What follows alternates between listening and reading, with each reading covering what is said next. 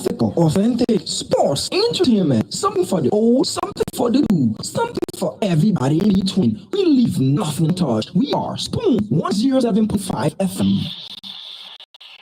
From the top of Wologisi to the beaches of Maryland, we cover Liberia like nobody else does. This is Spoon 107.5 FM. Yes, sir. A special one from the CEO, Stanton with the spoon. And your boy, Friday the South Man. Charges on the beat. To the spoon to get your information.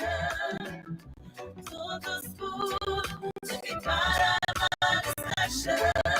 Spoon, spoon, spoon television.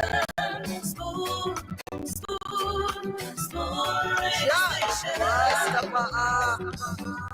Spoon gonna tell you what is happening in Liberia. Spoon gonna tell you what is happening in Monrovia. Spoon gonna tell you what is happening in Africa. Just to spoon you and know. If the children crying for starvation, just to spoon.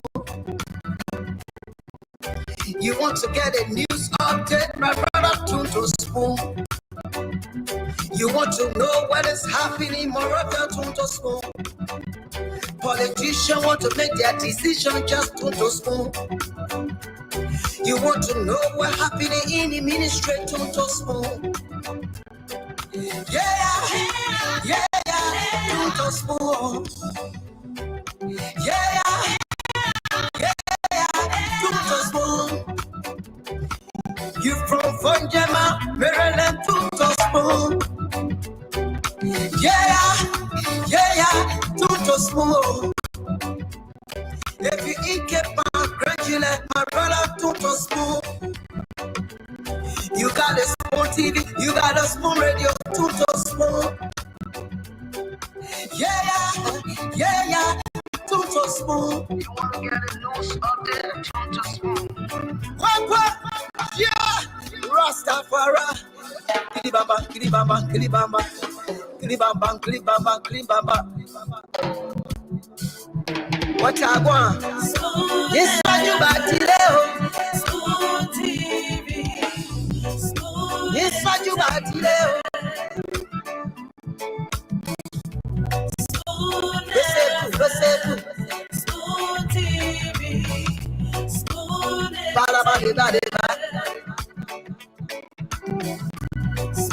Skibidi dabado.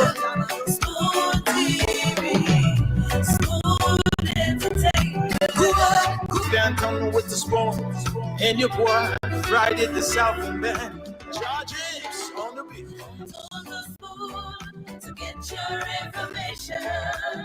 To the spoon to be part of our discussion. Spoon, spoon, spoon television. Spoon, spoon, spoon radio station. Spoon gonna tell you what is happening in Liberia.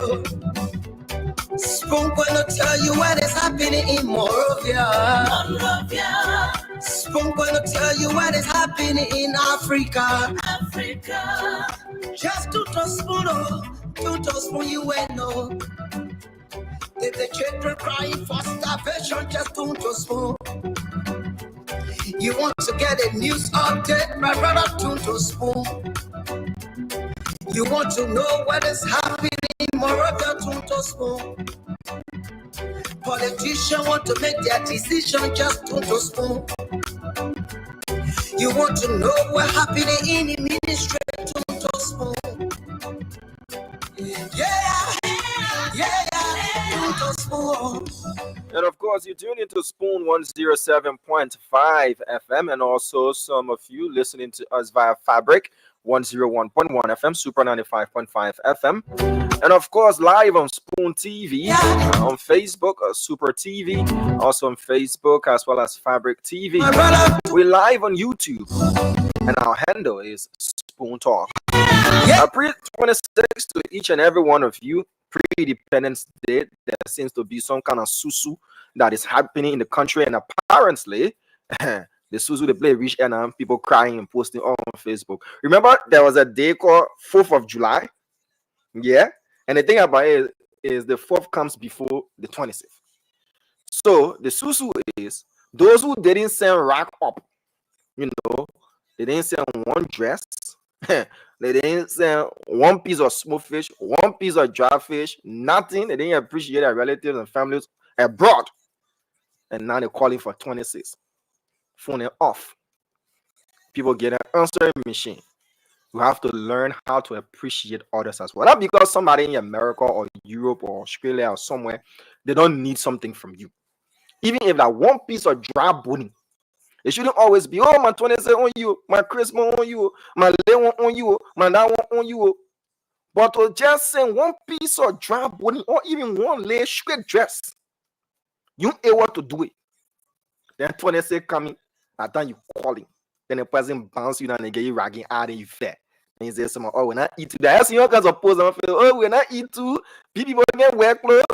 Appreciate. And you'll also be given more. Even God himself loves appreciation. As we are with tomorrow to celebrate our 177th anniversary as a country, independence anniversary as a country, a lot has been unfolding in the country. President Boyka is currently in Brookville. He has turned on the lights there after 28 years. That is since the April 6th war that occurred in the country affected Brookville. 28 years. So they finally got in back on the national grid. The vice president was at the airport today to receive the president of Ghana, who's going to be in attendance at our independence celebration on tomorrow. I do see Dr. Richardson in the background. You see that Richardson knows the 20 around the corner. I also do see Dwalu. Dwalu is in the background as well. I'm also used to seeing Dwalu here with me, but Dwalu decided to go back to his usual spot. Whatever it is, the show is going to be, interesting today. A lot of information. People saying, oh, wow, Carlos Gray took the consultancy work in the speaker office, following the steps of Kanyo Bagbala, to be consultant to a representative, even though he's the speaker, he just left that office, he might finish, all kinds of questioning. And then, in fact, what level of consultancy is he going to give the speaker? He lost his election. Is he fit to consult?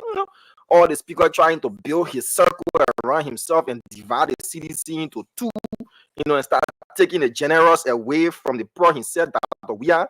What's happening? Are we seeing already the speaker, setting his faction aside and saying, look, when it comes to 2029, these are my generous.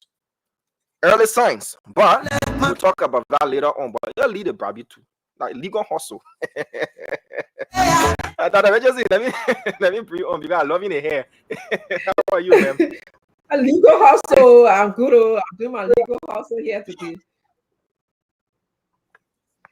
Yeah, I love the hair. It's herring. In Liberia, when that slang when they say it's herring. Yeah, the hair is herring. It's herring. That's how the impression is. The impression is impressive. It's impressive. What's your impression? My impression is impressive. My impression is impressive. A huge deal on social media. But good English. So how my hair is herring. The impression is, my hair is herring. The impression is impressive. Close. And the consultancy is consulting. The consultancy is consulting. But that, before we talk about all the 26 things, I know you're saying your own down, to your people and all that.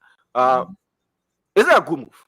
As early as it is, it's a legal hustle though. But fresh off the defeat, chair on the executive in the House of Representatives, third man in the House of Representatives as per the order, speaker, deputy, and chair on the executive, and going for a consultancy job.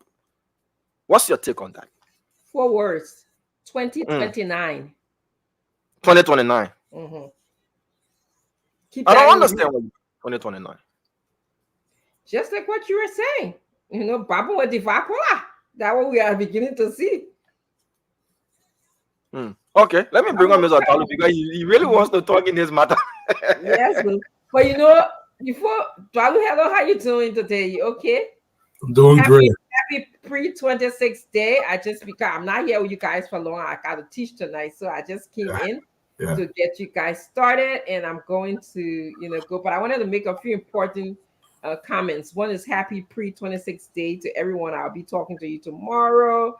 I hope that you use that day as a day of service and a day of reflection, asking yourself, what can I do to make Liberia a better place? I also want to say happy birthday. That's one of the main reasons why I came here today to say happy birthday to Uncle Sam. Yeah, Papa showing all the hair in a nice blouse. Yeah, look at you. My blouse is blousing. My hair is hairy. My impression is impressive. So happy birthday to Uncle Sam. If I didn't say happy birthday to Uncle Sam, I'm sure he will be on me on the show when he gets here.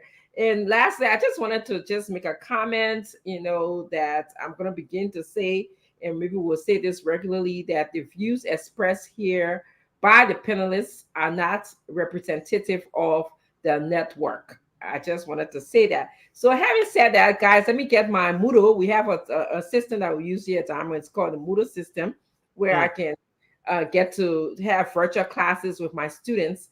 And so let me get all of that signed up, and I'm going to be grading a presentation tonight. And let me get my rubric for the presentation. I can't just see, I don't do anything by heart. I can't do it by heart because I have to be able to speak to somebody. I got to be able to give feedback to somebody to say, listen, I gave you this grade because XYZ, and I give you this grade because of XYZ. So let me get myself together. You guys have a wonderful show. I'm sure your show will be showing tonight. I'll be showing. Mm-hmm. All right. All right. Ms. Adwalu, you muted, sir.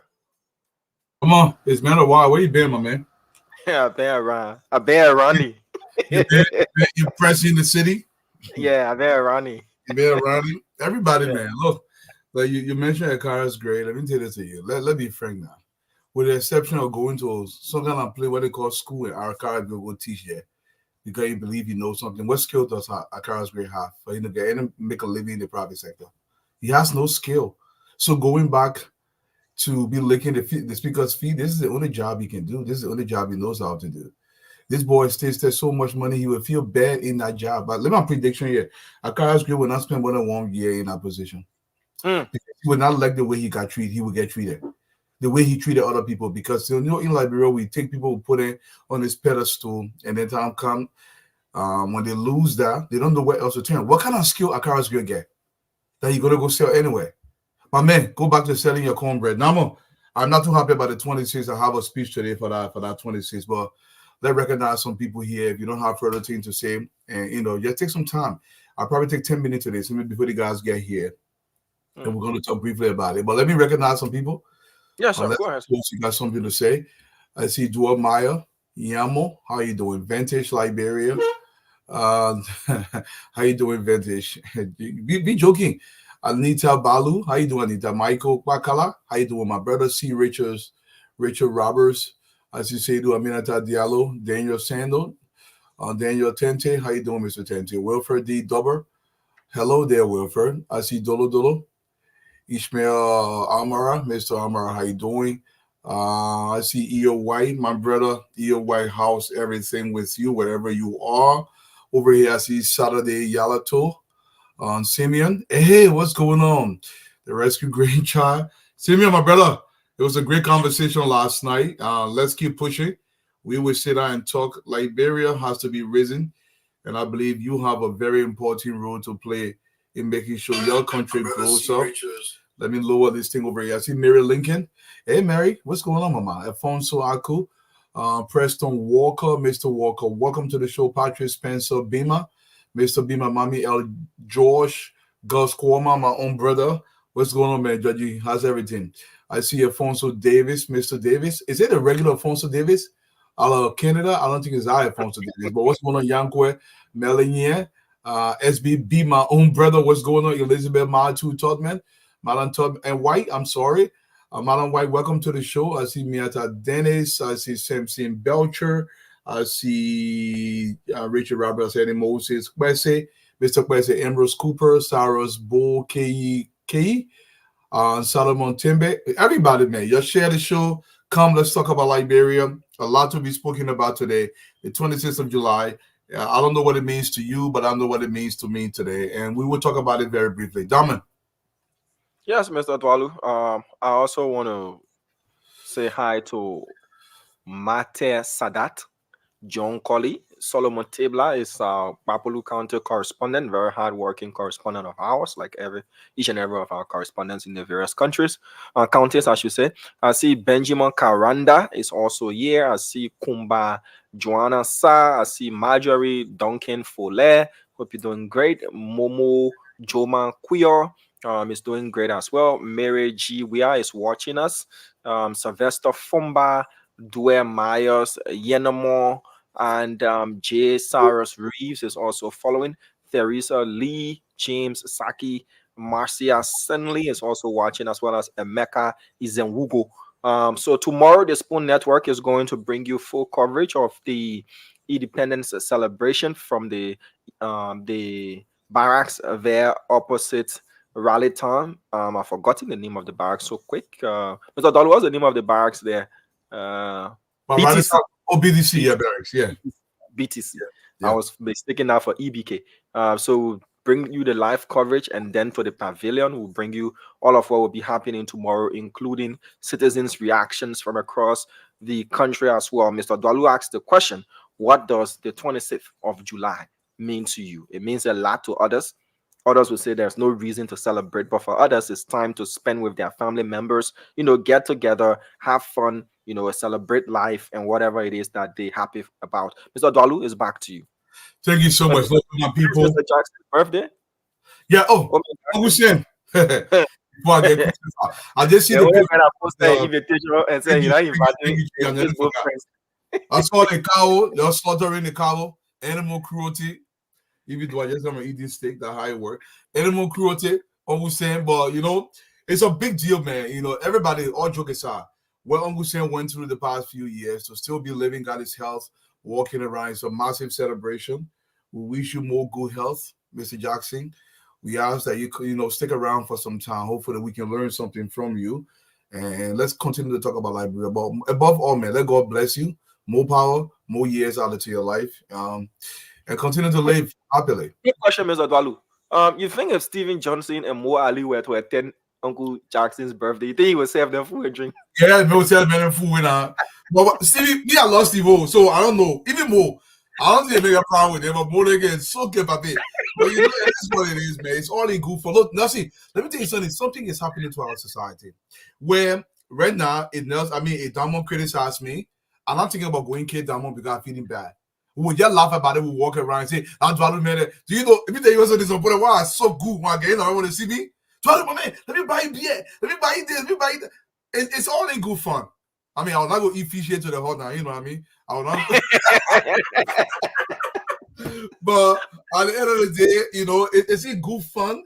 But we shouldn't take it that seriously. But Nelson, this is important. Look, tomorrow is July 26th. And over the last 2 days, I've already been sitting around, and I'm serious about this.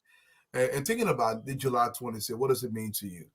And as I was scrolling, trying to find something to talk to my people, I came across a speech that was given by Frederick Douglass in 1852 in Rochester, New York.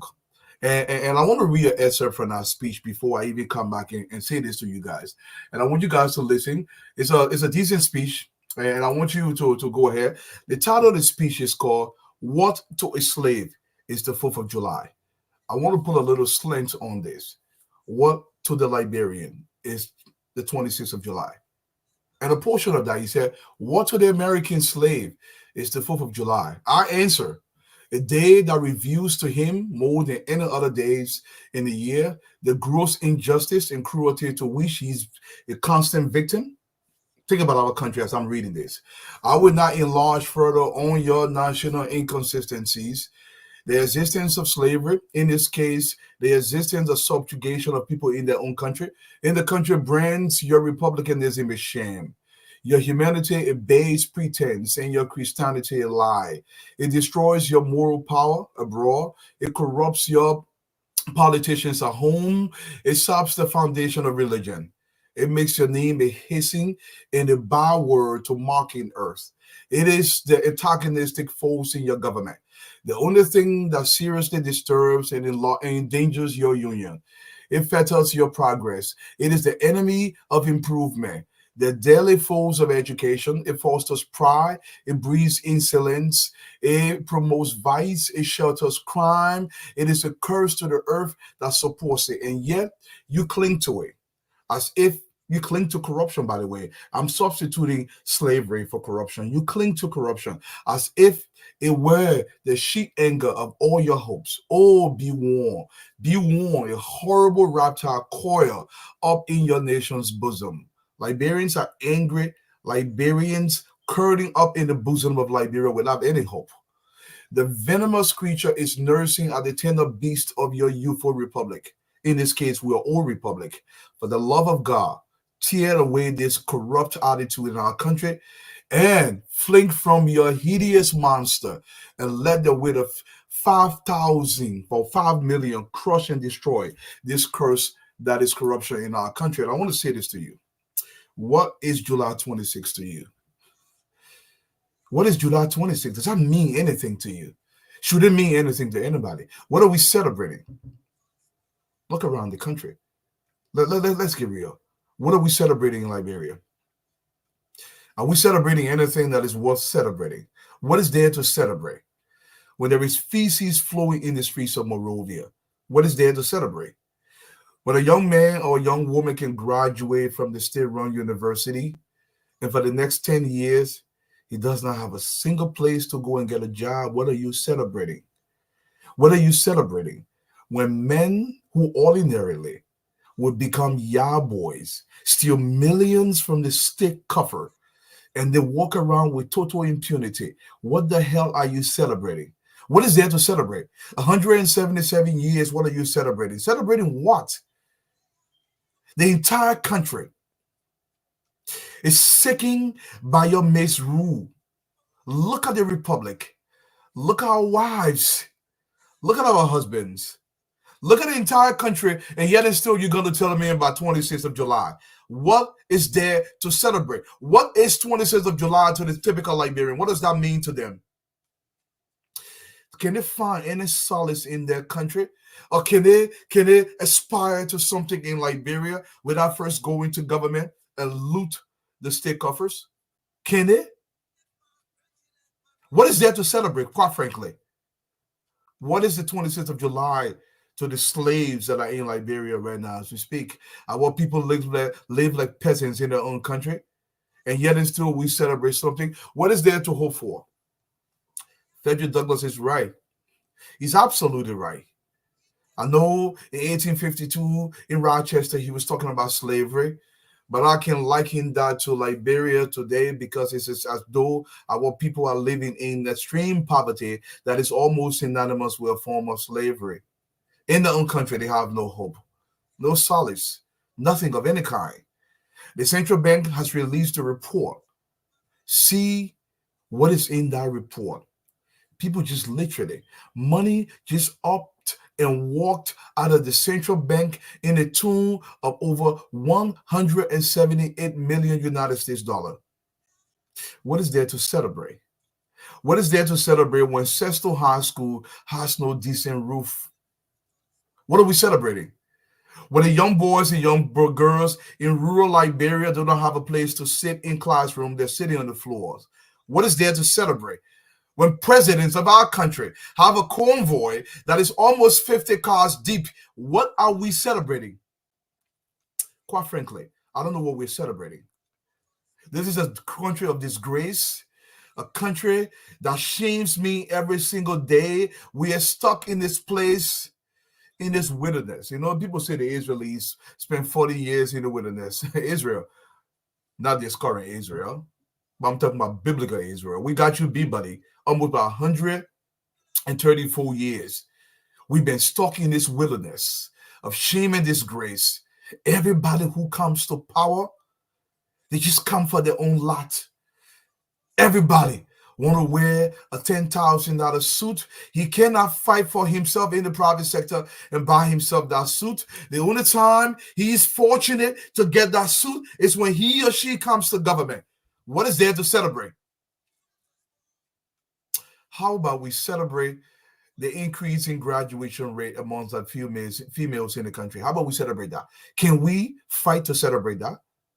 Can we fight to celebrate paved road connecting our counties? Can we celebrate that? What is there to celebrate? What is July 26th to you? To me, it is not anything of independence. It is a people that have forgotten who they are, what they don't aspire to anything that is bigger than themselves. All they think about is, what am I going to get out of this for me and my children? Anytime anybody comes to power, the first thing he thinks about, I'm going to get my children out of this God-forsaken place. And yet it's still he or she remains in that country and collects money that even angels in heaven do not make in a third world country, arguably one of the poorest countries on earth. What are we celebrating? I want you to ask yourself, this is not an Independence Day. This is what independence connotes to me. This is what I think about independence. It's a freedom of thought. It's a freedom of economic understanding that we are growing economically. It's a freedom where morally we are growing as a society. It's a society where the family is together and there are laws governing our country that protect the Liberian family, our customs and our traditions. It's a preservation of the Liberian way, our way. We will be lost to history if we don't understand that Liberia is far bigger than every single one of us. And yet it's still all we think about is ourselves. And we come out, we will celebrate, we will spend thousands of dollars tomorrow morning. But if you went to Kimman today, there's nothing in Kimman of substance. The hospitals are literally empty. What is there to celebrate in the words of Frederick Douglass? What told the Liberian is the 26th of July? What are we celebrating? I will leave you with this. This country, we have become a country of savages. The law does not hold. If I'm in government, I can do whatever I want to anybody with total impunity. Well, let me tell you something. Wars do not come to a country because somebody buys an AK-47. Wars do not come to a country because he buys a Kalashnikov. This is why wars come to a country. Wars come to a country because of injustice, because of lack of justice, because of lack of unemployment. Lack of employment, because of total neglect by the government that be. Wars come to a country because of inequality. War comes to a country because people do no longer hold loyalty to that republic because everybody intends to take from that society. When are we going to give back to Liberia? I don't care about the naysayers that we say out there and say, oh, Tualu just want to talk and Tualu ready to cry again. I feel pity for you if you're not crying for this glorious republic. Because I know Mama Liberia cries every single day. Liberia bleeds not because she's wounded by somebody else, but we ourselves has wounded our mother. And we continue to stretch this wound wide open. And we allow the blood to gush out because Liberia means nothing to us. Foreigners come to our country and literally eat our lunch while we stay hungry. What the hell are we celebrating? What is July 26th to you? To me, it is a shameful time. It is a time that I don't want to remember because we have forgotten the good things of this glorious republic. Liberia is a beautiful place, y'all. It is a place that if we put our minds and our thoughts and our ingenuity to work in Liberia, we can literally rival any country on the face of the earth. I know you will call me a lunatic for saying that, but I believe this to my core. How much money does one man need to live, especially if that money does not belong to you? I will leave you with the words of Frederick Douglass. And this is what he said at the end of this speech. I am not disappointed in America, but I will say this, I'm not disappointed in Liberia. I am not disappointed in Liberia. Like Douglas, I will say this to my people. I will remain hopeful because this is the only hope that I have, that my country in my lifetime will be transformed to a place of prominence, a place that I know that I can leave to my son, Kona, my son, and Sue, and say, listen, this is your Liberia. Inherit this location and take it to the next level. This is the dream for me every single day, that I know my country can rise to the occasion and we truly can take our proper place in the Committee of Nations. I dream about this day every day, and I hope it comes to reality before I die. Once again, man, y'all, welcome to the show. Let's talk Liberia, y'all. Thank you, Mr. Dwalu. That was insightful. And a lot to learn from what you said. Truth is, we've been living this forever so long, and as to when we will see real change, that is the question we all have been yearning for. As easy as a traffic, violation has become a norm in our country. You know, on my way to the station tonight, a government SUV nearly ran people over on a crosswalk because he couldn't wait to bear the go slow and took the opposite lane. Those pedestrians were about to cross the road. You know, just to be patient and drive slowly. And I noticed the police officers themselves have become kind of laxed on this because they want to stop taxi drivers and other commercial vehicle operators, but then they will see a vehicle with government plate, with on speed coming towards them, and behind that vehicle you have a lot of other vehicles following. It's like a whole train. So because of that, once they allow that particular vehicle with a state plate, even now the diplomatic missions have adapted to that. You see, once there is small traffic, diplomatic missions, will take the opposite lane, knowing fully well that look, they too should abide by our laws, right? But they see that the citizens of the country, they themselves are doing the same thing. So The everybody, leaders of the country, the leaders of the country. Let me tell you what I did one day. I was Mm. coming from ERW Junction. You know what Palm Spring Hotel is, right? Yeah, yeah, There's yeah, there's a supermarket right across the street. If you're coming from a little bit, yeah. so I'm going to town, and they're coming home. It's around 4:30. There's massive traffic, and they may get in the opposite lane. And the funny thing is, when they get in the opposite lane, Damo, they come in with heavy speed. They want you to Mhm, move before they get there, mhm. even though they're in the wrong. And you know, everybody get cracking this in there. I particularly my cracking there, yeah, you mean that day. And in my big picker, I say in the middle of the road, you will come with heavy speed, at speed or two. I think to neighbor with Brady Cola. That representative. I'm not gonna say anything, you know, he must have that day. I stop, he stopped. He tried to say, man, move. You see the sorry? I said, what sorry? You must touch my car. You must touch my car. You're so happy today. We sat down over there, everybody saying the equal, no party. Now behind him, there's a whole slew of vehicles that are following the representative because he's making the pathway for them. He got a massive SUV. It's actually a Suburban. I refuse to move in the car. So he gets out of the car and he comes to the car and says, oh, my man, are you? I said, man, what are you doing? Why you behave like this? My man, you know, I in a hurry. I said, listen, then build a third lane, build an 8-lane freeway around the city. Simple. Build an 8-lane freeway. Then you're legislating, go to the legislature and pass some policy decision. Let wrap an 8-lane freeway around the city of Monrovia. If you get in the opposite lane, you have no incentive to fix it. I said, my man, I said, no, you can't park. Get back in that lane. And he got back in that lane and ended up going. My buddy who can talk. You know me. Who you must say that. This is just Interestingly, Mr. Dwalu, if you decide to stand your ground, even those that are behind you, and those that come in and breaking the law, they will all get out and start crossing. my man, I don't even that day, you know, so tell you, your cracking neck and get there. And that day, my cracking neck was there. And the party, I was going to the supermarket, so I was about to turn, and I see this guy coming like a freaking bat out of hell. I mean, heavy speed. Because they do that to scare you to move before they get there. So I said to him, as he speeded, I'm speeding. So he see me, I'm not moving. He said I'm moving. He started saying on break. I just stay in the lane because I know I was in the right. He was in the wrong, but he would not move. Blowing his horn. I said, what the man doing? The driver gets out of the car. I said, you better not touch my car. You touch my car, you feel bad by yourself today. You know, because me, I get my security all the time. When I very go up, I get my security. I want no noise from anybody. When I'm beginning the car to make sure you all record everything. Because I know that when people Dwalu did it. Snake, I'm beginning the camera on, the camera on. Good. Because everything was filmed.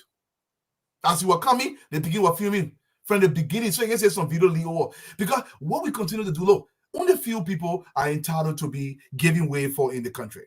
Yes. Everybody, and here's the thing, my man, they're killing people intentionally. Say, but that accident, is you're happy. No, let me tell you something.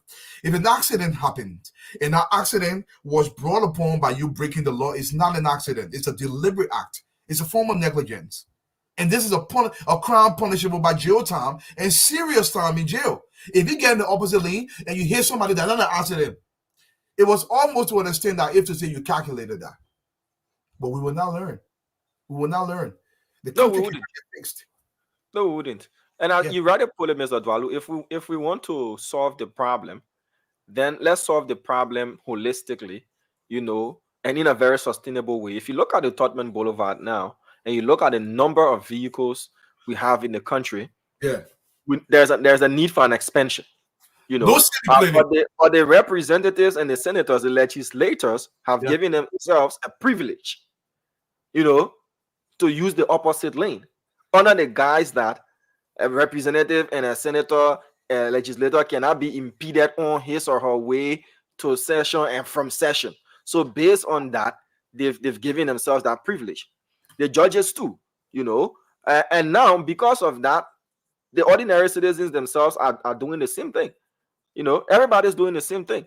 And we need to put this system in place that people can respect the rule of law in this country. People need to do that. How much traffic we get in Liberia in the first place? Let's be honest. How much traffic we've got in this country in the first place? If people were to abide by the rules, follow and be on their lane, we all get to where we're going in one piece. But you see one taxi driver will take the opposite lane and there will be like 15. And by the time you realize, you see an official car too doing the same. You see, at the end of the day, we can't even give ambulances the chance to use the opposite lane if there's an emergency. Police officers do the same. I saw several vehicles on the AFL doing the same. Everybody's doing the same. Anybody of prominence. And they will cost you for... What do you mean cost you? The people will endanger your life. Endanger your life. Look, sometimes I can sit down. Look, I love Liberia to the point where tonight I will just get in my car just to observe my people, like I'm going to an observation post. I will drive around the city. I'll just see some bunch of men just sitting somewhere. We just sit down, we just lecture. And you're watching the traffic. Look, there is this culture in Liberia. Y'all can hit me for it, but me, my mother, feel that ain't nobody more. Certain people, that's what they get $100 in their pocket. They believe that for some reason, nothing matters around them. Everybody must worship them. They must behave in certain fashion. And then you couple that with government job. The arrogance. They behave. The men when they get inside a car, especially when they can afford the car that they're driving, and the government not pay for that car, you and they're not equal. Something going on in the country psychologically.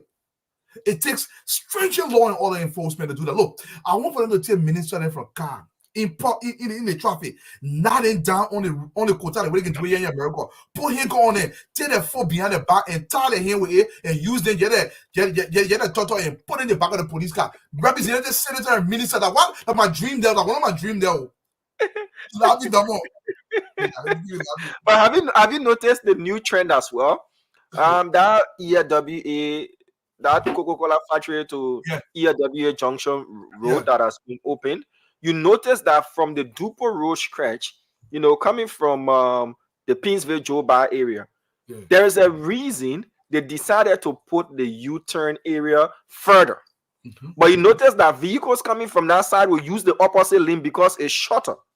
It's longer to get to Dupo Road Junction where they have to make a turn, and it's shorter to Town Hall, where they can also make a turn. So they will use the opposite lane and then go to Town Hall and make a turn. The motorcyclists from red light are also doing the same. Instead of them using their lane, especially those that are coming from red light to town, they will use the lane from town to red light and be on the opposite and be coming towards you because it's shorter to make the turn there.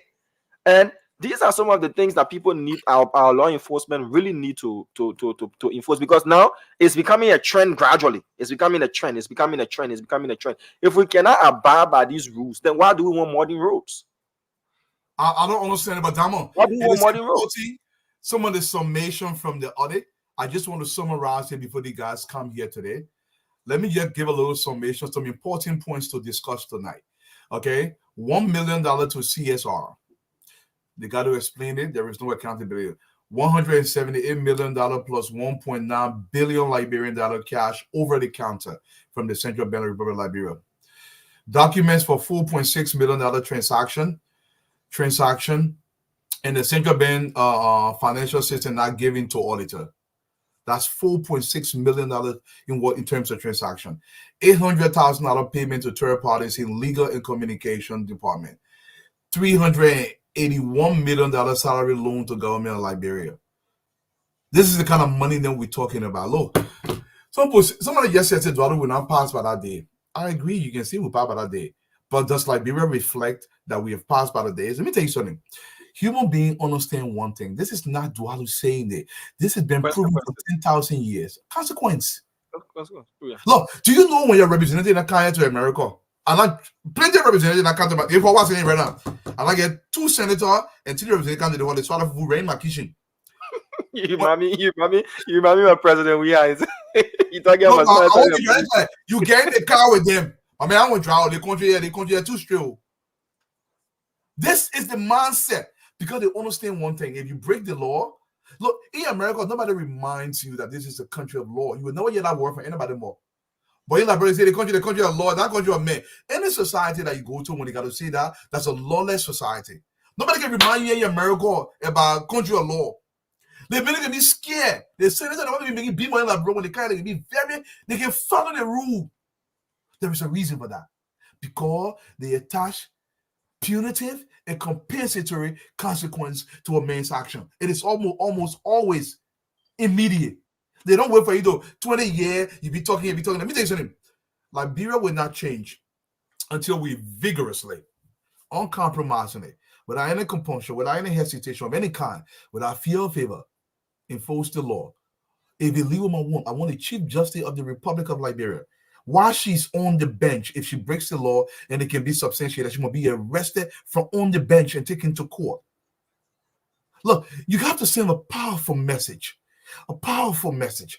This is the only way it trickles down. Do you really believe that President Ensu Opazina Bolakai Dwalu, if I'm president and I'm arresting senators and representatives, broad daylight. So are you pitching for 2029? Listen. No, listen. Something about that waiting really. When I say don't do something, I want you go over the title again, the president, and then all your names, yeah. No, I want to be man. You might your play for. But I'll go over the thing. I was still quite up, but just go over the thing again. And then once I feel forgetting. Yeah, but because sometimes the thing can hear me. We're not a poor country. Look, given where we've come from. Look, let me tell you something. In the 1940s and the 1930s, in the Republic of Liberia, our diplomats representing Liberia, they were upright statesmen. Yeah, they had their thoughts. They were men. Don't forget about that one. But when they went to other countries, their respectability was so high. They gave us prominence. We've lost all of that. All of that. Just think about it. Nobody respects us. As a Federal doctor said, when the year around need, they can say, "Don't get up here, man. Put them more real things to my Liberia." This is what people have said. This where they say, "Listen, when you mention Liberians, they call us a basket case, that we are children." What time we learn? Look, how much money women need, especially if the money now. Look, if you want to make 10 million, go bust your pankana, make your pankana oil, and you sell your pankana oil. I will be your biggest fan because I know you're getting money rightfully. But imagine somebody move from selling cornbread. You may representative. I don't call nobody need that. What you are doing? You call your representative. Then sue money. All right. Look, I don't understand it. Until we enforce the laws without fear or favor, the thing can change. The thing will not change. You have to do that for us. It's popular demand. It got serious for you to mention your name as president. You move your glasses. The serious part. Look, if somebody just says something, compare Liberia, contrast Liberia between Japan in the 1930s and 40s. In fact, look, all the way up to after World War II, Japan was literally like a peasant society because the entire country was destroyed. In fact, the Japanese were so horrible. In fact, one thing I love about these Western countries now, they keep the documentary. I was one of the fortunate few.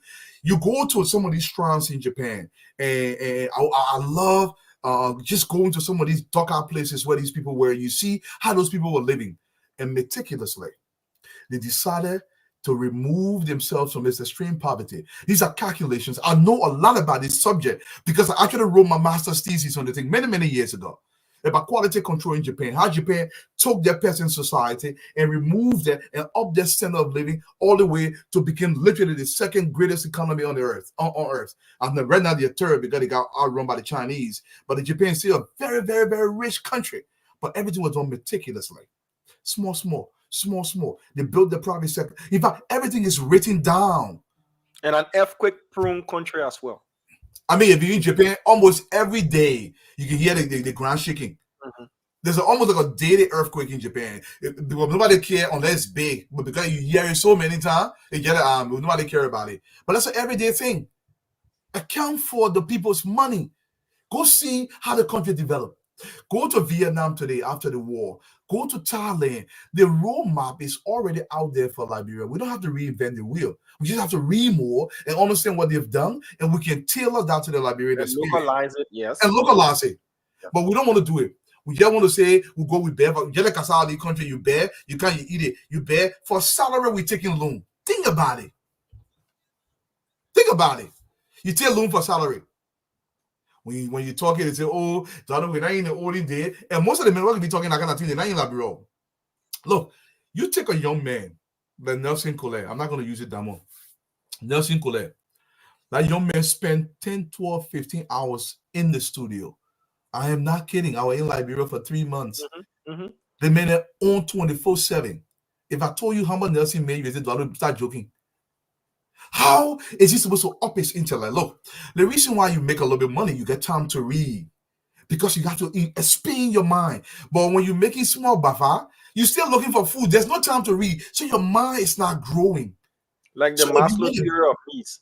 Thank you. You stop there on your basic needs, you know. Basic need. If you want the best out of Damo, we here, the network has to find a way to pay Damo more sufficient money where his kids can go to proper school. He lives in a proper place. Damo will build a library. Next thing you know, Damo reading more. He giving you the best quality he can give you. We want the best out of people, but you got to give them the tools to be able to do that. I'm making that as an example, but what I'm trying to say is the society, look, I don't care if you're coming from Japan, that you're Benin, that bring your money to pay you. You want to win Liberia, wherever the money Liberia can afford. If you can make sure you improve Babudu content extensively, we'll get you a massive bonus every year. That one get pound way. But do something that is quantifiable. Don't I say you get B card, B hall every 2 months you go to America, you stay down in America, then you finish go back to Liberia. Why are you cheering it? Look, if you come from America, you can't wait and government, but bring all your cheering down with you. You have to be living in Liberia with you. Yeah, Lord Teresa, biggie man. The impression is very impressive.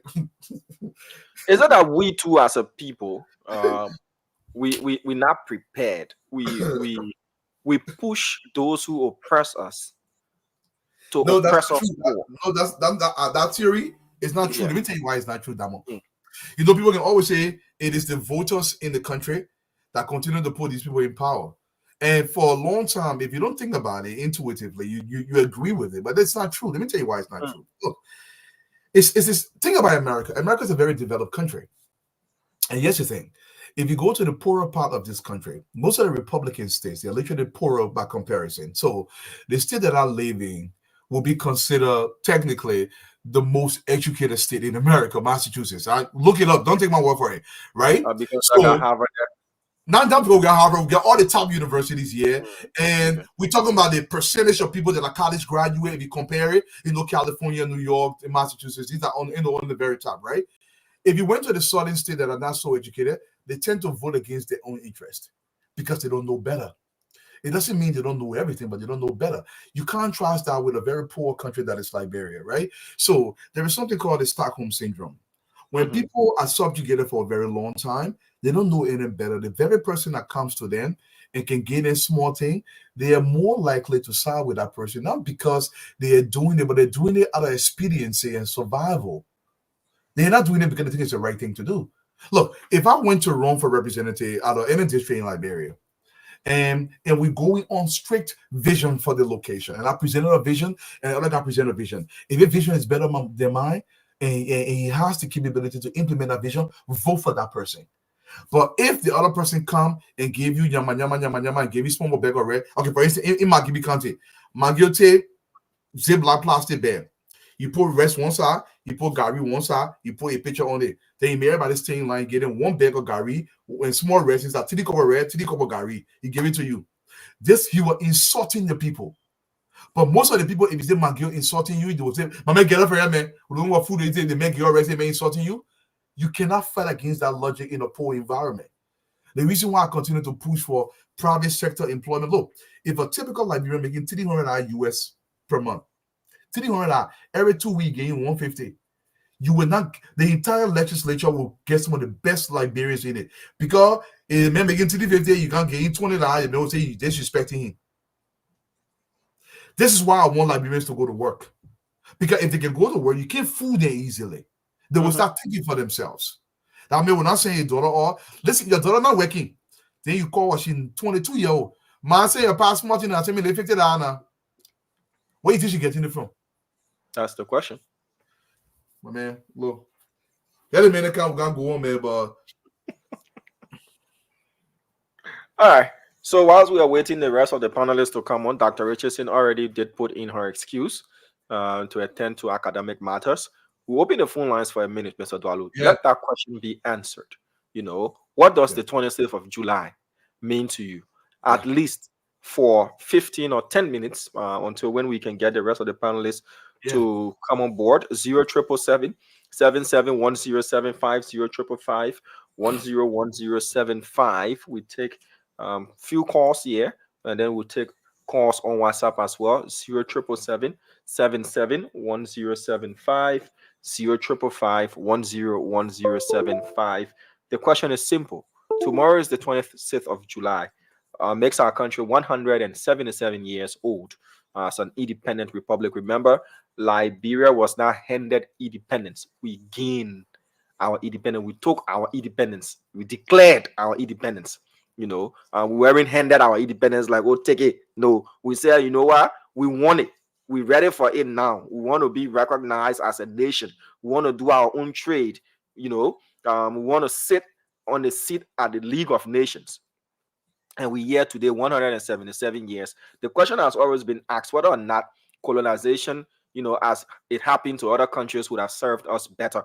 Were we prepared as a country to lead ourselves at that time? And if so, are we now seeing what we opted for 177 years ago? But the question is, what does the 26th of July mean to you? Hello?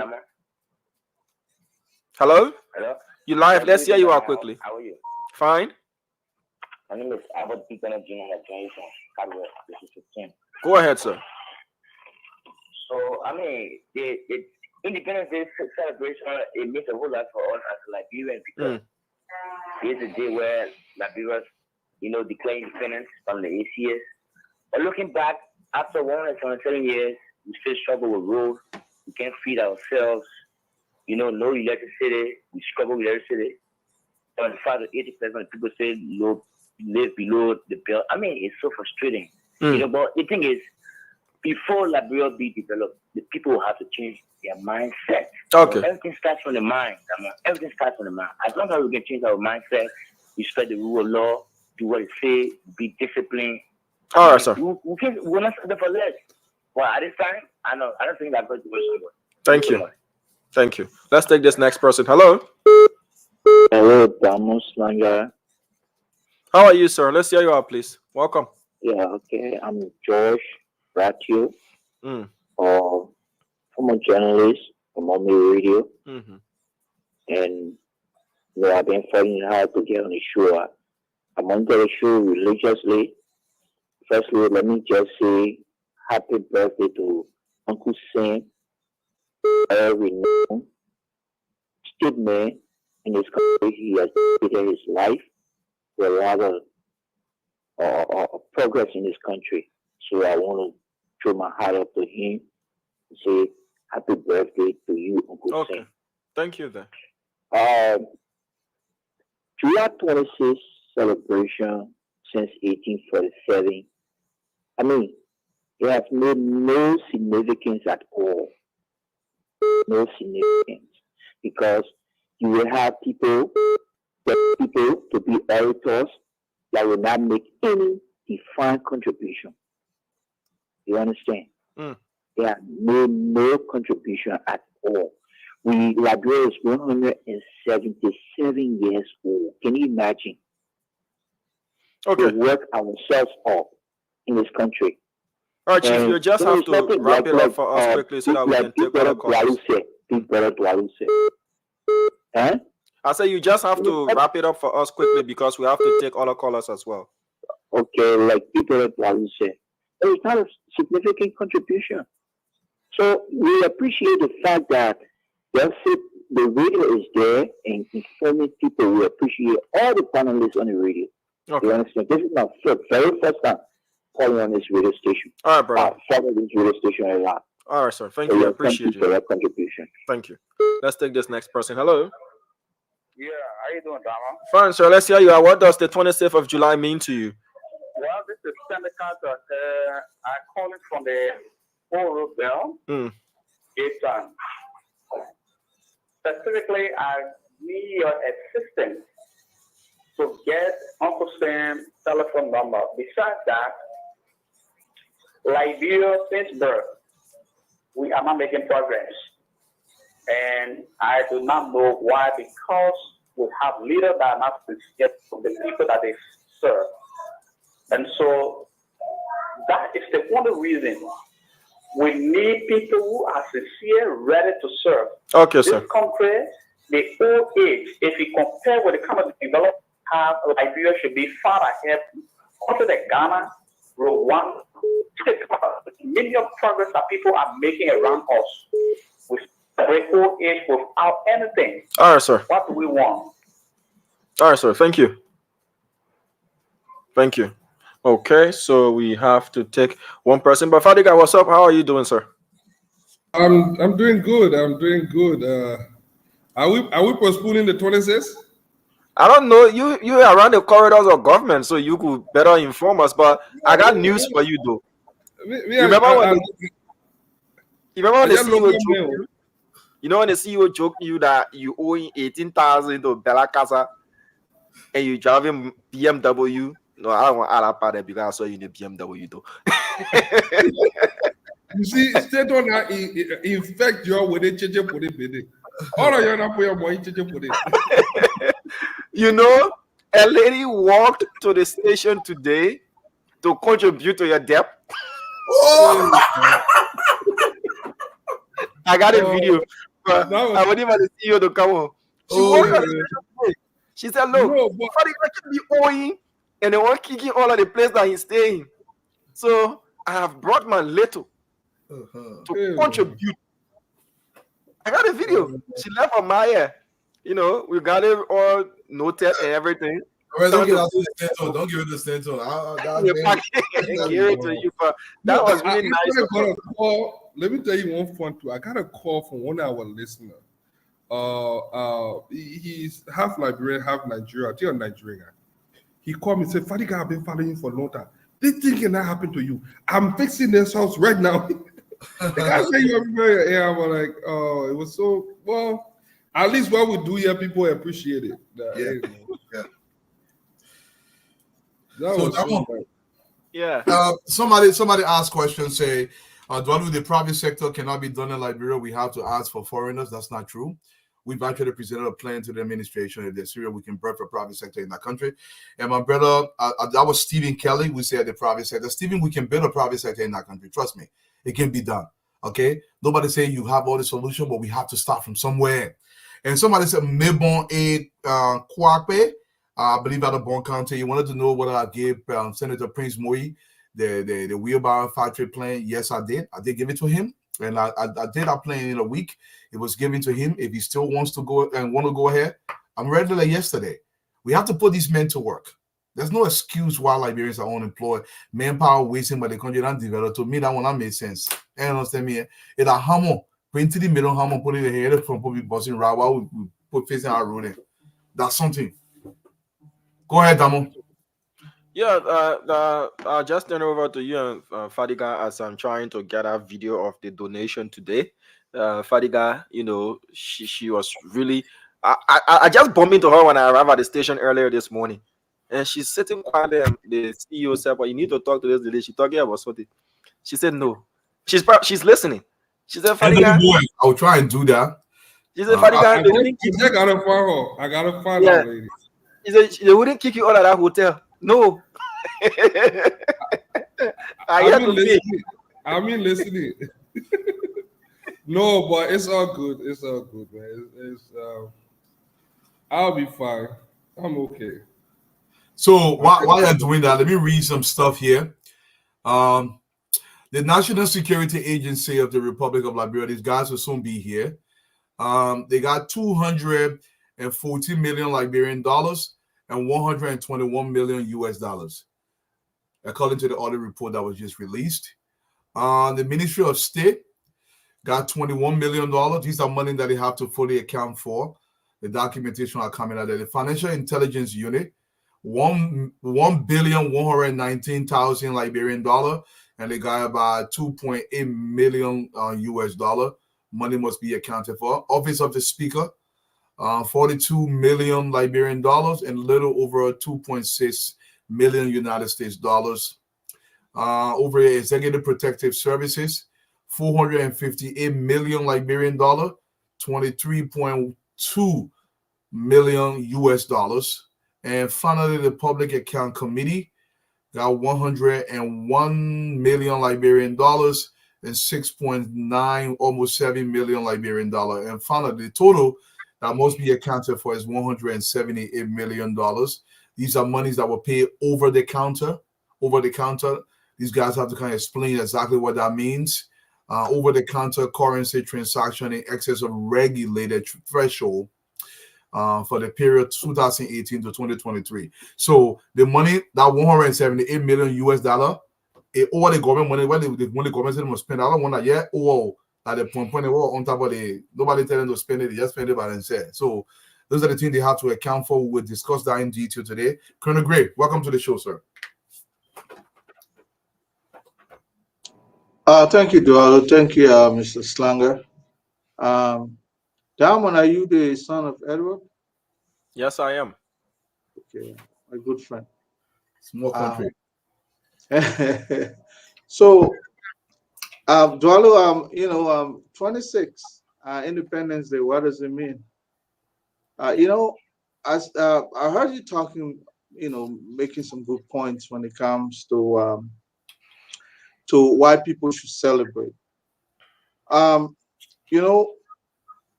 remember my first apartment that when I left my parents' home, went to go live on my own. I barely had anything. I had a mattress. That was the first item I bought, right?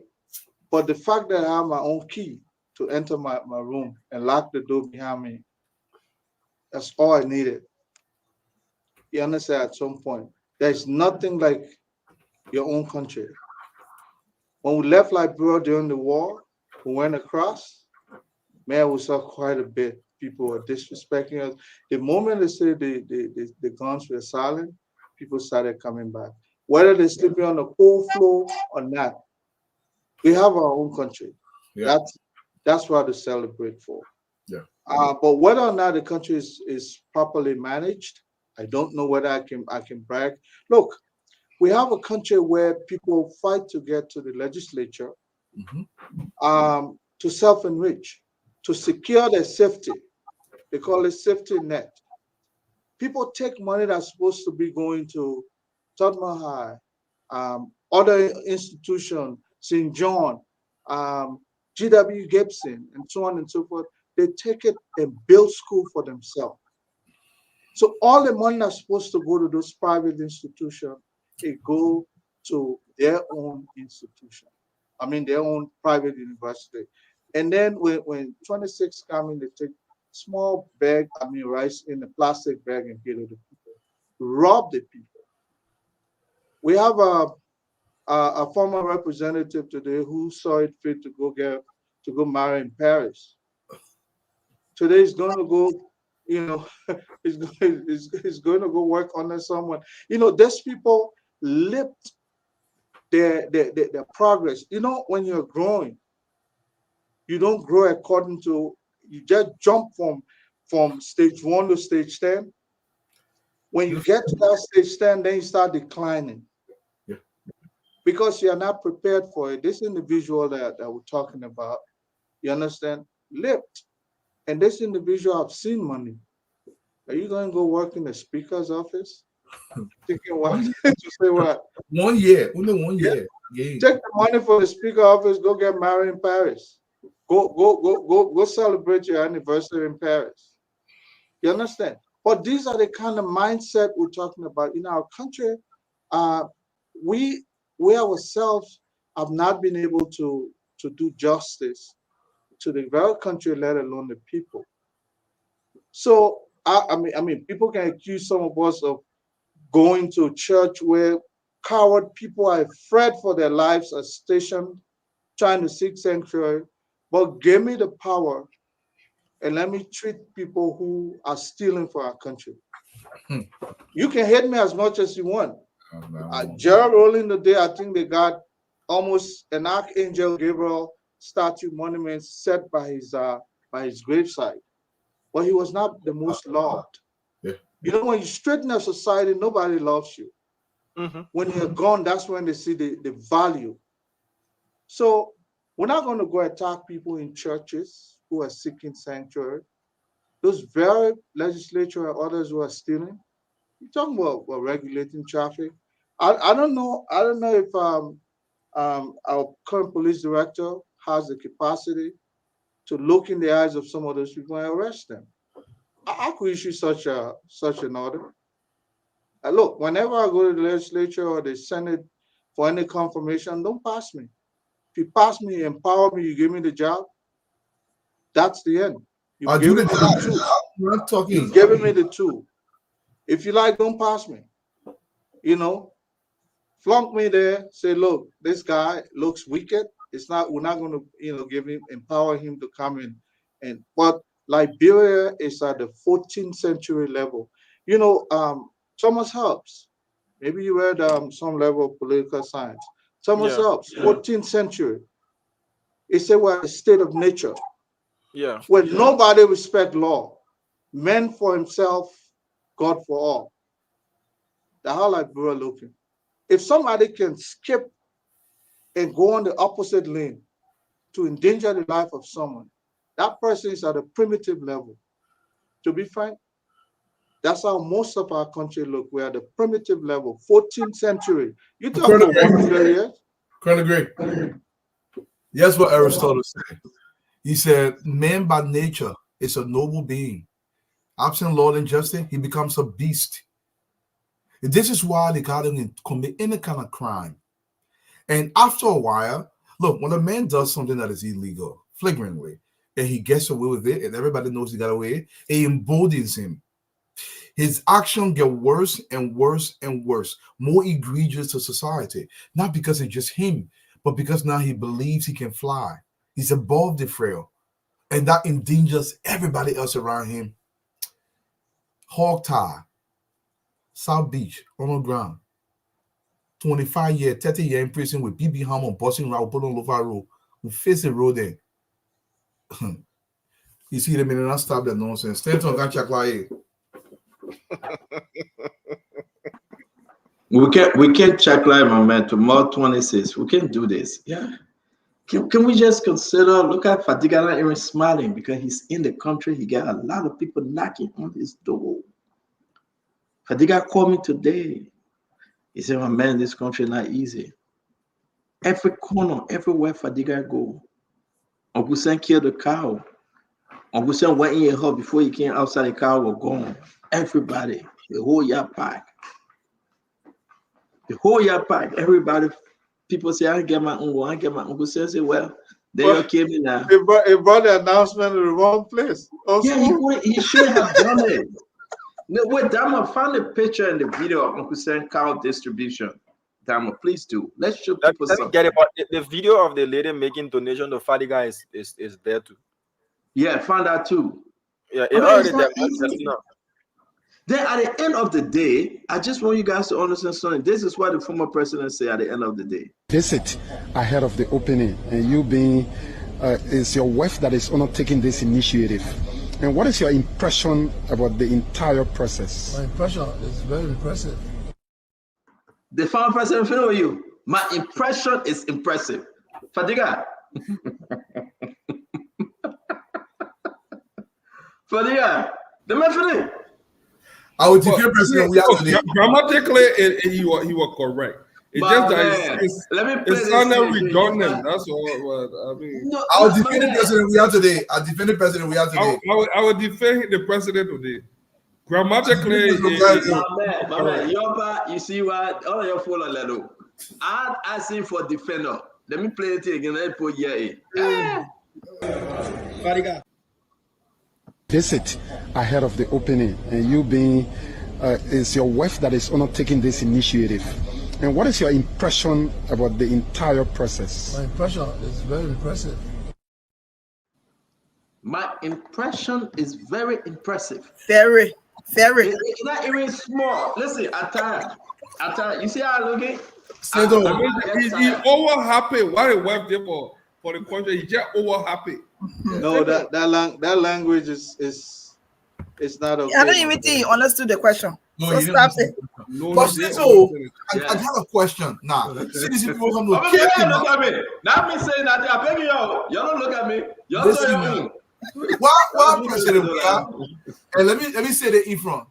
All clarity. This is not an insinuation. This is not a claim of any kind. Why President we are a minister in the holding together different ministers holding together. You and Vanessa Saki. You But not start with Vanessa Saki. You not start with Vanessa Saki. Imagine you must still you grab me there all the time. Man, I don't even know why he did that. You not. But listen, the only thing I want to talk about in the team, my impression is impressive. Very impressive. Very impressive. All right, Liberians, right? You looking for food? The president, the fumble, his impression is impressive. You go up, you come down, the main impression is in fact. Listen, we will play the thing all night. Let's play. Your share the show today will be a very unique one as we get closer to the happy Judah 26. Are you happy? Are you happy, my people? It's a bread and butter issue being discussed. Food on your table, will you eat tomorrow? My impression is impressive. The Liberian people impression is let play the thing one more time, man. I told the beginner just repeat it and make it your soundbite, make it your ringtone. My impression is very impressive. Visit ahead of the opening, and you being is your wife that is undertaking this initiative. And what is your impression about the entire process? My impression is very impressive. Yeah, but you gotta tell your Tabata now. The main impression impressive. He just said impressive. He said very impressive. Very what the adjective that describe the impressive. It sounds awkward, but grammatically it is correct. You will not make it. You will not make it. No, seriously. That impression you giving now is not impressive. The president tried. He did best. You know, Ladies and gentlemen, he was just overwhelmed. My impression is very impressive. Very impressive. Well, the action can be impressive, but not his own. Man, I go to English school, right? Your Leo with your English grammatically. The man impression is very impressive. Let's call the man who sister from Vata. Is your impression very Anybody impressive? can be impressed by an action. So if you had said, I'm impressed by the action. Yeah, that's what I say. It sounds awkward, but grammatically. Yeah, but they asked him for his impression. So therefore, thank you. It means the impression is impressive. Man, you don't spoil it. The man feeling with you. You go to your own. The man say his impression. Is that only impressive? Tuadu? Very. Is very impressive. It's impression. Just go on Google, right? Go on your internet and put my impression is very impressive. And ask Google whether it's a correct grammar. But that's the guy. That's the guy who came up with the change for who? No, but I see guy that say the guato dua. What happened with the guato? Listen, you can put all this together and you can get a good dictionary. Put everything together. I'm printing my t-shirt tomorrow. My impression is very impressive. Everybody will buy that. Everything from Joe, we are got to sell. Yeah. No. I won't get my t-shirt. Fatima, no, you in Liberia, right? I'm bringing my t-shirt tomorrow. I said to you now, go after 26. Just go and print that t-shirt. People will buy it. We are saying this. Just add spoon to it. Just add spoon to it. My impression is very impressive. Logo. I guarantee Fatiga beg you, let me some money. Let's make some money. My impression is I get Levi here. I don't know what you guys wearing, right? Just put it. My impression is very impressive. Spoon. What did I say about market women? Yeah. Now his mother was a marking woman. Fatima, I Yes, beg you, sir. let's play one more time as we welcome some sedition to the show today. We got a lot to discuss. Folks, please share our show. We begging you. Oh, I gotta wear this t-shirt. My little friend that passed away, Lisa, to cancer today was the day of memorial service for her. I gotta go wear my t-shirt. We went there, and I want to honor her today on the show. My impression is very impressive. Let's play, then we'll go to Fatima. Visit ahead of the opening, and you being is your wife that is undertaking this initiative. And what is your impression about the entire process? My impression is very impressive.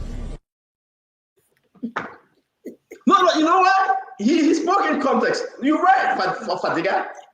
They asked him, what's your impression? He said, my impression, I think that this is very impressive. All right? I'm trying hard, but I will not make it only one. Fadiga, talk to us. Fatima. Well, to the dynamic panelists, I just want to say hello. And to all of the viewers across the globe, I would like to say hi. I mean, when I heard, someone once told me that English was his fourth language. And I'm beginning to understand that, I think he just spun it. He didn't understand what it meant. He used the action verbs, and then he just said what he said. I don't think he actually understood what they were trying to say, but his English is not his first language. So we have to forgive him on that. I would like to just shout out my family people, Mr. and Mrs. David Fasu Mayango. Thank you so much for calling and checking up on me. To Liberia, happy July 26th to Uncle Sam. I just want to say happy birthday. The cow went down yesterday, and of course, the Madingo people slaughtered the cow this morning for him. So on that note, enjoy your birthday, Uncle Sam, 71. To see 71 is not an easy thing. We thank God for your life, and we thank God for grace. So actually, I mean, his impression was impressive. Very, very impressive. I know others will disagree, but yeah. What a message. So up to you. Yeah. Hello, everybody. My impression of all of you remains very impressive. It is good to be here. What I don't understand about the entire video was why is it that former President Weah has to always hold somebody to stand up? Why he balancing on a full-grown man, balancing on him for what I don't understand that other part there. But anyway, it was an impressive picture. We watch it. It's good to be here. Hello, Isaac. Really, you that's kind of do about it. Nothing, but we Bassa people. That sign of nervousness. But I say you want to come in and speaking on the personification of impressions and impressiveness. But this is one of the times where they think they know will be learning. you think you know, but you're learning from the person who you think don't know. So President Weah was asked a question, and he repeated the question he was asked, and then answered the question. Then somebody from some company. No, that's not. Let's give brother answer. Don't know, guys. Let us speak freely. No, let us speak freely, guys. I was on hinge. Let us speak freely. He used a verb to describe a verb. It was not. No verb over there. Impression is a noun. Impressive. Impression is adjective. Impression is a noun. There's the thing you say on open book. No, that's what I'm saying. Guys,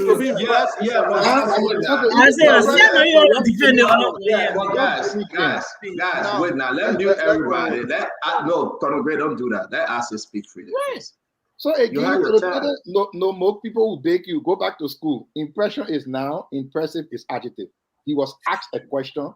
He repeated the question that he was asked and then answered it.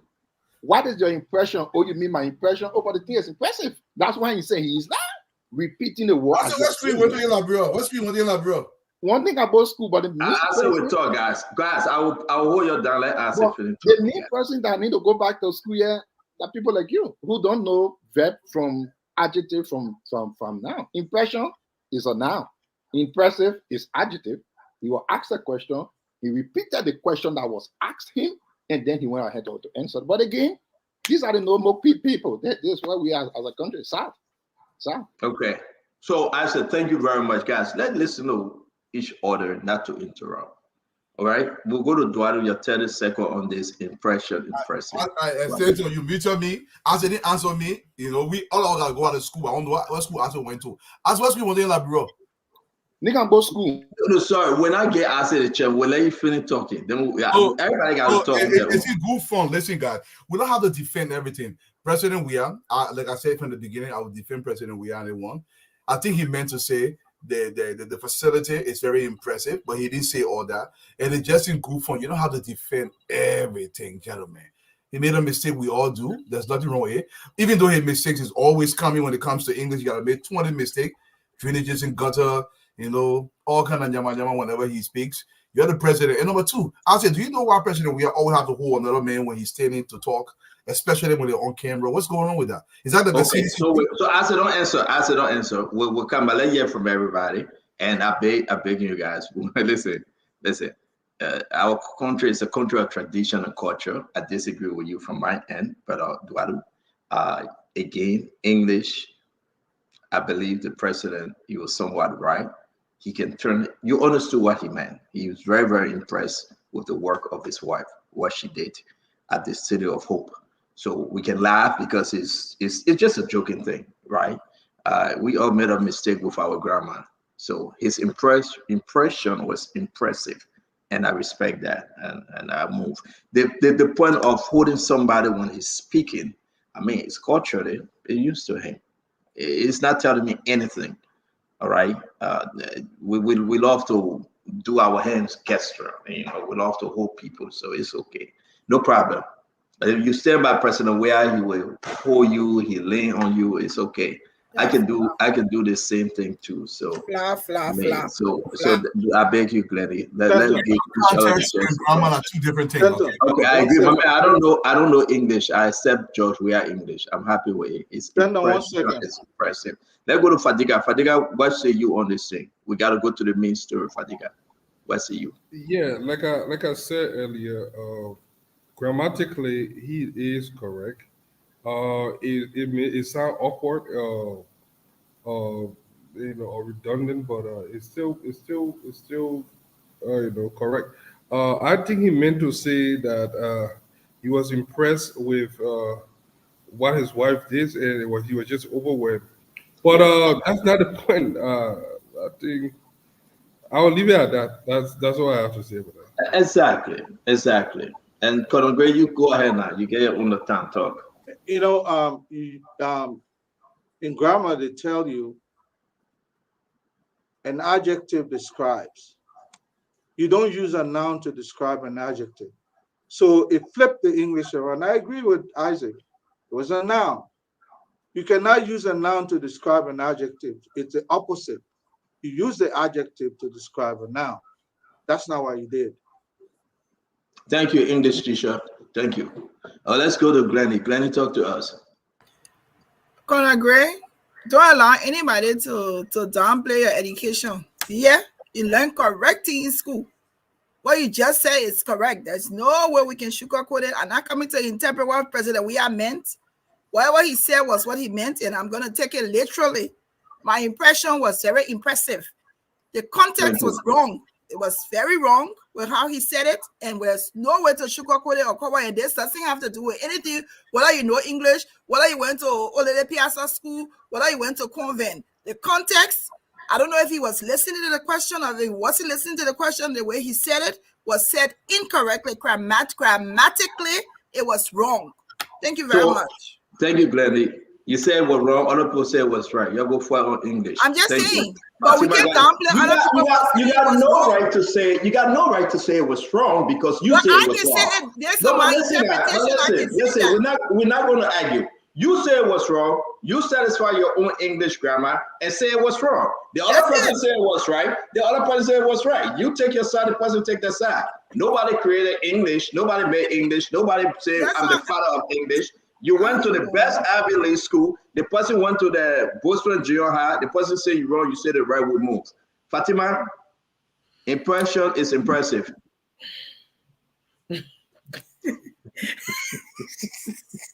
Yeah, man.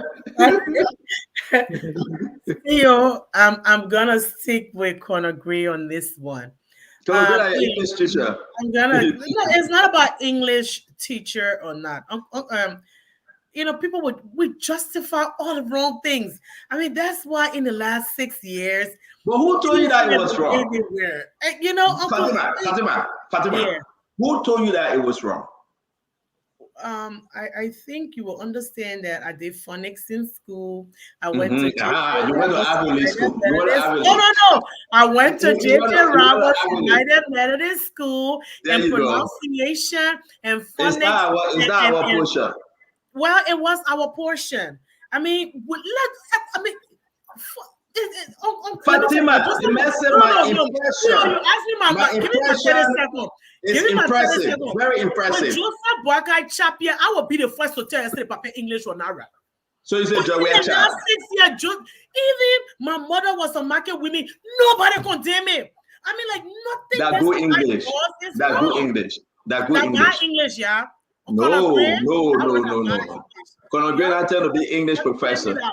Thank you, Fatima. Thank you. So let me say my own other one. Let me say this, right?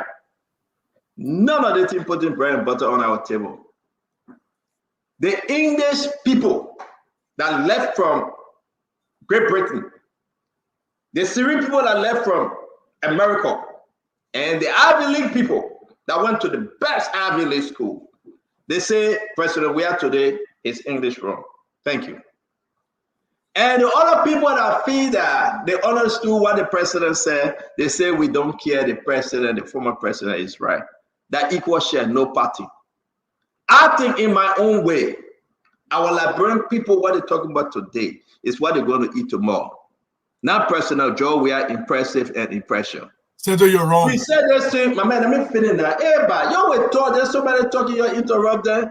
Hey, God, you already say I'm wrong. Do I hear you? Granny said we're wrong. I hear Granny. Professor Gray said we're wrong. We hear Professor Gray. Your sister Fatima said we're wrong. We hear Fatima, the Ivy League girl that went to all the Ivy League school, Harvard University, Ivy, or Yale University, Ivy. Oh, she got hundreds of degrees. I know we did it. But I would say my own on this one today. They're wrong. So we are impressive, not putting food on people's table tomorrow. You're missing the point. No, that's my point. My point cannot be your point. You will not force me to agree with you. No way. That's my point. The children can listen to our station and learn from here. And what, my man. Hey, but so you're not letting talk? You're agreeing to gain against me now. You're agreeing to gain against me for me not to talk? You guys, my own English will be you guys trying to suppress me. That good English now. You're suppressing my suppression. And that is correct. You don't suppress my suppression. Don't do that. Let's move, man. The man feeling with English is gone. You won't correct everything the man say. You're not even empower your state. Yeah, one more time. Man, you brought it up. I'll play one more time, right? I'll play one more time. It's really even leaving. Let me bring it up. You know what brought it up? He brought it up. We're talking to his fly. That Dwaru brought it up. So let me play it one more time, please. Visit ahead of the opening, and you being is your wife that is undertaking this initiative. And what is your impression about the entire process? My impression is very impressive. There you go. The man very impressive work. That's my impression. You're gonna find it in the lexicon dictionary. You're gonna find it in the volume 3 of the e-volume of the encyclopedia that you're basing it. Let's do this real quick. Dwado, I beg you, let's go about. Okay, let's go. Dwado, I know you can speak the better English here. You speak the better English. We say thank you, Fatima. Then you can come with Uno Basso English. We say thank you, Professor Conor Gray is here with Uno English from Cape Town. We agree, but the main impression is very impressive. Yeah. Do not suppress my suppression. I move. Let me play. Fadiga, Manchester got a message for you. Yeah, Manchester, what you have to tell Fadiga? I'm telling Fadiga that I heard on the radio they were discussing on this building. So I brought my contribution. And how much is the building? Now 2,000 LD. All right. Thank you so much. So. nice. What was that? She get contribution for what? It's man. We don't want to be impressive impression here. Let's move on. Fadiga, what she brought contribution for what? Hey, ain't you raising money for Fadiga to pay his bill? Hey man. That's what the woman was doing. Hey, she took her market money 2,000 liberty. Hey man. Fadiga, you love. That is impressive. No, that's my impression right there of a good Liberian. Fadiga, Manchester got a message for you. Yeah, Manchester, what you have to tell Fadiga? I'm telling Fadiga that I heard on the radio they were discussing on this in the building. So I brought my contribution. And how much is the Now 2,000 LD. All right. Thank you so much. So, Fadiga, you gotta find it one more year. Can we?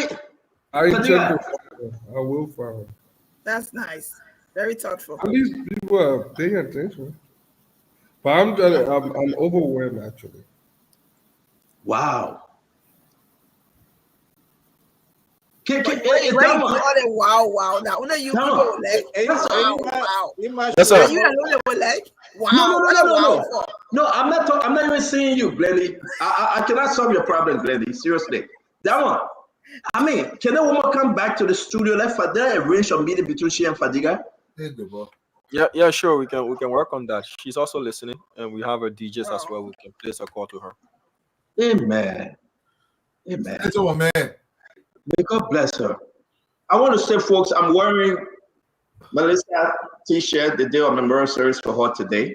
You know, Melissa died of cancer. I'm her father, her mother. I think, Glendy, you know this family. If not, we visited her. The former group, Spoon Talk group, we paid Melissa a visit. We're going to be showing some of the photos. And today, the day of memorial service, I kept my t-shirt.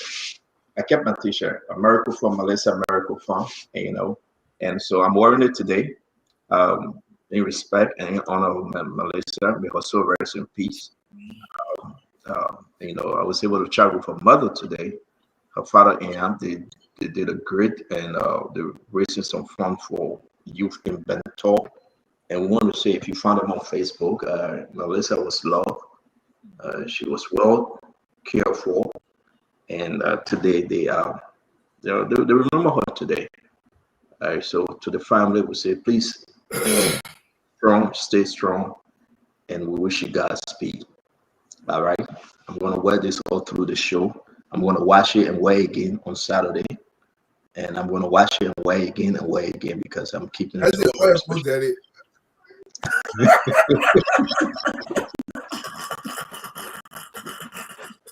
You know, God will bless you, Dwalu. What our clothes be Terry? So, guys, we want to say, let's do a great show. Please share our show. We want to read your comment for those of you that commented. But we got to say this. 2 seconds, I'm making you my brother. This is not about grammar or English. I'm being very serious. If you're in the public space, you're setting standard for the young people in the country. And the conversation I say, good English don't put food on the table. That is not true. Good English does put food on the table. And this is how you post food on the table. We have our diplomats that go around the world representing Liberia. If you go pay for money, you speak Chakra English, they get up here, we give you nothing. But you speak good English, they'll give you money to bring it home. So good English can put money on the table. I just want to make that point. I disagree with you. Right. I disagree with you. All and that's my own point I'm making. You get a West man from Igbo state, the man I cannot pronounce hello, but the man representing his country. He doesn't pretend You will listen to you. Why can't you listen to me? And that's exactly why I cannot put food on the table. That's the main reason I said, though, this cannot put food on the table. Because you wouldn't want to be heard. You wouldn't want to be heard, but you do not want to give your fellow panelists a chance to speak. And we find ourselves arguing and discussing the issue. I agree, education is important. Education should be important in our country. True, Daddy. I'm not your daddy. Don't get me in trouble on this show, Fatima. The thing that you're looking for, we're not saying on the show. I'm about to put you in time. No, Fatima. Fatima, you know that Dwalu Web is watching. Don't do that to Dualu. I I'm beg you. talking about my Jew. But you wasting our time, yeah, man. My sister-in-law, no, brother. Yeah, so, but want to say thanks to Eduardo. Thank you for coming off Fadiga. Fadiga, you're kind of too cold. Are you getting bad news that they will not hire you? You're kind of too cold. What's going on? Are you getting bad news that you're not get a job with the government? I can never. My man, I'm a blessed child. Anywhere I put my anything I touch, tell me.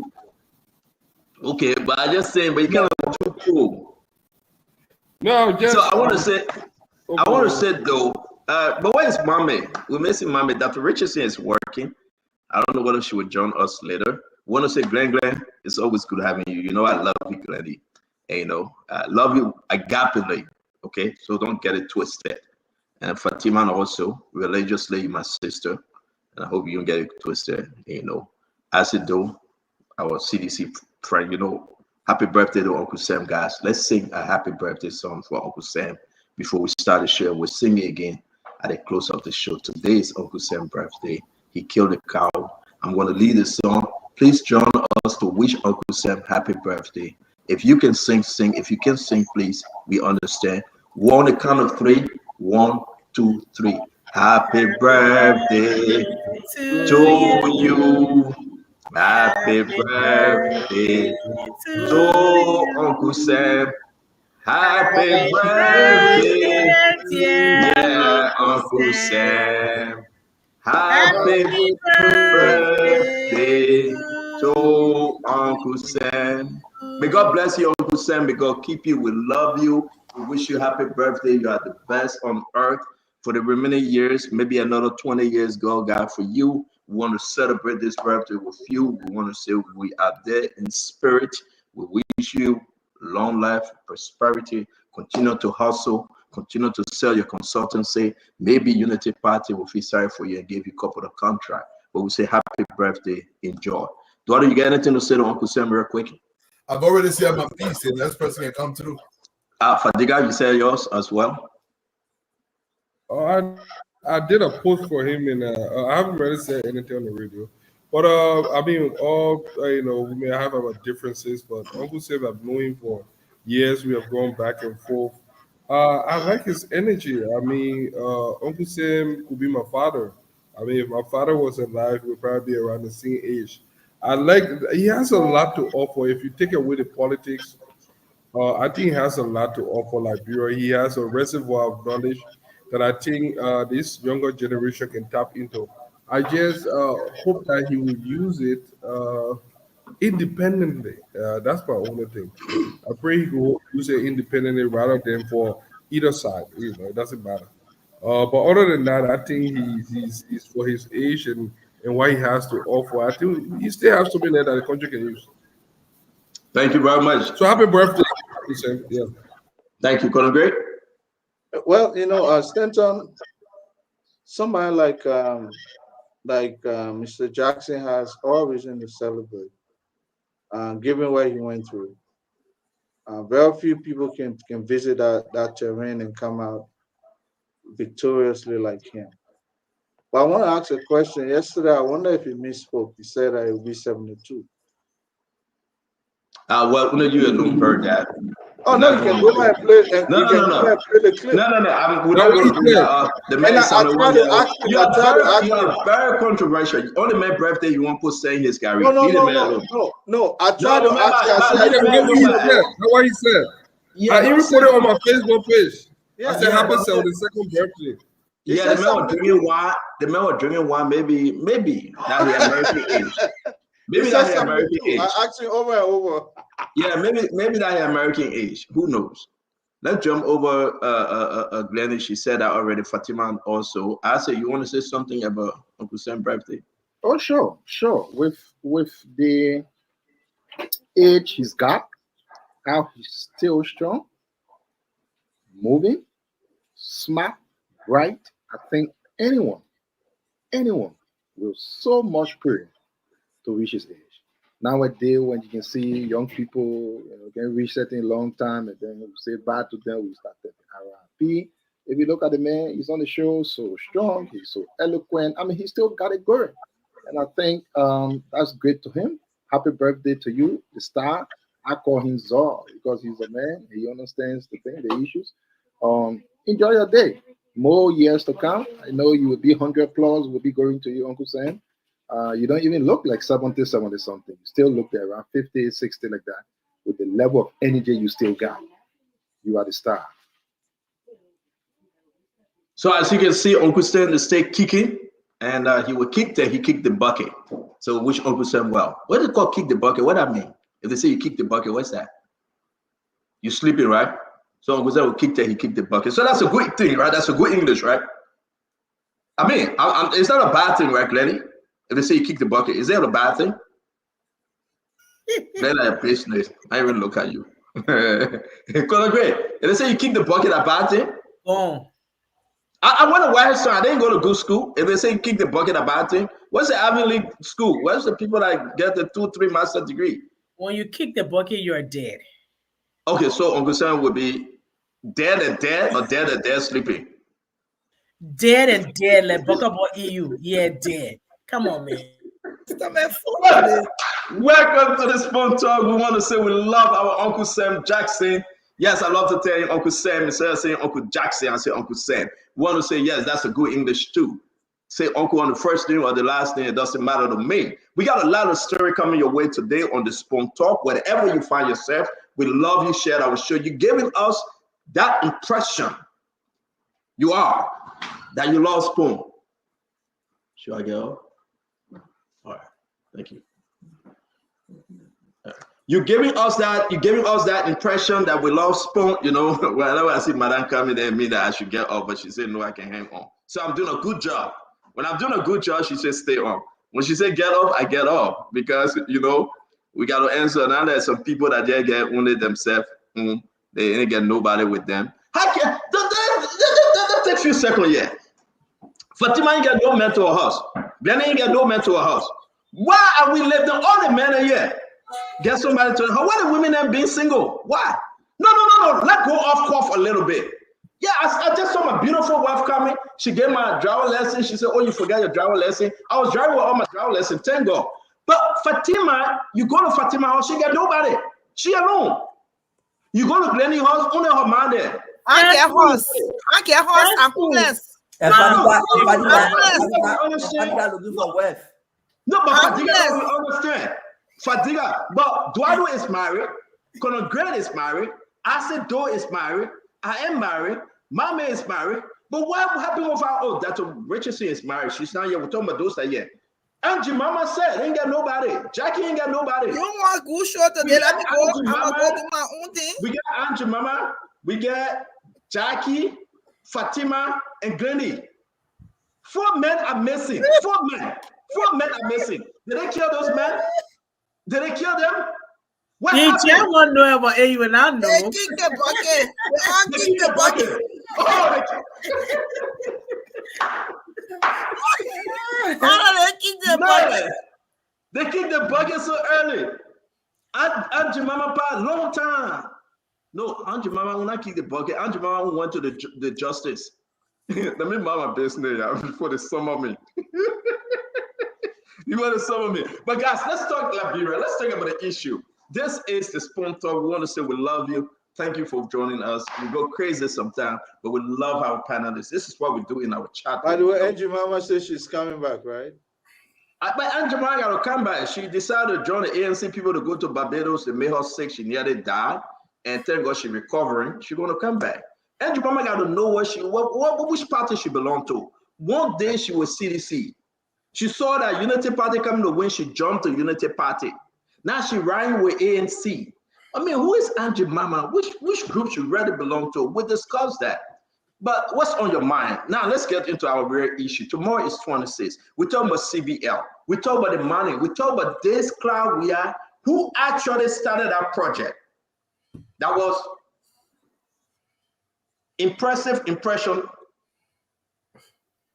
Honor Jose Yima Bwaka, this current First Lady, dedicated the project. I want us to talk about that project a little bit. We've seen all different kind of receipt. So for your intro, your 30-second intro, we'll talk about the CBL. We will talk about other issues coming forth. But my focus point today, that receipt, was it a World Trade Center receipt? That receipt looked completely like a World Trade Center receipt. Honor the impressive president. That receipt cannot pass a smell test, Duadu. That receipt is the greatest fraudulent receipt in the history of West Africa. Who wrote that receipt? That receipt had the worst ink. Somebody got to go to jail because of that receipt. But I told my own. Your intro, Mr. Dwalu. Let's start. They made it till $25 million according to MAPA exercise. All the places did not exist. To create fraudulent receipt as something for them. Look, let me frank about Liberia. Most of the money that got missing, we know how they got missing. We have project that my brother on the show here was celebrating. We have Nuku Town House. We know the money was coming from the government. We didn't have a part of pacing before he came to power. Where do you got all that money from? And the money that is gone, Honorable Bwaga, you've done part one. The crucial part is prosecution.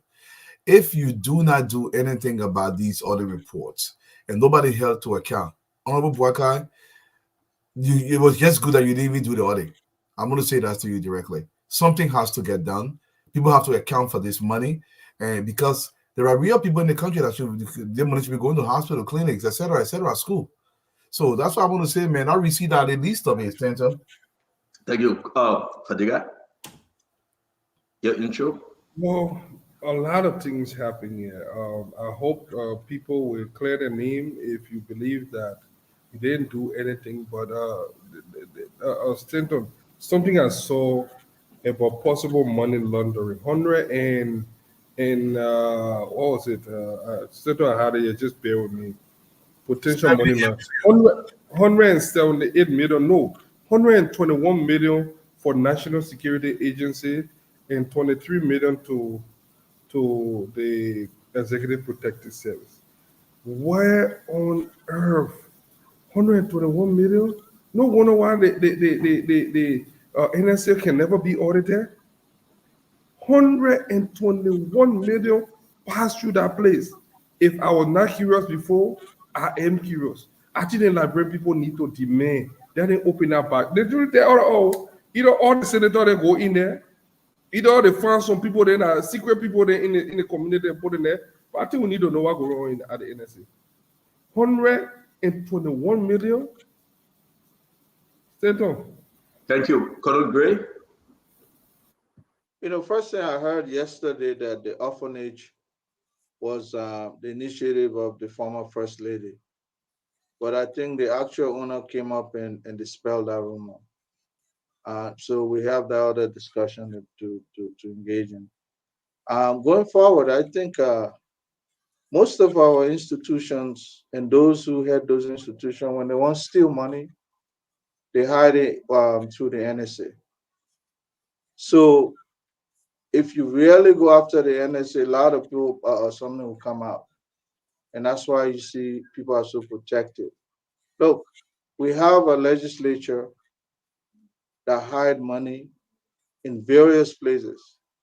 So when you hear one organization, one department says, my budget is this, look in there keenly and see how many of these people have rent their hidden money through those agencies.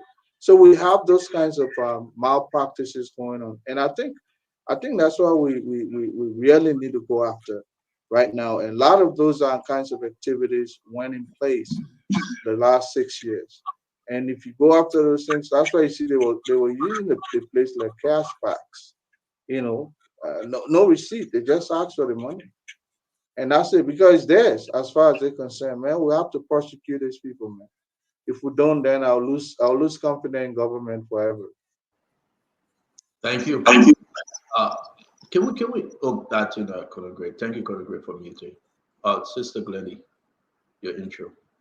There's so many things that have happened. I think I mentioned it yesterday while we were on the show. Somebody had sent something about the orphanage to say the lady who owned it, and there was a tape. To see the receipt today, I don't understand. And I think I saw it on Sekou Kolasko's page before I saw. I think Mami also wrote something on it.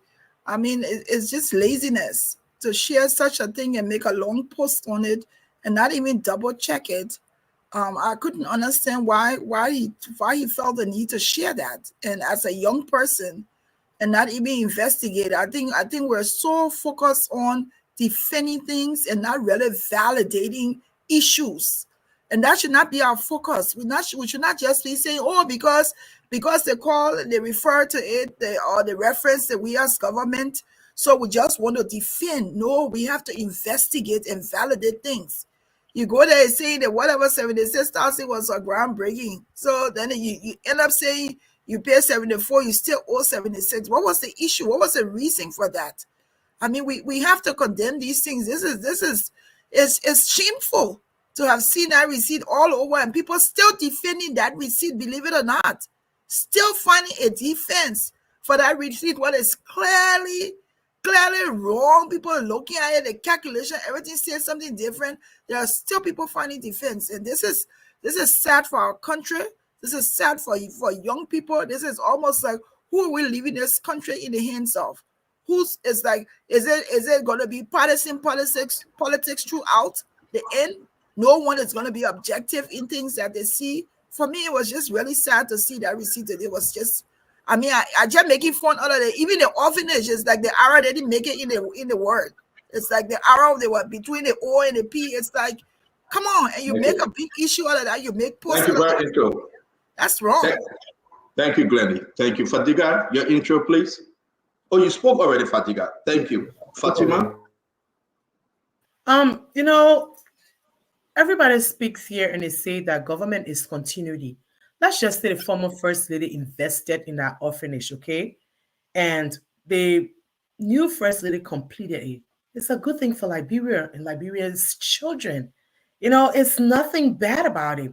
But to justify and bring World Trade Center receipts that, the amounts they deposit, the total amount, the amount that you gave, the balance, nothing matches. It just makes you look inept.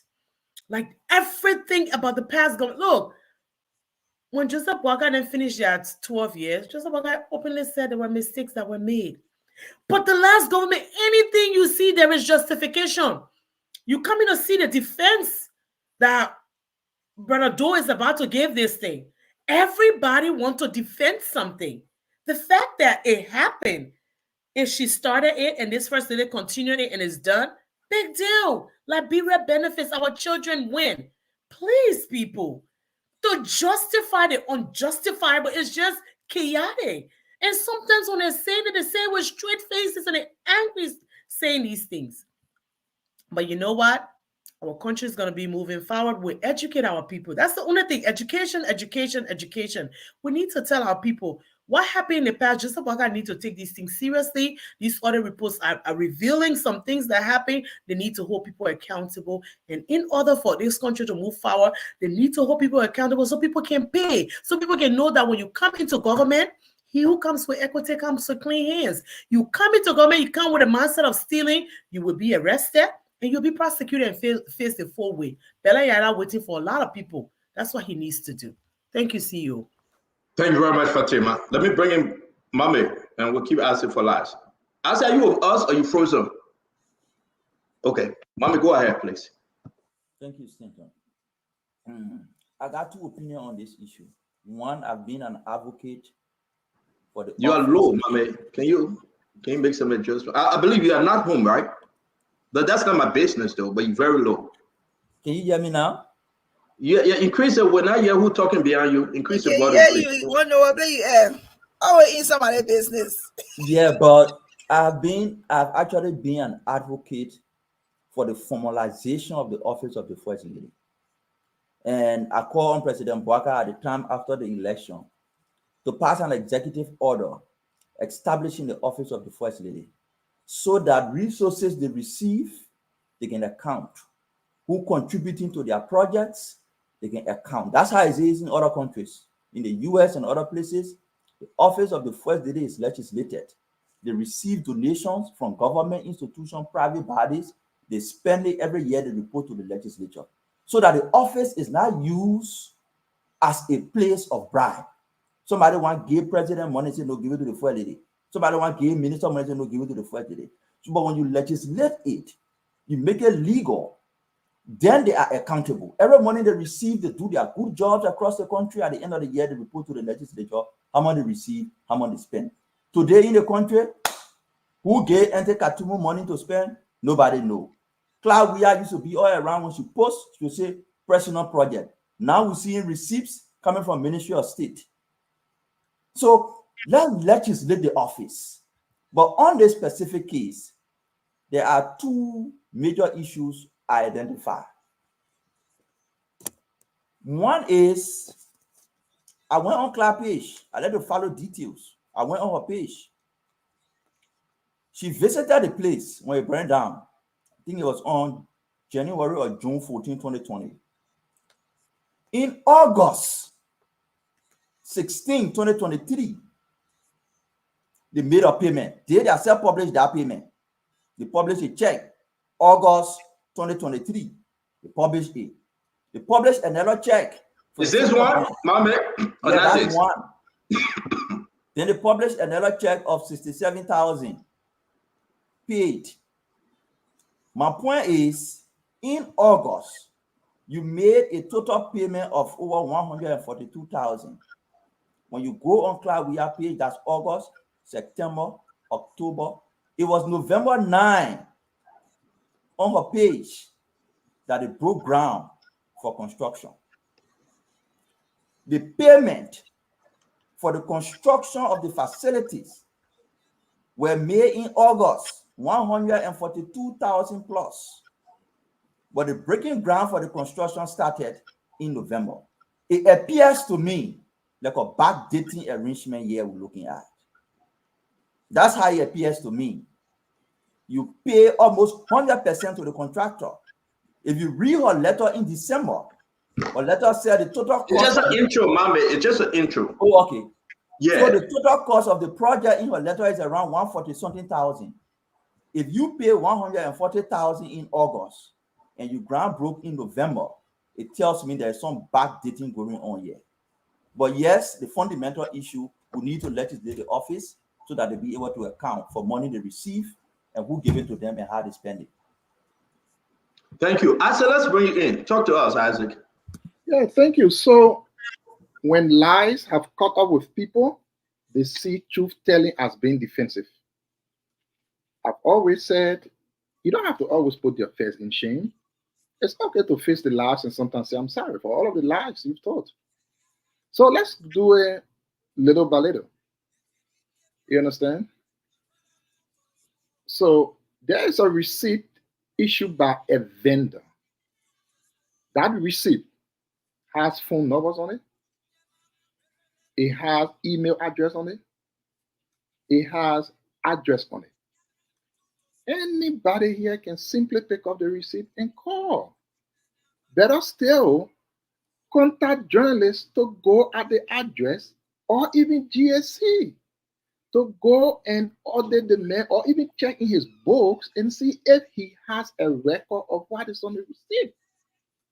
How hard can that be? It has phone number, email address, and address. We were talking about education. How hard it is to just pick up the receipt, go to the address, call the phone number, send email. How hard is it? And somebody wants to see the truth telling to be defensive only because lies have caught up with them. Like we've always said, no lies told under the sun will be there forever. It will always rise. So the receipts are there for you people. You can go to the store. You can ask the people. Send journalists there. Simple. We keep talking about how always things are misconstrued. No one is having problem with Mistress Boakai dedicating a place. Only United Party folks were pretending as if They were the one who carried on the construction or who built the place. How come you build place? We can't see any picture of the time you were building it. No video of the time you were even breaking ground or the time you were even nothing. The only people we have evidence of video from are Mr. Starwia. Can you please send us the video of when they were building this place or the picture or anything for us to see? Like Marie Claudia has hers? Let me go to the next one. Anybody who knows how it happens, not those who talk about how it happens, but the person that really knows and know that to build something has too many stages. You have to buy materials, so usually you will pay in advance to use starting. I'm sure all of us here have built a house or started to build a house. You can pay in advance, right? These things are common sense. It does not have to. Don't look at it like buku man because lies have caught up with you. It's not a buku man. Some people, if you have built a house. Well, but I mean that it's just intro, Isaac. Yeah, it's intro. I don't want. Yeah, don't go too much. And the issue about attacking us here saying lies. Let's use a better word. No, we are not against each other. Okay. Okay. Let's try to make respect each other because I don't want us to be so we're changing impression, please. Let people appreciate. And the last thing I want to speak with my brother Fadiga, 121 million was spent, according to what you say, over a 6-year period. Brother, 6 years, not 1 year. 6 years, brother. That will mean on average is about 19 to 20 million per year. And that is a reasonable amount. They were auditing from 2018 to 2023. They were not auditing 1 year. Yes, the money looks big, but it is 6 years, 12 months in a year, 6 of it. Again, it is okay to face the reality. During the campaign, you can do propaganda. Doing governance, you can do propaganda. And I end on this. I like what everybody say. Persecute the people, hold them in jail. If you think they stole money, we're waiting for you to do that. Unless you do that, you are just on a propaganda spree.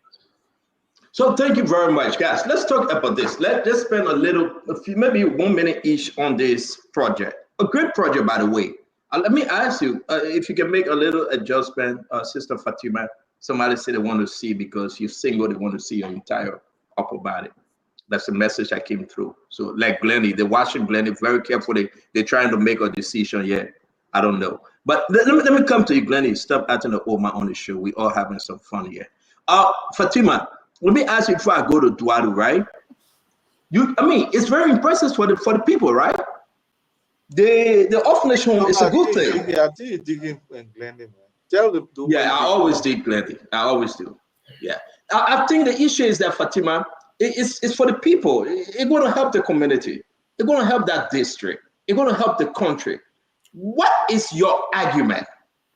Yeah, on that project. I seriously have no argument.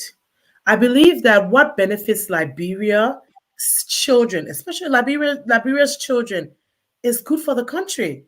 I just believe that every time they come here, they say government is continuity. Okay, if we're talking about continuity from one government to the other, if Claudia started a project and Mrs. Boakai, ends the project and our children are benefiting, what is the issue?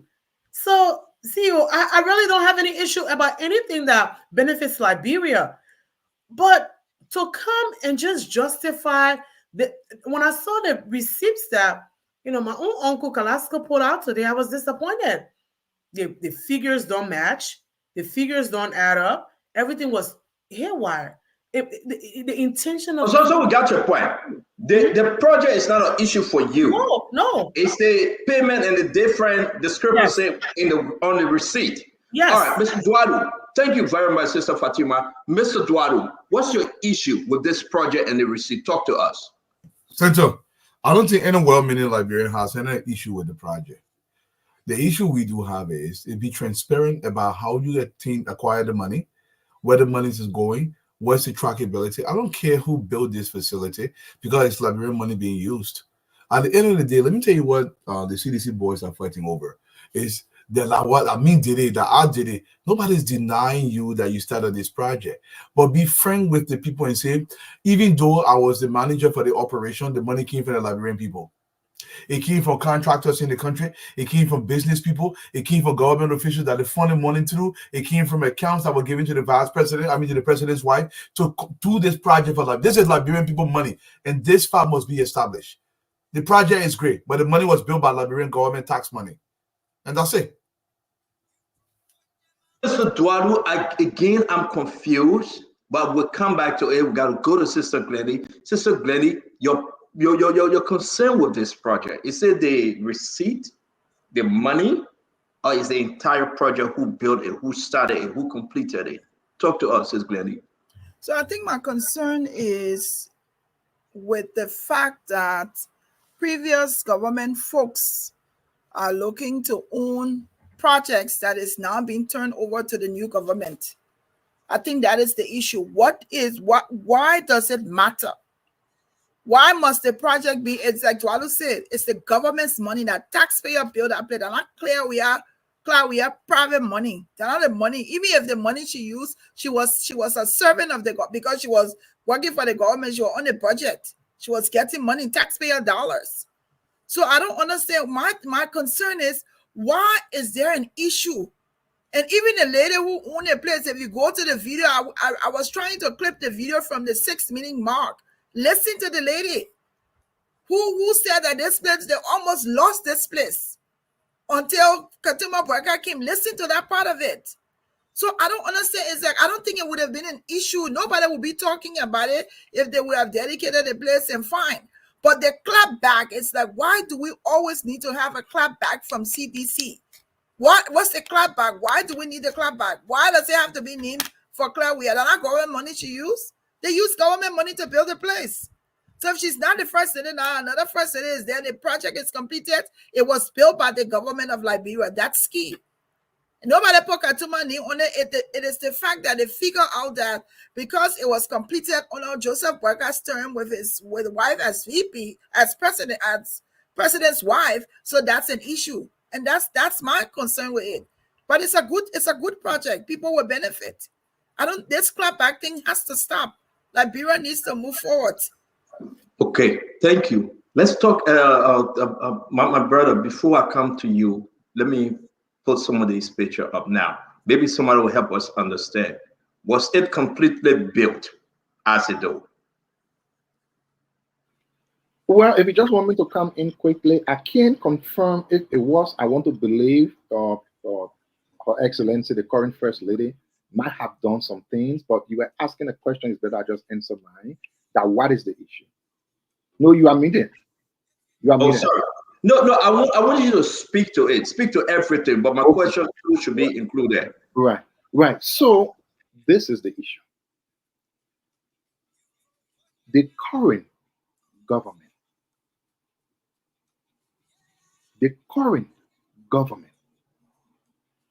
did not even acknowledge the former First Lady's part into it. Beyond that, they presented the project as a sole undertaking of the current First Lady. Listen, during the time of the transition, Mistress Weah was so receptive to this First Lady. She was like a best friend. She was all arms open to her. She was okay.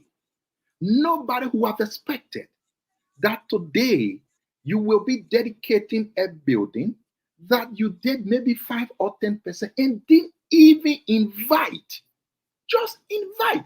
We don't have a problem. But if you were to go on the Executive Mansion website, you will see implemented by the First Lady this. Good. You're turning it over.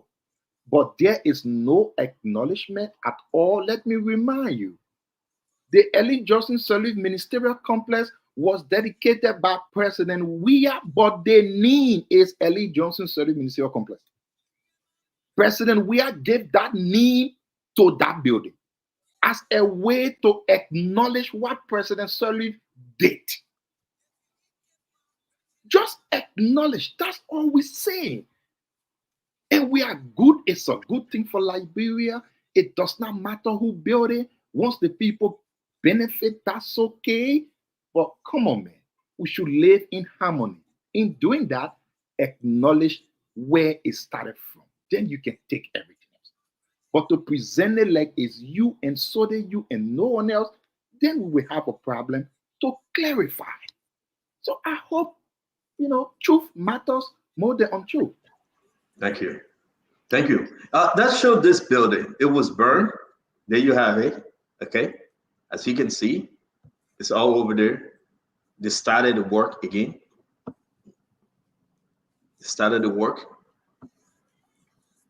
The portion when it was burned. And everything. Now we came to when it was completed. There you have it.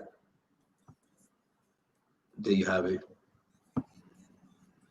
Okay, so what I'm hearing before I go to Conagry, my brother Fadiga and Mame, CDC only crying because they didn't call their name. That's what I'm that one portion of it. Okay, can somebody get paper towel? I have paper towel here. Give Sedition paper towel to dry the tears.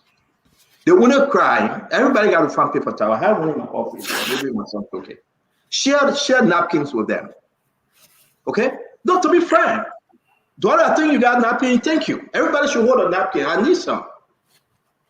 Seditions are only crying because Mark Katuma refused to call their name. Ladies and gentlemen, let's forget about the receipt issue now. We'll come to it. I will ask the First Lady, can you please call Sedition name? And we'll finish with it. Everything that we're talking today is because Papa Joe Boaka and Mama Katuma refused to call the baby's name. Personal, we have started a club. We say thank you. That's all. Am I wrong? Fadiga, don't bring the receipt business up. Let's just end the whole thing today. And say yourself we are the biggest network in the country. Let's just say everybody, seditions or not seditions, that the only reason my brother Asedo crying, the only reason Kalasco came back in the picture, the only reason Claudia left everything she was doing, John, we are doing impressive and unimpressive, is because President Joseph Yima Boaka refused to give them napkins to wipe the tears. Hey, my people, this is the moment in which I miss my brother, Councilor Lamin Bako. It's a pedestrian argument. This is the only time I miss Councilor Lamin Bako. He'll say that's pedestrian. I said, do you have enough paper towel? Napkin? Ask your wife, ask my sister Annie to give you some. Dry your tears. Thank you. And let's move on. We got better things to discuss as a country. Let's move on. The work is done under Madam First Lady Katuma Boaka. It wasn't done. She started it. Now we can question about the money. The 1 + 1 are equal 200. We're going to question it. But under the leadership of Joseph Yima Boaka, celebrate Katuma.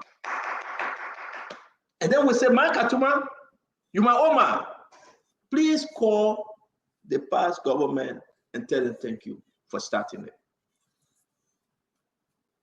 We jump over that bridge. You're coming with video. You'll say that all started it. You'll say tell all thank you. Everything. Now, here's the issue before I go to my brother there here. You want us to say thank you to y'all? We'll tell you thank you for starting it. But can we also hold your on all the other reports that coming up? You cannot have it one way. You want us to say thank you Mark Atuma will say thank you to the past government. But can we also hold y'all on some of the discrepancy within those audit report? We'll get there. Fadiga, take it from me, my brother. Share the paper towel and the napkin. Let it dry the tears. No, Asa, you're not coming in. Fadiga, please. Take it from me. You are muted, Fadiga. You are muted. You are muted. We can't hear you. Isaac, I feel your pain. I understand your frustration. But one good deserve another. Isaac, if you guys believe that government is continuity, the multiple projects that were negotiated by the Salif administration that you guys attach your name to and call yourself Bad Road Medicine and this other medicine, with all giving credit to those people that negotiated all those things, then we will hold you guys accountable too. Let us not forget that this place is a private initiative by this lady that was got by fire. She said that it went on for some time, and then the former first lady came and said she would help. That was way back in 2020. This is 2024. I don't know how long it takes to finish up just this orphanage, but I listened to the lady who said it. They have so many money to spend. She had $1.5 million to spend, which some of us were against. But from 2020 to 2024, it doesn't take that long to carry on an initiative that is dear to your heart. The fact that it was not there, this lady, if you listen to the video, Stanton, the lady said it was in April of this year, the first lady woke up, and then she said, this lady, she's an iron lady, and she said, this our current first lady went up to her and told her she going to do something about it. And you know how long? In less than a few weeks, less than a month, the building that you see now is what happened. So it doesn't matter who started it or who something. That's your personal property. And we're not even your personal money.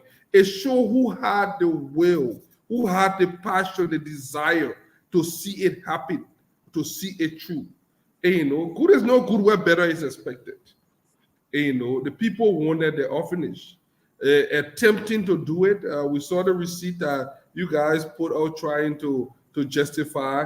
It doesn't explain it. 75,000 or 70 whatever thousand, it could have constructed that thing and finished it. The fact that it didn't finish, corruption was right among the just in that orphanage alone. You showed that there was some level of corruption somewhere there. Mommy, how can you spend that amount of money that can even reconstruct the entire place, and it still was not completed up to 2024? So 2021, 2, 3, 4. What's the excuse? Look, they say put your money where your mouth is. Put your money where your heart is.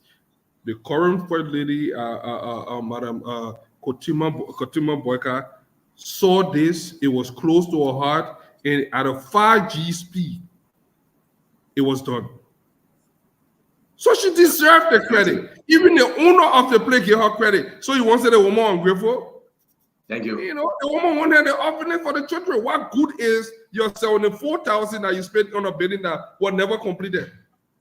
And you want us to take credit? And stand out close on this. The ministerial complex, the airport, those were things that was no way. And like you taking the name of from SKD and say you will put it to somebody, give it to somebody else. And there is no way former President Weah could have done it, even if he wanted to. We're not stupid here. Thank you. So let's go ahead and play this video. Now, the before. I will start casting the thing. I was 75 million there. This is one of the extra where they will give information in casting.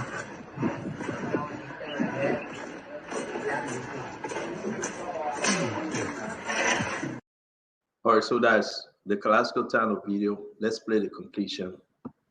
So it was what we used to escape to this out of this place. And from 2020, we have been displaced here who have been displaced. But then there was one day, one of the days in the early time that the place got burned, that the former first lady came here and she promised that she was going to help us to build the place. Ground was broken, but we didn't see anything from there. And to my greatest surprise, April 12th, I was in Maryland and I received a call that our mom, the man Iron Lady, that she has sent her team to assess his property. On the 13th, she did not sit down, herself came, and I received another call. Okay, so the cameraman on that side decided to put the camera on his face. So yeah, that's the kind of footage we get. You heard what she said, right? Yeah, you took the camera from on the person that was so be focused here, you put it on your face. But yeah, we did. We heard it. Let me hear from you, Mambe. Seeing everything, I've just come so to I'll close on this issue, right, Stanton? But after Mambe, we'll come to you, Conor Gray. You want to go before Mambe? No, I mean, I don't mind. Okay, Mambe, go ahead now. So, few things revealed because of this, and we need to take note of them as we move forward. It used to be rumored all around the cloud we are spending her own money to do projects. When she posts, she will say, funded by my own resources. Go on post, you will see it there. I want to be fair to her, on this one is not there. But most of her posts, it will be there. But on this one is not there. She left it open. She didn't say funded by government. But when it's funded, when she claimed that it's funded by her, she will write there, funded by my own resources. So what this whole Rickman Road did was, it shed light. It opened people eye. We see check from the Ministry of State for the project. At least people know now that projects that have been going around were coming from government resources and now her private resources. We know that one is established. The second thing I want to restate, this project received the full amount in August. The total cost of the project is $144,000. In August, the contractor received $142,000. You get it? From their own receipt they posted. And it was in November before the program. So the contractor received the full sum of money 2 months before the program for the project. It tells you something. Pay attention to that. The contractor received the full sum of the money in August, September, October, November before the program for it. Lastly, and most importantly, President Bouaka need to change this approach. If you listen to the former President he said, I say thank you to the partners, to the people who help him. He can't call name who's supporting those projects. Even Enter Katumu today, they not call name on who financing the project.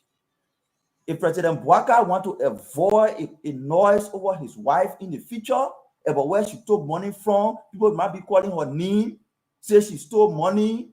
Let him enact the office of the First Lady and ensure that when they receive money, they identify who gave them money and report on how they use it. That is appropriate. And I'm saying it. That's the best thing to do.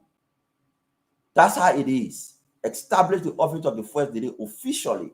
Give the authority to raise funding and let it report to the legislature how much they raise and how much they spend. So noise can be behind her. There is noise behind Klanana. I mean, that's a good point, though, Mambe. That's a beautiful point because this NOS will continue. Though this project, we have completed it, and bravo to Mama Oma, and I'll personally going to reach out to her and celebrate her, and I will ask her to call Flavia and Sidisha to tell them thank you for starting this work. Conor Gray. I agree with Mommy. I thought from the onset, I thought the office of the First Lady was institutionalized when they started making provision for that office through our budgetary system. But I didn't know it was now official. I thought it was done already. That was an act actually creating that particular endeavor. But what you're seeing here is bigger than that. This is a matter of displaced aggression. There's anger. 6 years came by so fast. They were hoping to go for 12. So they were limping and dancing around project. Oh, we'll get there the second term, we'll see whether we'll finish it. Then abruptly cut off. They yanked the ice cream from their mouth. So anytime you make any move hereafter, they want to have they want to hang on that for glorification, because for them, it will help their case in 2029. That's what all this noise is all about. But I can't dismiss the fact that Claudia, she did some laudable things. And I mean, if you are provided for in the budget, 700,000, $1 million plus, you should do something. My hope is that we audit, our endeavor and see whether the money that was that were allotted in the budget, whether she can account for them or whether the office can account for them. And that's where you see people shaking now to go to the office of the Minister of State or Minister of State and start posting receipt from me. So amateur, man. Look, I'm glad these folks are not in power, because there's no dignity, there's no prestige. I mean, when government undertakes those kinds of things, you don't do it like some Yana boy issue. Look at the kind of receipt they're showing them. And then some other guy named Kalasco, and we can't call names here, bro. These are the people that were heading our proud republic. We still, I wish those people can just forget about their past, what they did, what they didn't do, because it was utterly disgraceful to our country. We're moving. Stanton. I think we are done with this. Okay, I think we are done with this. To me, my conclusion on this story, a beautiful project. Thank God that the First Lady, Madam Bwaka, completed this project, and now the way forward. Now, let's just agree with Mohammed. Those things should be very, very clear within the budget. Okay, you can ask yourself the question: with the president stop the payment going to the First Lady, her yearly amount, did they reduce it? Look at the long budget. Is she receiving the same amount of cloud? We can make those arguments. But what was done today, the project, the orphanage home, was unique, and we celebrate Mankatuma for it. The next First Lady come where everything that is done incomplete. The next First Lady going to complete it. We'll celebrate that next First Lady. So again, we just move. Let's talk about the CBL. I think let's move, because it's 6:30 here, 10:30. I have to leave from here. We have to leave from here by 7, 11 o'clock. Tomorrow is 26. People still calling. People got to cook their 26 food again. So let's give the people the best news ever. Okay. We understand that the LDA report is in. President Walker, after the 26th, will be making the announcement as to who he keeping, who he going to let go. Then we'll move forward and close this chapter of LDA. You have Abi Kurman, you have Hassan Fadika. I always miss the other guy named Kwawu, right? Is that his name, Fadika? Kwawu? Bakuko? Bauko. Okay, so 3 of them, the determination will be made, and we'll wait for the president decision after the 26th. After the 26th, folks, next week, we'll be entering a brand new territory with the leadership of the country. A lot of stuff going to happen. Trust me, keep your finger crossed. After the 26th, you will see the real Jose Yiman Bwaka implementing the promises he have made with the people. Trust me, it will be so interesting. So let's move. The next conversation, CBL or the Ministry of State or the Bambi, you come in and bring that conversation up. Yeah, the way we agree to do it, because this is an audit. When the people were audited, management responded. And each of the panelists here have an opinion.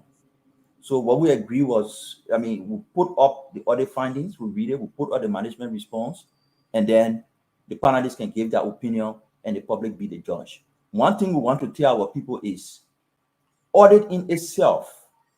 No audit will tell you, say you stole money. They say you admitted doing the audit.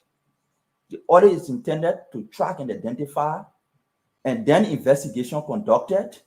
If investigation are conducted on some of those payments, it leads to indictment, then it goes to court. Many of us here will be audited in the future. So that's why it's important. And we've been audited before to set that basis before we enter the discussion.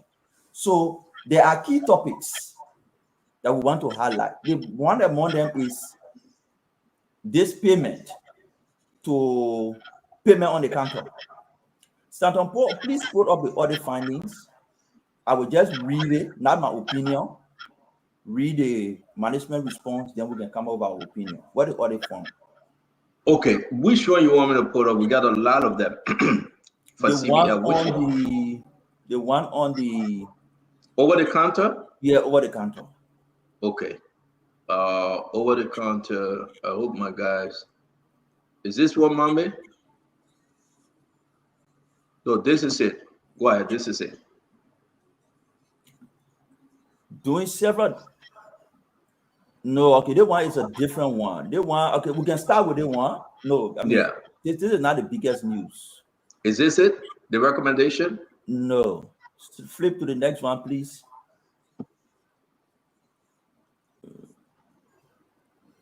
No. Okay. Everything that we have. Okay, yeah, it's it. Thank you.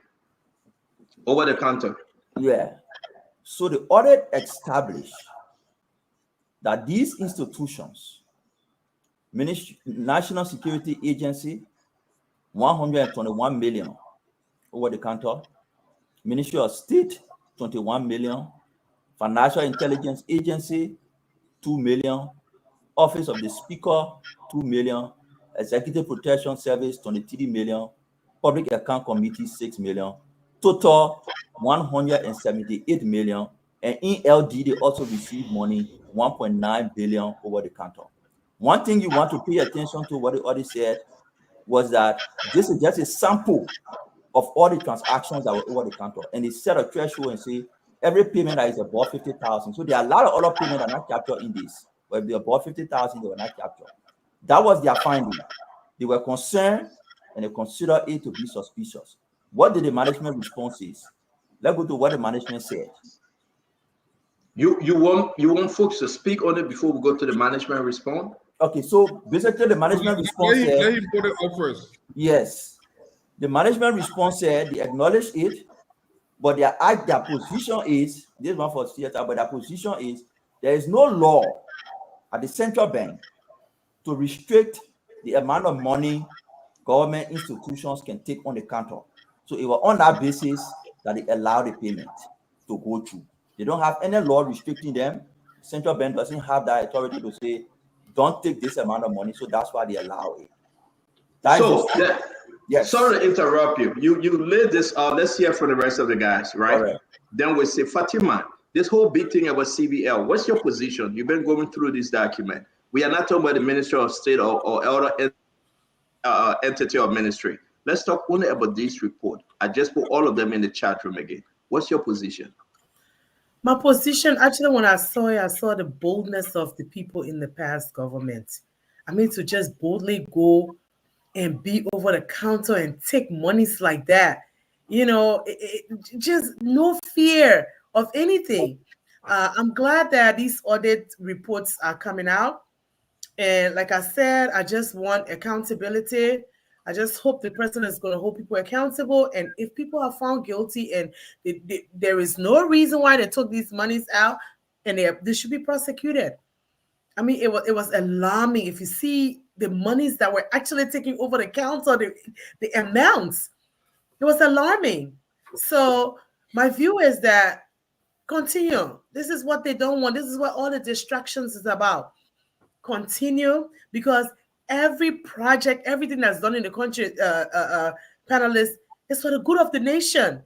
Any project another president started, I want it very clear. It's the vision of the president that people look at. Their vision, because it's the Liberian people's taxpayers' money that they are using for these projects. It's not any personal money that the president is taking to help people. It's our money. It's the taxpayers' money, the country's money, the road building that they are doing. If they're constructing any hospitals, partners will come in and help them. It's not their own personal money. It's the president's vision. I want this for my country. He asks people to help him. He take the country's money and facilitate it. This is what we need to get out there for people to start getting upset that names are not being called or things like no. We think everybody wants to benefit our people, it benefit them. But for them to boldly go to central bank on the counter, present checks, withdraw monies, for reasons that only they know, I think these audit reports should continue from entity to entity. Everyone that wronged this country should be prosecuted. That's how I see it. You give us your 2 cents, Mr. Duado. Well, Stanton, Mommy began to explain what auditing is, and I want people to understand. Nobody more can tell us, hey, this is a lie. This everything is 100% true. This is documented by professionals. And being that I want to say that English is the official language of Liberia. Most Liberians don't speak the dialect, by the way. So stop that. And I want to say this. Look, I want people to understand something. The over-the-counter, I'm not going to use over-the-counter. My auntie Benu just tells me, Opa, what do you call over-the-counter? So I was my Benu, all the way up there. Let me tell you this. The government say you only spend $100. Then you go, you spend $150. The $50 you spend over the counter, it means on hand. The government not getting approval that the money they spend in excess of that money. So the only so they spend $100, they go over the money they spend. Nobody asks them to go spend that money. And then they facing receipt to World Trade Center and they bring the receipt. They say that, hey, yeah. Look, this is something I don't understand. The central bank, look, you can get some common sense. Not every single thing will have law immediately. This is another thing I want people to understand. If Fatima is running an entity and the entity has some guidelines to follow, if something is common sense and the entity does not cover it through the responsibility, Fatima says, you know what, wrong? This one doesn't seem right. We're not going to do it. It doesn't mean because it has not been legislated, that means central bank governor will say, oh, there is no limit, so we'll just spend the people money that kind of way.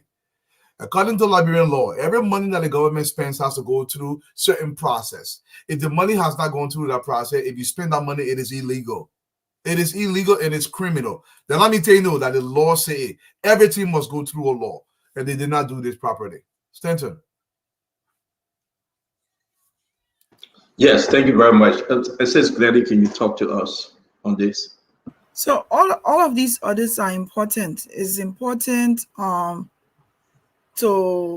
because I think it shows some seriousness on the side of the government. But we can say whatever we want to say here. If these audits are not acted upon, it's a waste of time, a complete waste of time. We went to the George Weah government. People were hardly.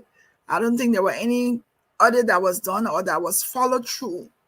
So it's important that when people go and do the work, and they discover these kind of blatant corruption, something needs to happen.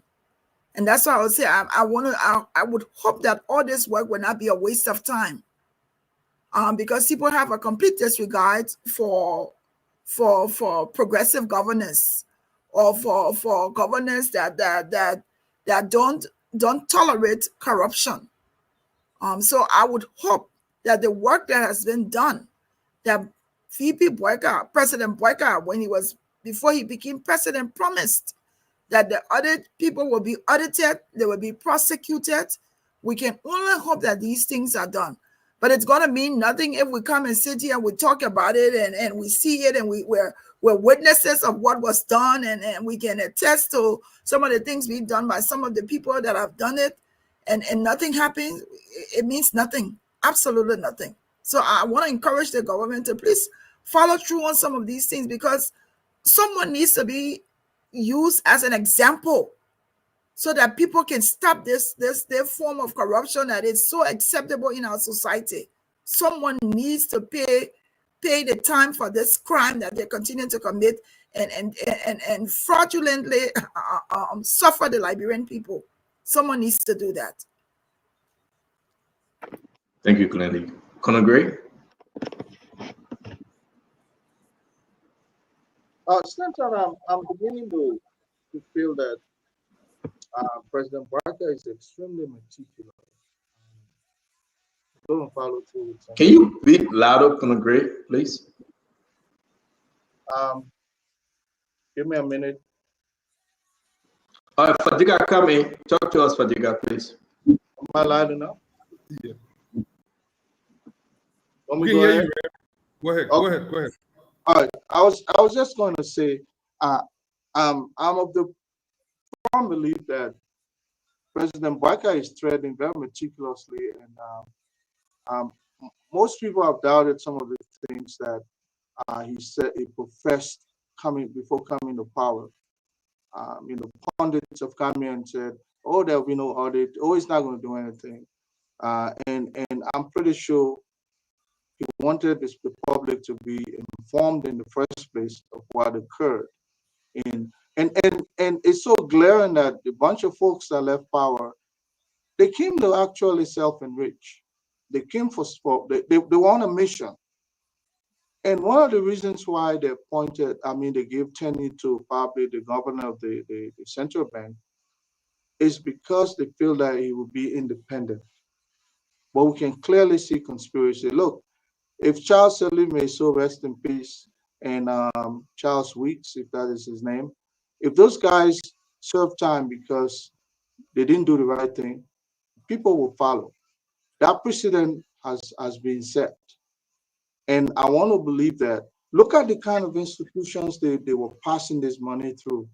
I think somebody gave them the assurance. Once you say security, once you say city hall, once you say this, nothing will come out of it. We can say FUCA, in Liberia.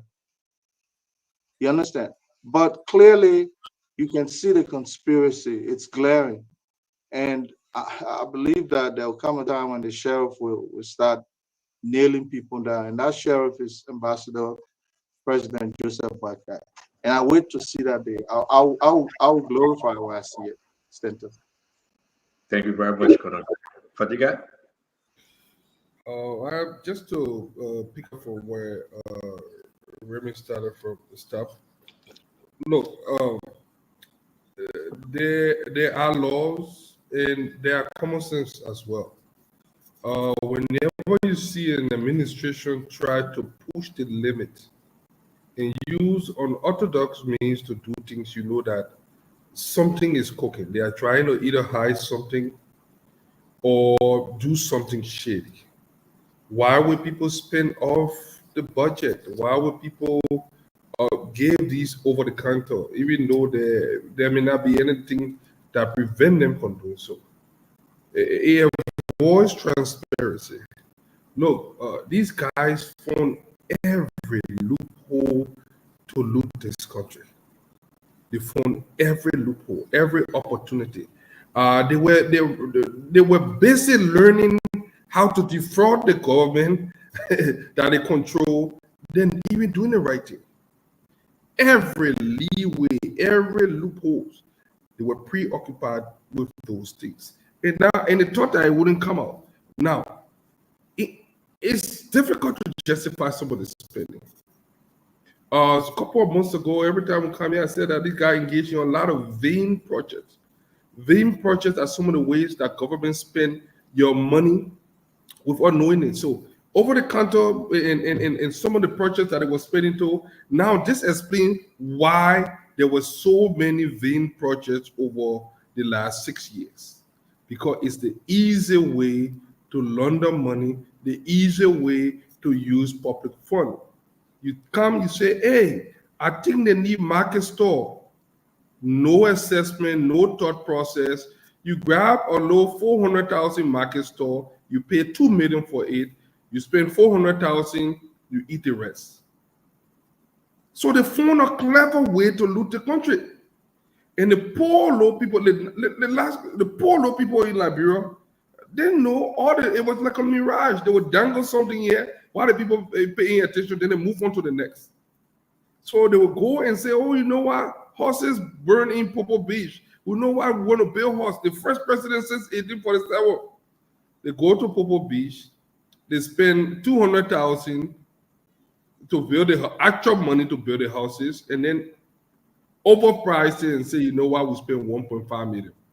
That's how they were all around the country. So, and then the central bank would disburse the fund. They would go about it, they, go about merrymaking, paying for the president luxury, the private jet, the multiple trips, the one with 60 or 7 people in his entourage. So, audit report, even though it doesn't indict or prove guilt, but it is pointing towards something. And I pray that at the end of the day, after the investigation is done, because you cannot just, you cannot just respond anyhow. Just give her information. The information that they gave her is what we call, I think law enforcement call casing out. You just tell people what you want them to hear. Even if it doesn't make sense, even if it's not true, you just say whatever you want to say.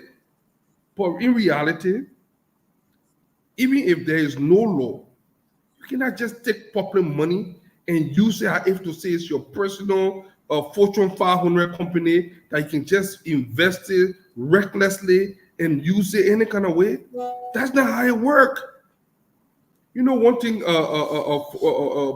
President Boyka said in 2017, when they asked him, how do you manage that in all the time you've been in office, you have not been bothered with corruption and other things? You know what he said? He said, over the years in public service, I have learned how to separate what is mine from the general public. The last government didn't know how to do it. They treated the public funds as if to say it was their personal property. And they used it whatever way possible.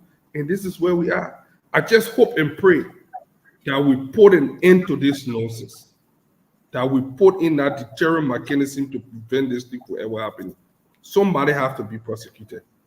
I like all the thing, but the audit mean nothing. I don't know what it was Sis Galena said. The audit mean nothing if nobody gets prosecuted, if nobody. That's why they keep taunting us. I said, oh yeah, go put in jail now. The time will come where people will have to go to jail. Then they will be wish on. They keep taunting the Liberian people, not even the United Body. Taunting the Liberian people. Oh yeah, go put in jail now. Look, the truth will come out. There will be whistleblower.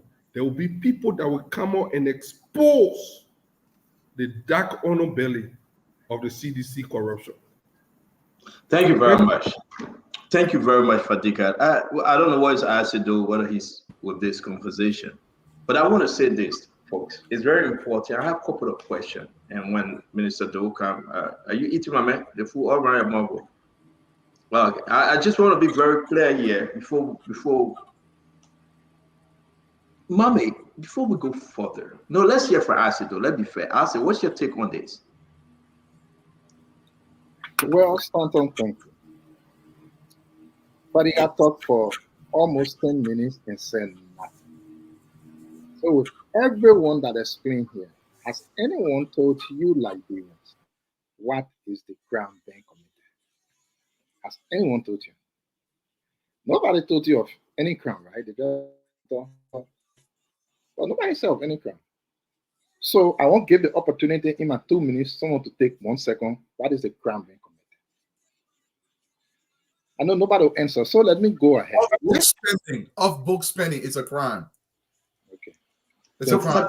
Just talk, Acid. Don't ask questions because then I beg you. This is where now our people, like I've asked you yesterday, have an open mind. If you see a light on and somebody telling you it's not light, at least you've seen a light. Agree it is light. But before I go there, I want to quickly correct 2 things here. One, the former First Lady did not make full payment in August. She made first installment payment in August and then the second payment in December. The 2 receipts you are seeing around, one of the receipts. We all receive it again. But I say, can we move forward? I said, let me see what I see. You can bring. Then we'll go by the receipt again. All right. So again, let me use my 2 minutes wisely. Go ahead. Use your time. Use your time. Just to clarify the untruth, First Lady did not pay full amount in August. She paid first installment in August and the last one in December. It was the money from the Popo Beach Fish Project that she asked to be transferred over in December. So the second receipt relates to that. So it is not true when you hear anybody talking about payment. And the second thing, Darius DeLong said that President Barker was dismissed for corruption in the past administration, and it is on Facebook. Now, let's go to the real issue of check. Man, people, let us understand what the audit is saying. To be able to talk yum, we have to understand what it says. The audit says over-the-counter payment. And I want to tell you that Dwadu is not telling you, Dwadu maybe does not know what the over-the-counter means. Over-the-counter means you present a check to the teller and the teller cash your check over the counter. Now, the check that you present is a check from which money is coming from your own account. So it means Ministry of Youth and Sports has an account with CBL. Ministry of State has an account with CBL. If Ministry of Youth and Sports write a check from their own account and goes to cash it, and the teller cashes that check on the counter, that's what they call over the counter. It does not mean CBL is spending money. No. CBL is only making payment from a check that is being cashed. So what the report is saying, they are only saying the amount that you pay within 6 years is a big money. That the people owe money. It's not central bank money. Central bank only keeping the people money. So to hear you. But I want you to look at this one. The universal law grants every single human being in 6 years to be able to cash check of 21,600,000. Every single human being, one human being, can cash check from their account of 21,600,000 in 6 years. So think about it. If human being can cash 21 million of over-the-counter check in 6 years, why do you think 6 entities cannot cash 178 million in 6 years? So my people, there is no crime there. The only thing I will advise central bank, if there is no policy that limits how much check entity can cash, central bank needs to sit with Ministry of Finance to see how they can come up with a policy. That's all. It mean anybody did corruption. It mean anybody took money. It mean anybody central bank pay money off budget. That's what it means. It only means people took check and they cash the check. That's all. So CBL work with Ministry of Finance and come up with policy that limits how much check people or entities can cash per year. That's just simple. I just wanted to make it clear. Again, that's the way it's going. Thank you. Let me say something, and let me ask a question. If we all agree, maybe I know we're going to the second phase of this thing. We got 7 minutes. If we all agree that this is bad, 2018 to 2023 December, the same thing happened for 12 years on the Unity Party. If we should go 12 years, we'll see a lot of issues. George Manawea did it. It's up to him. Maybe some reason not to. But 12 years on a Unity Party compared to 6 years on a George Manawea, hell was going to break loose. If Joe were going to audit, he should have audited the 12 years. Mommy, we're saying this is a crime. We're saying this is an issue. What's the solution? It is continuing now. Over-the-counter transaction, I should tell you, it's happening now. From January 22nd, 1201 to today, I have received document that over-the-counter transaction is continuing now. So the next government to come again and audit will have this issue. Mommy, We are the red flag. We are raising it. The issue about lawmakers receiving money for ECOWAS problem and ECOWAS issue, like we pulled Akara's great name down, Thomas Father, Buffer Chamber. It is happening now. Be not deceived. Mommy, what's the solution? The lawmakers should propose something. They should enact something into law. Minister of State making requests, going to Alosha Stadu. We have those documents. Are we going to prosecute our own government folks now that are making this request? Should we come up with the document today and say, oh yeah, it happened before it happened now? Who are we prosecuting? Let's be fair. What's the solution here? How can we end this? How can we solve this? Not to call on witch hunt. When I saw some document from the central bank, saw some document that is floating around out there that this government have made so many requests from finance to central bank. And on the same argument we're making today, what's the solution, Mame? Help us understand. Are we back to square one? Before the solution, Stanton, let me inform our people. You had a government, if they can bring the checks and the payment from the Joseph Boakai government, will say the same thing. You had a government here that disbursed payment to individuals. That's what the audit says. Individuals in the tune of over 178 million. At the Ministry of State, I think the number is 20. Which one are you talking about? I can flag it. It's the same central bank, the same discussion we all having. I just want. Are you talking about the legal payment? No, not the legal payment. The same thing everybody responded to that was on the counter payment. Yeah. Okay. Government, you had a government institution. It was on design. It was on purpose. The reason why they were paying the checks to individuals, because those individuals were bringing the money back to them. And they did not want any financial trail in the future. If they had put their name on those checks, today you would have been hearing McGill name or deputy minister or whatever person for whatever agency name on the check. So they use staff in those institutions, write the staff names on those checks. Those poor children in cash those checks and brought the money back to them. Today, they will brag that you can. Can I read right there, though? I beg you, Mami. Can I read right there? Please forgive me, but I need to ask this question, which is so important. Welcome to the show, our dear doctor, the only doctor on the show. Glennie is not a doctor. Fatima is not a doctor. You're the only doctor. Welcome. But Mami, let me come back to you. I know you're in flight. I want to ask you a question. The audit report, because you're making a very good point here. You said they make payment to Asset Do. Went there, collect his check. Dualu went there and wrote his check in Dualu, Mr. Dualu, and the people's name. Why?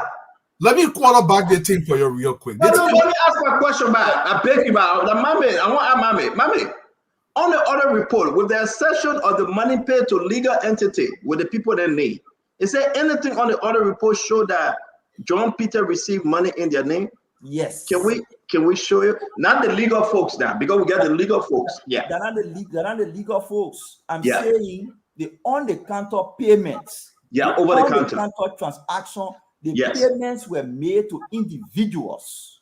That's what the audit says. I want to flag it. Can you send that to me? Let me flag that part of the audit. I send it to you. While you check it, let me be explaining so that I don't lose the train of my thought. We can bring it back on, but that's why the audit report shows. But I see it. I won't put it up. Yeah, but while I'm talking, I stand. You want me to call it off and find it? I send it to you. Okay. All right. I send it to you. If anybody want to dispute it on the show, if anybody want to dispute it after I'm speaking, we will find it. If it become an issue, I will show you the page, the number. So let me get my thought. Go ahead. So the audit is saying payments were made on the counter to individuals, amounting to over 178 million and I think 1 point something billion paid to individuals over the period of time. That's what happened. My point is, it was a design. They pay repeated checks to people. You withdraw the checks. You bring the money to them. They use the money. And in the account where they bring them to investigation, they can easily be vindicated because they will tell you, you can't find money on the check. And I refer you to the FIA situation. Go to the FIA report, Stanton. The FIA report, 500,000 withdrew at the central bank on counter. During the investigation, Lamine, the staff at the central bank, who the report said received the money, came and reported to the LACC that he did not receive the money. That is the reason why people pay money to people in individual names rather than institutions. And that's why they decide to use cash payment at the counter rather than paying in bank account. Because if you receive it in cash... Was the law broken? I understand. I want us to take it small. Is there anything within the law that the central bank within the statute cannot make any over the counter by cash, by way of cash payment? Senator, you're asking the question wrong. No, don't tell me how to ask my question. You ask your question. I will ask my question. And then you say my question is wrong. My question is pedestrian. Consider it, please. Senator, let me answer your question. Is that... Let me answer you. All right. You're looking for law. Yeah. You're looking for law. What I'm doing here is I'm educating my people on what happened. I will tell you about the law. No. I want to find where we broke the law, where central bank broke the law, where the government broke the law, mommy. I know we are educating each other. Forgive me. What the central bank did within their own guidelines, did they break the law? Now what you think? Let's go back to their own guidelines. Did they break the law? The central bank is under the international financial system. There is a law that prohibits international law against money laundering and terrorist financing, that prohibits the payment of more than 10,000 on counter. The central bank is enforcing that regulation on commercial banks. Let's go back to central bank respond. What will they respond? Yes. Well, did the other guys accepted the response as they broke the law, or they accepted the response and say, okay, we agree with your status, with your guidelines, with your policy, you implement it. I want to see something, mommy. Forgive me. I am not blaming you, but I just don't want us to speculate. We are a law-abiding country. The Constitution to cover everybody. Let's go back to what the lawmakers say. Not what Duado fee. Not what Conor Gray says, shoot on site. Meet the man at the airport, shoot him. Because he didn't tell him, said, no. Let's go back to the law, the Constitution. The central bank break the law. And how did they break the law? Can we just talk on that point? Show me something, please. I'm telling you, Stanton, over 178 million was paid on the counter in the name of individuals. Similar thing happened with the FIA. The investigation shows that he received the money on the counter. The purpose for which he received the money, he cannot justify. They're supposed to be indicting people on that. We are painting a picture here that people intentionally decide, because they see loopholes in the law, they intentionally decide to use those loopholes to take money from the system. And that's why we always say audit reports, just the first step. The next step the government will do now is will follow those transactions. There were payments of up to $3 million in cash by individual at the central bank. $3 million cash at the central bank. The investigation now will go and see, where did you take this money? Who did you give it to? If you're arguing about law, the central bank can make a good case, which they made, that there is no law that stopped them from making payment of 300,000 or 3 million on the counter. They can make that argument. But what we are saying so that you agree with my argument on the show today. Allow the people to go on with something. You are agreeing with my argument that the central bank didn't break any law. They broke the law, Stanton. They broke the law. I mean, you broke the law. Let me come to you. I beg you, my man. Do I want to come in? How did they break the law, Duane? Thank you very much. Don't interrupt me. First of all, I say keep me alive over the counter. Look, my cabin. Let me open a song. In La Brega, so they go reba. Eh? When they take a check, and they cash it over the counter. They do red by like what they do. You need to how they break the law. In Liberia, there is a law. If you're going to use government money, there must be. There's a law that says red by, right? No, that one. That my carry one talking about that. Man, that be serious, man. Tell me how they broke the law. Thank you. In Liberia, when you spending government money, there must be 3 things that must be present. Number 1, there must be traceability. There must be a reason why that money is being spent that traces back to a government entity. And number 3, the central bank must keep documentation to prove that this is a legitimate money going out of this government cover. If all the 3 requirements are not met, well, we have to determine who's cashing 3 million. Senator, let's use common sense. Listen to me. Does it make sense to you that somebody want to cash 3 million United States dollar over the counter? Does it make sense to anybody? Can you go to the bank right now in America and cash $10,000? They will ask you so many questions, you'll be checking. So there is a law broken. I know the law. Somebody just said it to me. I beg you, my man. I can only deal with you one at a time, though. Easy. Dualu, can you finish? There is a law. I'm not a lawyer. I'm not going to go section 5.4. But I know there is a law. There is a law. You can't be cashing government money rabbi over the counter. So, Dualu, you see the yelling doesn't mean that you're right. Okay? Your own law is rabbi. There is nothing in the Constitution called rabbi law. There is nothing within the policy of CBL saying rabbi. We have to elevate our argument for the people to go on with something. I agree something should happen. I agree some. Okay, mommy, go ahead because we gotta go to the other people. Mommy, go ahead. All right. You asked for the law, so I want to show it to you. Yeah. Section 15. Can you send it up, put it up? If you can share with me, that would be good. I can put it up. Section 15.3.21 of the Anti-Money Laundering, Terrorist Financing and Prevention Law. It says you cannot pay more than 10,000 on the counter. The central bank argument is that law doesn't cover them. But what we say is that law was broken. Can you send it to me? Let's share it. Can you send it to me? Let's put it up. It's online. Stanton, let me send it to you. Nobody give it to you. Can you just get to us? I'm sending it to you. It's even stated in the audit report. But let me ask you a question, mommy, because Fatima and scratch or not Fatima and scratch or have plenty of time she won't talk. Mommy, let's be serious here. And I know we are. I can beat on the central bank any day, right? But tomorrow, when another government is investigating my government, this government is my government, just like Yima Barker government, I should be able to stand and defend them. There's a guideline and policy with the central bank. Maybe we need to fix it. We need to redo that policy.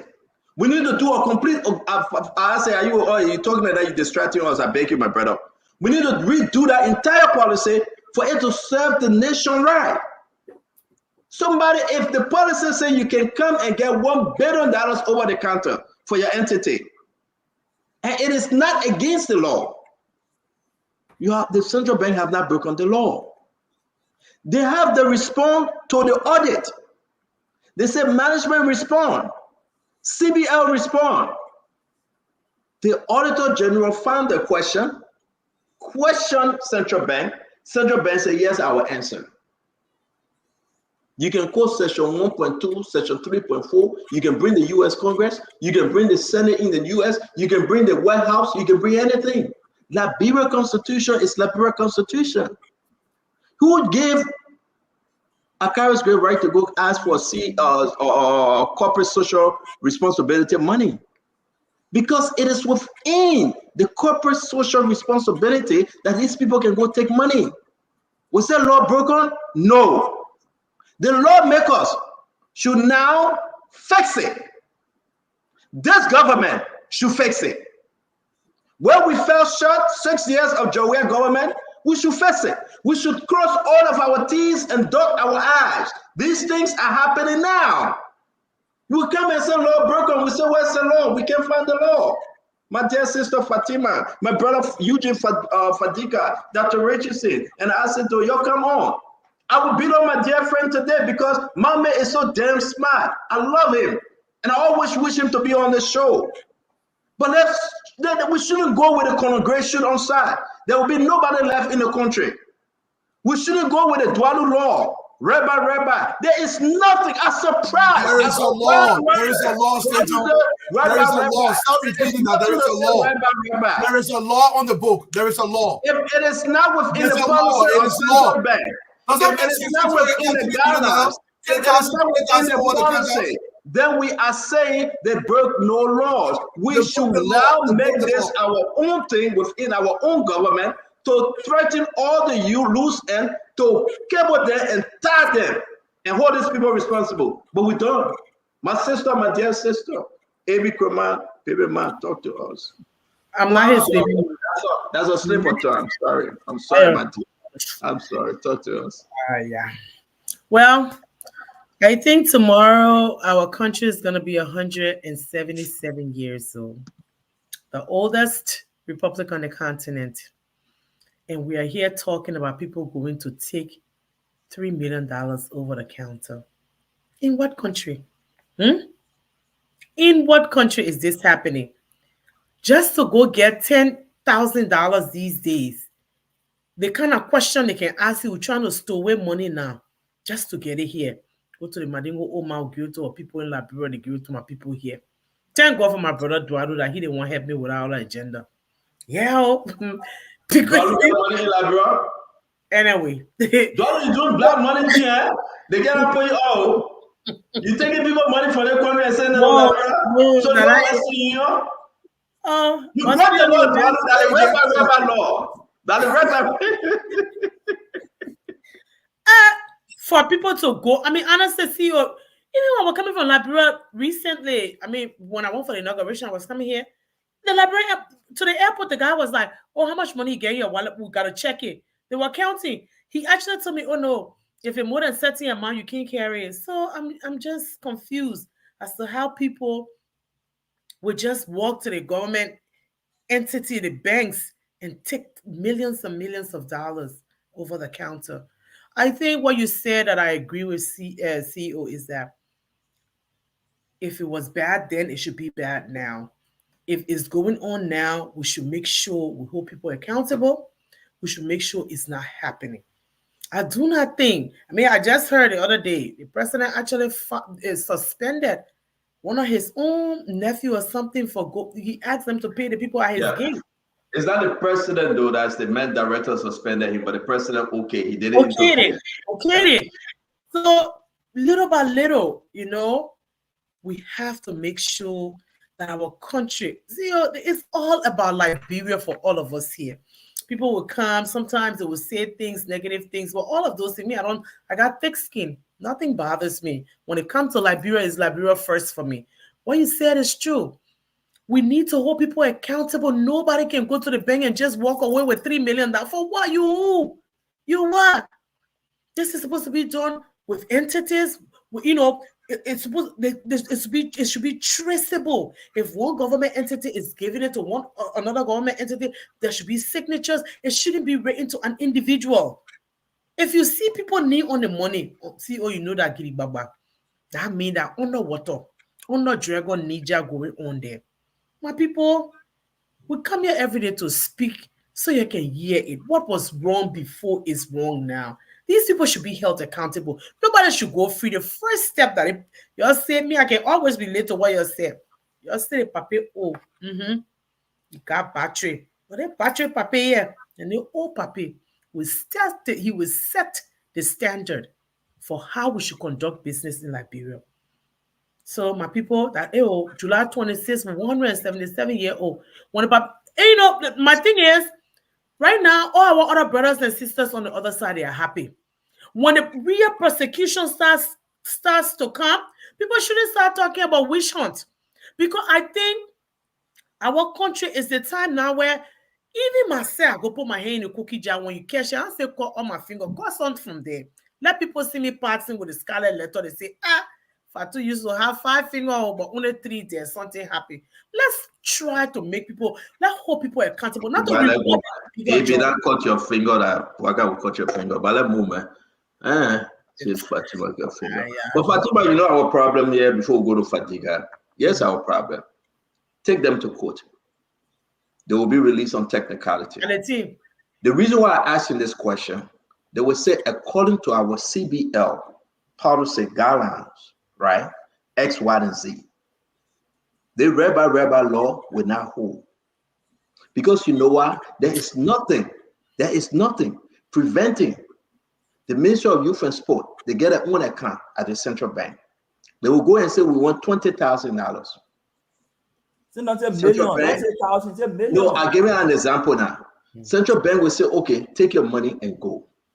What that to show? The only thing the auditor asking for, the Ministry of Youth and Sport come in and get 20,000. Yes. Can we see the paper? Yeah, the paper. Who they give it to? They give it to the deputy minister. They can't say it went for X, Y, and Z.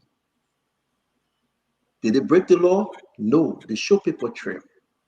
Now you go and figure out and say, man, they see the money, they didn't implement it, they didn't do X, Y, and Z. That's a good argument.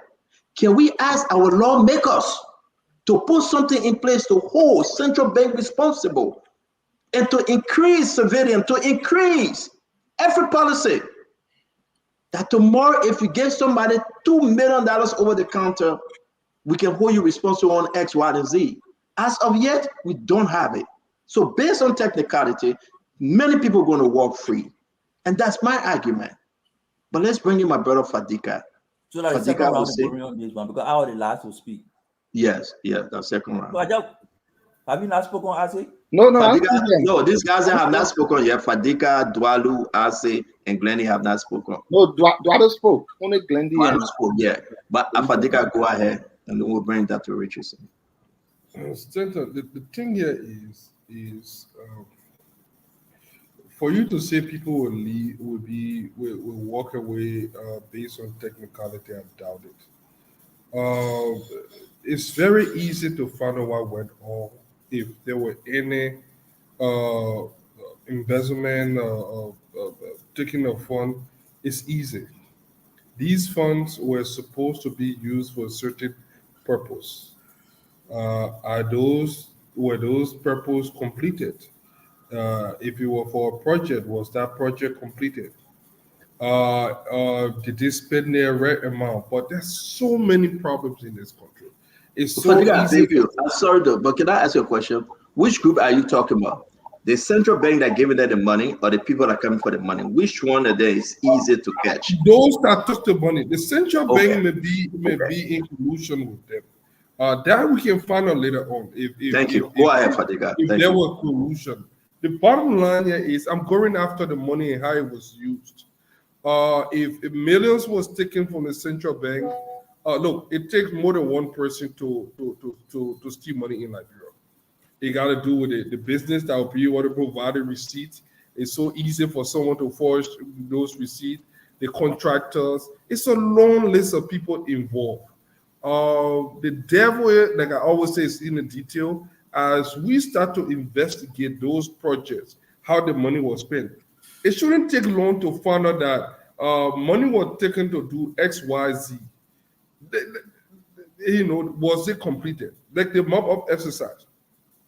This guy said he spent $25 million to mop up the excess cash on the market. How long did it take? When those businesses were called, the guy said that they didn't even know what subject we're talking about.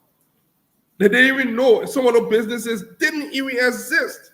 So similar thing with this thing, as the investigation starts and we start to go into the detail, in the merit of the case, pretty soon we'll find out what went on. So people can make the wrong false receipt. People can do all these different things. At the end of the day, it is what you can prove. And, now the burden of proof lies on them to show us how they spend that money, whether they spend it for the intended purpose or they lie. And at that time, I hope Isaac Doe will be around to continue to taunt us. You can't catch us now. Hey, you can't catch us now. They won't be saying that. But I know one thing about this president. He's very sure, but he's sure. He's meticulous in the way he does things, and we are seeing it. He's not anxious. He's not in any hurry. We have 5 years, 5 months, and 22 days to go somewhere along the line. The Liberian people will have justice. I just pray that those around the president, those he are given the responsibility to, do not let us down. I pray that that doesn't happen. But if we keep on track and keep doing what we're supposed to do, somebody will be held responsible. Stanton.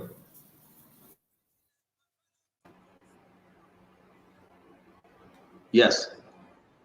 Are you done, right, my brother Fadiga? Thank you very much. I'm done. Yeah, Fadiga, you're looking too cool. I mean, people asking questions. What's going on with you? Are you okay? I mean, that's not my business, but I hope you're okay, Fadiga. Postponing the 26th. That's what happened. Let me talk to you. So there's something that we're overlooking here, and just thinking about it. We may not have specific laws in Liberia for this, but Liberia is a signatory to the international laws that govern AML and CFT. That is the I just Google it up, the anti-money laundering and countering the financing of terrorism. So Liberia is a part of that. And the central bank right now in Liberia is also telling those smaller banks not to pay more than $10,000 to people. So why are they not paying all of this? And the fact that they are a signatory to these people signifies that they need to be able to follow these laws, whether Liberia has it or not. If you are a member of this, you are a part and you must uphold those laws. But as it is, the Central Bank of Liberia is not doing that. And that's wrong. That is wrong. Whether we have it in our constitution or not, whether we have it written on our books, we don't have it there. But the fact that we are a part is like, I'm a business partner to this group. The fact that I've signed to become a partner to this law, I have to be able to uphold it in my country also. So what's happening is central bank is saying the small banks, you're not supposed to do it, but we the central bank, we will do it because the government doesn't have it. That's illegitimate. It's not correct. So I think when we're all talking about, whether there's lawyers against the law, yes, there is a law that Liberia has signed a treaty to. They are a partner of this law and they cannot go against what the law says if they are a party to that. That's what I wanted to bring up. Thank you very much, Granny. There's a constitution that governs everyone, every entity in the country, every ministry, right? We can sign a treaty to any other agency, organization, anybody out there. But once they come under the Liberian Constitution supersedes. Now, yet it's also important to know, we should go and read the guidelines governing the central bank. I agree with what Fadiga said. The people that took the money, we should not chase them. As to what did you do with the money? Let's see some implementation. But every crossing of T's and dotting of I's with the central bank and all other banking institutions, if you read the management response and the question asked by the auditor, you will inform yourself that they follow policy, they follow guidelines, and therefore, if you want to catch them, you must catch them, but it should be written within the guidelines and policy. And I hope that we can go through that. Let me bring in Dr. Francine Chinua Richardson. Okay, it's good to see everybody today. Happy birthday, Uncle Sam. I know if I don't say happy birthday to Uncle Sam, he probably will come on this show for me tomorrow. So, Uncle Sam, if you're listening, happy birthday. An audit was done, and the other report is pointing a lot of fingers. And in my view right now, it smells fishy. It smells unconventional. It smells illegal. And we have a common saying in a lot of the practices around here: if it walks like a duck, it talks like a duck, it must be a duck. Okay, so let's just go from those premises. The second thing is that the paper trail. Somebody said, I think it was Fadiga who said, we in as much as there was a lot of cover up that were done. A lot of cover ups were done. People were putting money in the smaller guys, for less of a better word, the lower level people names, and they were having them cash these checks. But if we really spend our time doing forensic investigation, I'm not saying that we shouldn't include our police department. I think if our police department gets some put with some people who are expert in forensic investigation, we'll make some headways here. And I think we need that in Liberia. I think we'll have a good way to follow the paper trail by using some simple forensic investigation. I think the lower level people just now move forward need to be educated. Just like we need to pass law to strengthen the current law. I believe that laws were broken, whether they may not be overt. They may be like implied laws that were broken. And I think the Justice Department should empower the whistleblowers.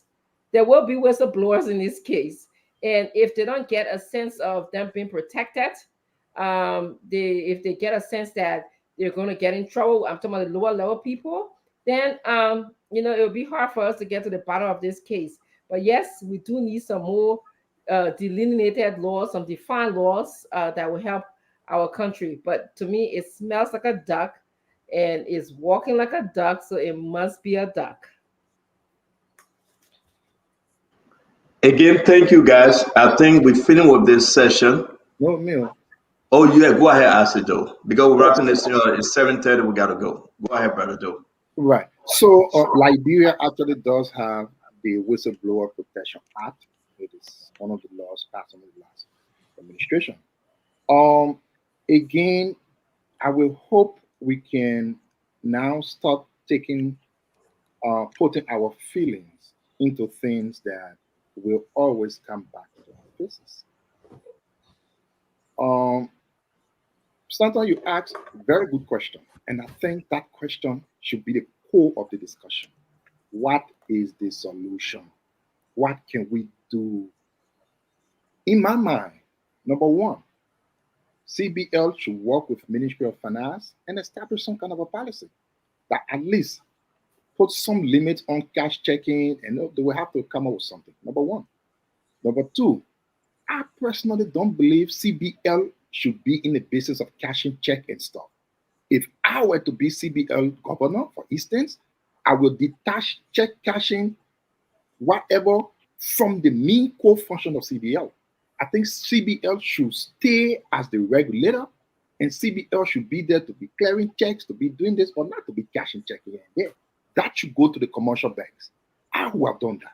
But I want to also go through a few things, because most people who say when we come here we want to give out the information to the people. Right. Number one, someone said universal law that prohibits people cashing check above 10,000. No, that is not true. That is not correct. So there is a law that is not a universal law, but it is universally accepted from something they call the Bank Secrecy Act. That says with a simple ID, you can cash 10,000. But yes, you can cash up to 10,000, but you must provide additional identification. It did not say don't cash up to 10,000. No, that's not what it says. So I just wanted to clarify that. Again, the Bank Secrecy Act, from which the anti-money law comes from, and many other laws from the OFAC and all those things, it says you can cash up to 10,000. Above 10,000, you need some form of additional identification. Like in America, if you go to cash check, you give your ID, they can cash it. Above 10,000, they will ask for your social security and some other things. So that's what it says. So it does not say that. And then we went again, someone said the checks are written in the name of individuals. My people, what kind of a thing here?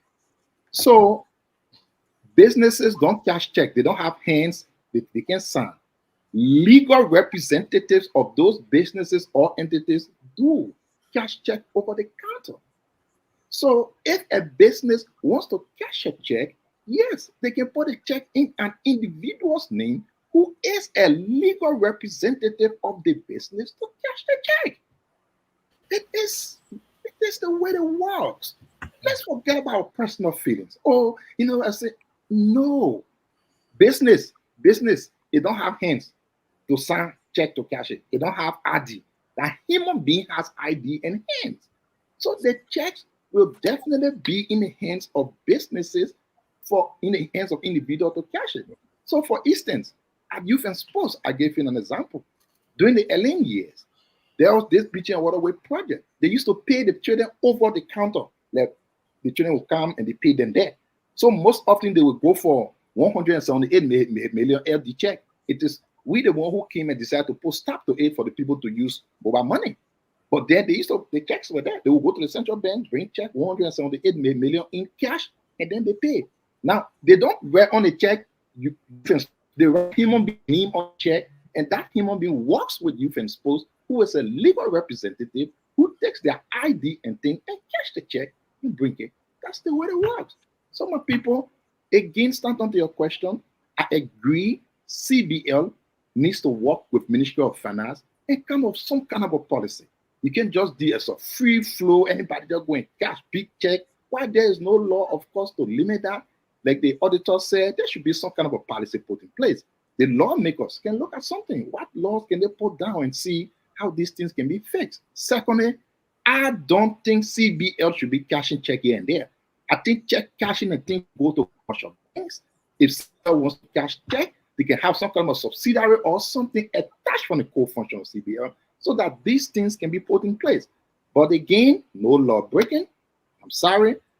Should we encourage that? No. But law? Absolutely not. Thank you, ladies and gentlemen. Everybody will have that closing argument, the closing statement. Because 10 seconds, please. Can I just say something? When you do your closing, no, it's not. I will forget that. Can I just say something? Right? No, you went to Ivy League school. No, can I please say something for 10 seconds? You cannot go to any bank in the world and cash $1 million check. You have to deposit that check. Fatima, I beg you. Let close, Fatima. I beg you. I know you will remember that you just wanted something. I know you. You're very smart. They get one to Catholic school here. She went to 3 master degrees. She's very smart. I really love my sister, my Madingo sister, Muslim sister, Fatima. Fatima promised that she would take everybody from Cape Man the day I'm running for election in Liberia, and they will support me. She promised that. Her mom told me, her sister told me, they will support Mommy and myself. Mommy, let's end the show, brother. Now, I hate when people come to just frown and tire you. You know, you get your problem, leave it home. You come here, let's talk about our show and go in peace. Glenny, don't do that. Don't bring your situation. I beg you. I beg you. That's why I like that. I like that crew way of talking. I beg you. Like the first crew people that can do that one. Then you get Fatima, the I don't know, Batra and then ain't nobody crew get it. First crew bassa. That's why I like to pick on Glenny. Mommy. Yeah. This is my conclusion before we leave. I know our country is in a bad situation. We mess up big time. Can we fix it? Yes. Can Joseph Barker fix it? Yes. But it's on to us for us to set the record straight. And we will share with our folks in the coming days. The Justice Department for tea, coffee, milk, and breakfast, they spent $478. They were audited just July 4th, this Justice Department. It made the Justice Minister Oswald Twe to say anything virtual he want to see and sign it. So when we're talking for reason. We have to document. For a cup of tea, which restaurant in the country called Liberia, for a cup of tea and breakfast, they spend $478. You can go to Royal Boulevard Palace. And these are the things we're talking about. It scared the heck out of the Justice Minister. He sent a memo and says, from today's date, I want to sign on every voucher that go up. So we're able to wish home when Barker leave and the next government said, let's audit this government. We have to put system in place. And I like the action of the Justice Minister. But it will be overwhelming for him. Because now for him to go take care of bigger issue, Glenn, you know what he's signing on? Somebody drink up a tea or bring a voucher, that means signing. So we are not making story up. What we know and what we get in our possession, it will haunt us. the lawmakers and those entities and ministries should come together and put policy in place that can strengthen the system. And that's my argument, Mommy. Let's close the show. Thank you, Stanton. To the Liberian people, over 178 million pay on the counter to individuals. The central bank response is there is no law that stops them from doing it. But also the central bank cannot tell you what law allows them to do it. There is no law. Ask the central bank and the people that defend them. They will not show you a law that allows them to pay somebody 30 million on the counter. But there is an international law that the Liberia is a signatory to, is in our country, we're enforcing it. And the reason why it's there is say don't pay somebody above 10,000 until you do additional checks. The central bank is holding commercial banks to abide by those laws because the central bank doesn't want money laundering and terrorist financing. But the central bank itself cannot exercise that law. So I just want you to know the central bank justification, that there is no law. But they cannot also tell you the law that allow them to spend, to let somebody to cash $30 million on the counter. But I'm pointing you to a law that the central bank is enforcing on commercial banks. This is what the GSC said in their findings, in their response to the central bank. We acknowledge management response, blah, blah, blah. However, the anti-money laundering and terrorist financing regime is in the country.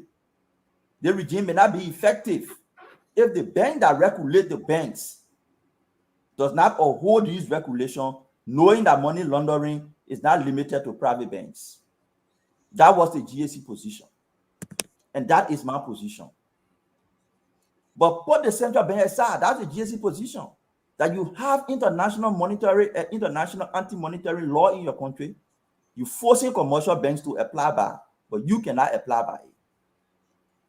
So if they argue that they don't have it, there is no law, that's up to them. But here is the issue. Why were these resources taken? Is the next step. What did they do with it? Is the next step. And already we have seen example of one of those next steps. The FIE. They went there, they withdrew 500,000 in cash. And everybody saw at the end of the day from the report that they cannot justify what they did with it. The man who received it in the bank responded officially that he did not receive it. The man who gave it to him claimed that he gave it to him. So finally, to young people in Liberia who are working in these government ministries and agencies, do not allow these people put checks in your name to go and withdraw. Yeah. That's what they did at the Ministry of State. Over 26 million. Put it in people's name, bring it to the boss man. The boss man takes the money, give you your gas slip, give you $2,000, takes the rest. But tomorrow when there is investigation and that check comes out, not in the boss man's name, it's in your name. That's what they did to the country. That's the reason, that's that loophole they use to take money from the system. So you can argue that you don't have a law, but I will also argue that there is no law that allows you to do it. But there's an international law you enforcing in the country against commercial banks that you yourself could apply to avoid what we're having discussion on today.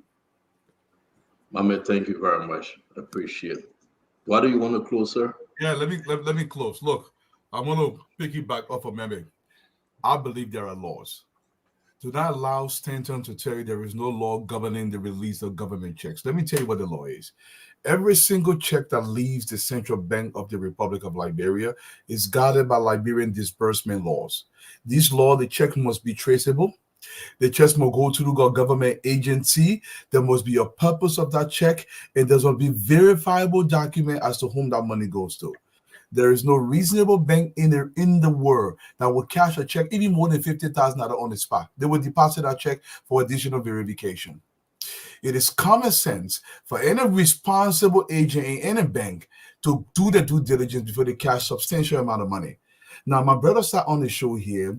He said, "Business is not a person. You cannot write banking or business name." This is just it's like your person doesn't even know about accounting, basic business.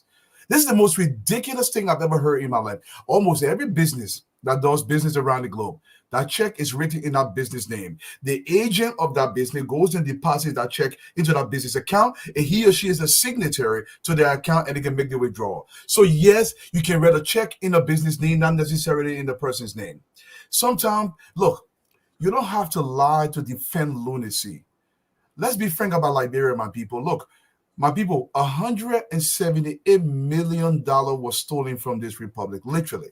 I would say stolen, because why would anybody want to have money red by? Stanton can believe that you don't know what red by. Me tell what Uma, I work in the bank. I try to steal from the government. Somebody come in the bank, they do Coco G. I read the check to them. They kept the check from me. They get my own on the table. They call it red by. This is what they were doing to the republic. And at the end of the day, that money can be traced. So long as we're written in a check, it can be traced. And I think the government will do its job to trace that money. Once again, man, thank you so much. Folks, with 54,000 people decided today that they will watch Spoon Talk just on Spoon Network. I don't know how many watching on Super, on Fabric, on YouTube, on Instagram. 54,000 just today decided to come and see Glennie and myself fussing. It's not because you love to hear us fussing, but you love us. We say thank you. I would use this water bottle as a mic to talk to you today. We appreciate you in Sonny and all over. You know why? We will fight each other till we make our country better here on the show. We'll go back and we'll laugh in our chat rooms. I agree with my brother Dualu. I agree with my brother Mame. But till we can strengthen the policy that govern this institution, we will fail every system. We will fail with every government that come into place. I just told you something. Justice Ministry, $478 for a cup of tea. It made a minister vest. The minister said, I want to sign on every vouchers and every invoice that come through. You know why? That minister will get tired in 2 weeks. He will forget. And somebody will go again and take $478 for a cup of tea. That's the Joseph Boakai government we're talking about. So my government, my president, Joseph Boakai, should create a system to stop all these things. It hurts. Why will a system come into place to give somebody $178 million? It's painful. You know what $178 million can do for the education system, the healthcare system in our country? But that's the system we get. Then we can fix it, Fatima. And I know Boakai will fix it. We will sing this song again, 2029. If Boakai failed to solve this problem, we will hold this CBL government or system or bank or people again 2029, and we'll go back to square one. Who gave Akaris Moses Gray the right to go take money from there? That system he met there. How can you call the central bank and say we're sending Fadika to get $30,000? That is system. We got to change the system. It's bad. But did the central bank break the law? No. What's the recommendation from the other reporters? What's the recommendation? Let's read the recommendation. And that's all my argument here today. I try to be fair on both sides, till the lawmakers can come and strengthen the system, put policy in place to hold people responsible. We'll go back to square one again because we believe Joseph Boakai will fix it. That's why we letter him, and we look forward that he fix it. Fatima, my dear sister, we should always pray for this president and this leadership, that God can give the president wisdom. What I'm hearing, I'm having to change your mind. You hear my voice, you hear what I'm doing, changing every day.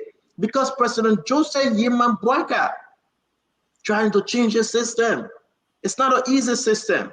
Since Charlie Quintan, this system been corrupt. You ask anybody, they say, but we made it there. Can we fix it? Yes, we can. Talk to me, Fatima. Well, it was a good show. I would like to say thank you to the panelists.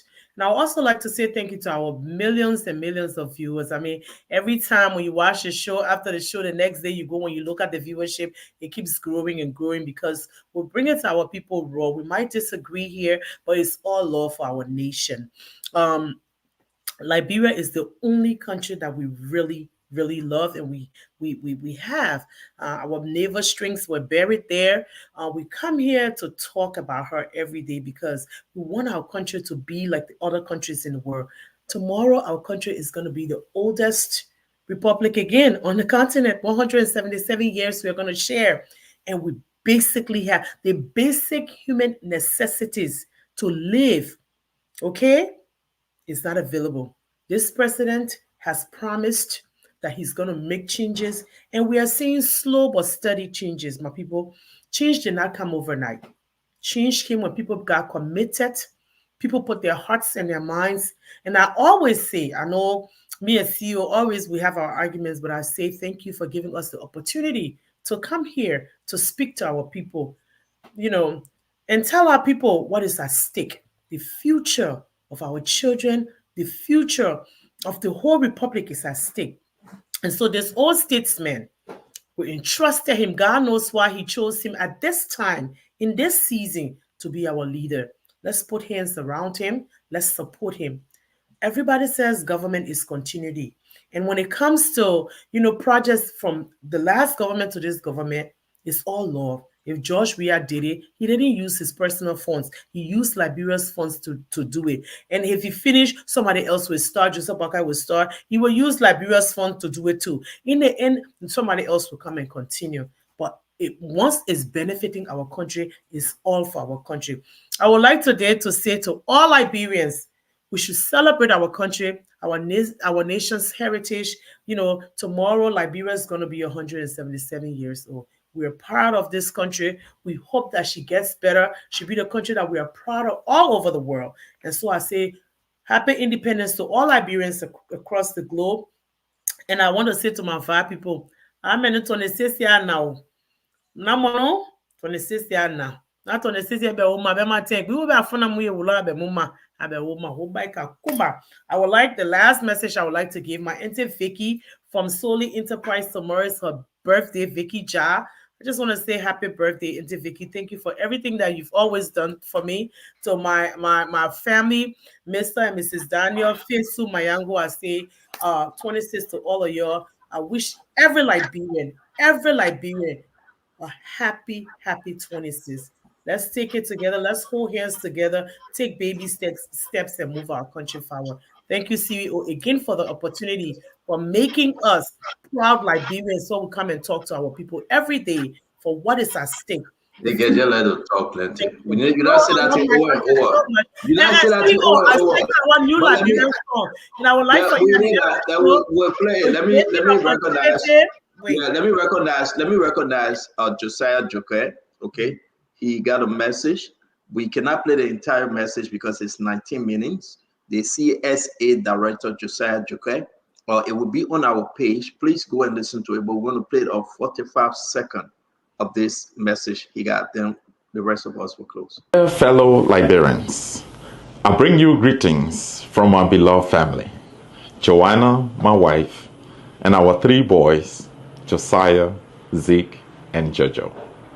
I am profoundly honored by the privilege and joy of being a Liberian and to inspire you, as I always do, to commemorate our independence and National Flag Day. Fellow compatriots, it is with a deep sense of pride that we celebrate the 177th anniversary of the independence of the Republic of Liberia, a nation with a rich history, resilience, and hope. So that's a beautiful message, right? That's a very beautiful message. And I want to say to every one of you, understand this. It's on the Spoon page. Go and listen to it, all right? He's here visiting his family in Connecticut. He put out the message. We will share this message on all of our pages. Again, I want to say Happy Independence Day to Josiah and his family. We just played a little of this message. The rest of the 19 minutes message will be played on all of our pages. Share it, enjoy it. A powerful message from the CSA director. Fadiga, can you do your closing, please? Oh yes, we discussed a whole lot today, but so many things happen at the CPL. Based on some of the things that I'm looking at, I do believe that the CBO is in some form of violation. I don't know what Isaac was saying about check can be written. No, most business check, even if it is written in individual name, so long as it's coming from a business and not a personal check, even in the United States, cannot be cash. It has to be deposited. Insurance check, whatever check it is, the fact that people were easily cashing out those checks uh, could be viewed as money laundering. I don't know of any business that you can just, let's say where it's direct deposited into the account. But for you to just go over the counter and cash a business check, that is something completely unheard of. The fact that you guys did it, they did it with agency money. They did it with the NGOs fund. The government could easily just go there and take up money. But what really draw my attention is how easy it was for the guys to move. They had excessive expenditure and deficit financing, where they exceeded their approved expenditure for fiscal year 2018 to 2022 in the total of approximately 19.31. Improper over-the-counter transaction unauthorized government payroll financing, where the GSC identified that it took off 50 million to disperse.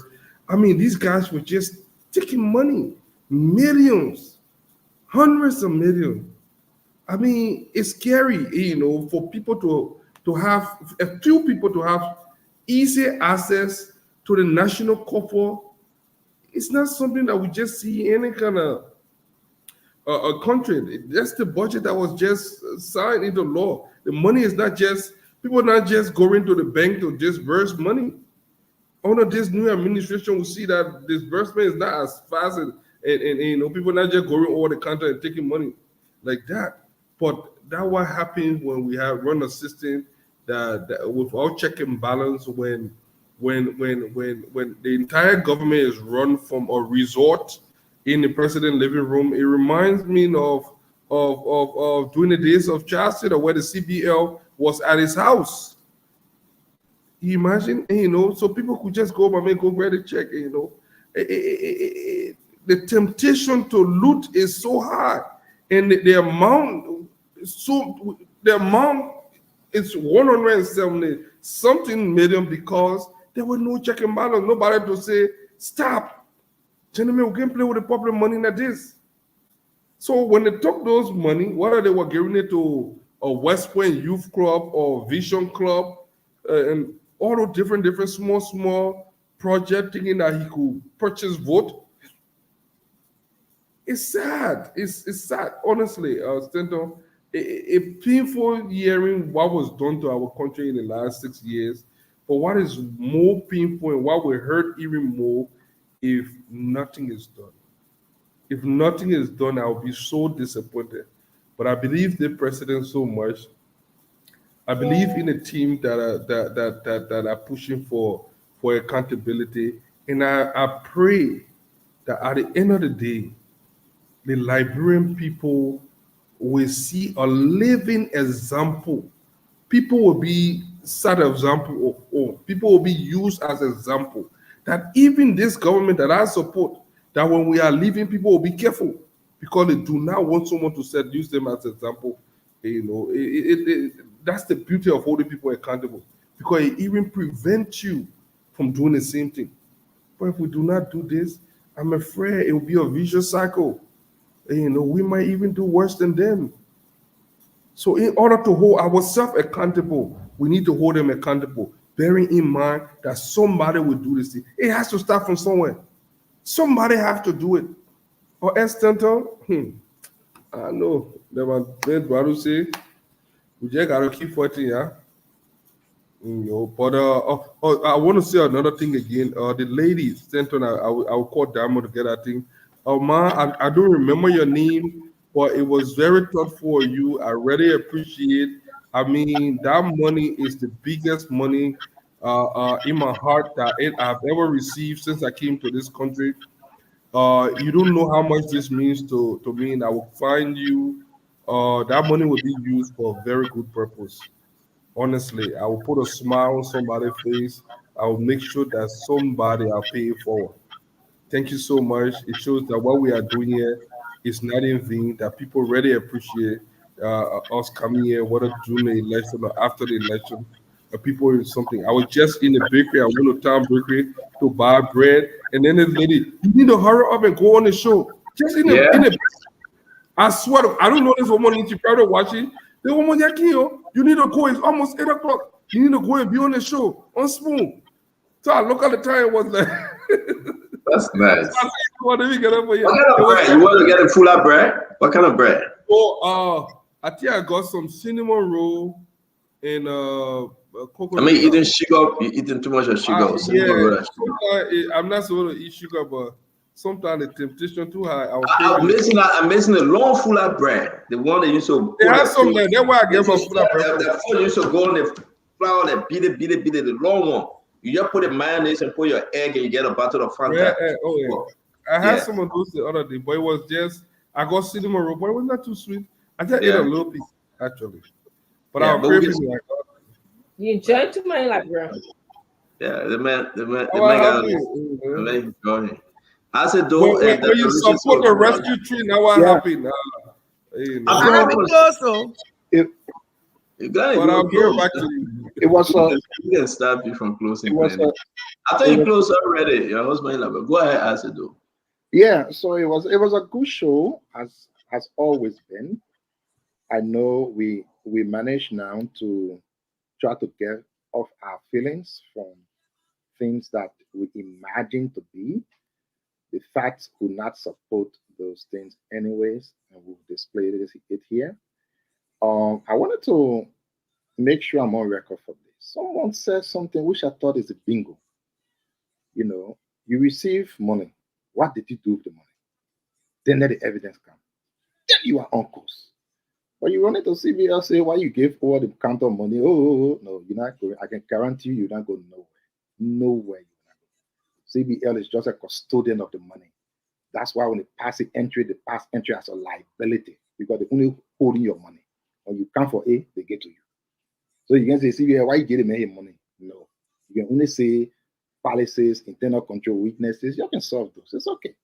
But they don't, that will not catch it. But the person that take the money, go to them say, you receive this money this time. I don't know how you would do it because you can't, the person get account. If they take money, there are other money, they put the money, do things. But, then you are on course. But I would be very interested in us doing the right thing. Again, I will not support people cashing plenty checks. For our country, Liberia, we always have to calm down of our feelings and look at certain realities. Certain things in Liberia will not work the way we want it to be. I give you an example. They say you should procure gas slip to use it. That's the law. That's what the law says. But use your common sense. If you are taking a trip to Merida County, to Grand Crew, to River G, are you going to carry gas slip there? No. You will carry the cash to buy gas on the road because you don't have gas stations to use the gas slip. So certain things don't work in our place. While it is true, using the bank is good, that's the perfect thing to do. Hey, think about it. If you are going to do a training in Southern Palalofa where there is no bank, will you tell the person, come get your check, go in Moreover for Central Bank? So, like I said, let's take our feelings off this thing. It will help us. Now we're talking about corporate. What you talking? We get honest that you talking. We were talking about corporate social responsibility the last time because it's not up to your level; it's more than you. That's right. So we were talking about corporate social responsibility the last time. And I said those things are normal course of business. Other people argue. It didn't take no time. National Port Authority gave $25,000 allegedly to the people of King George. The very same corporate social responsibility. So again, we want the right things to be done, but we just have to take our feelings off this.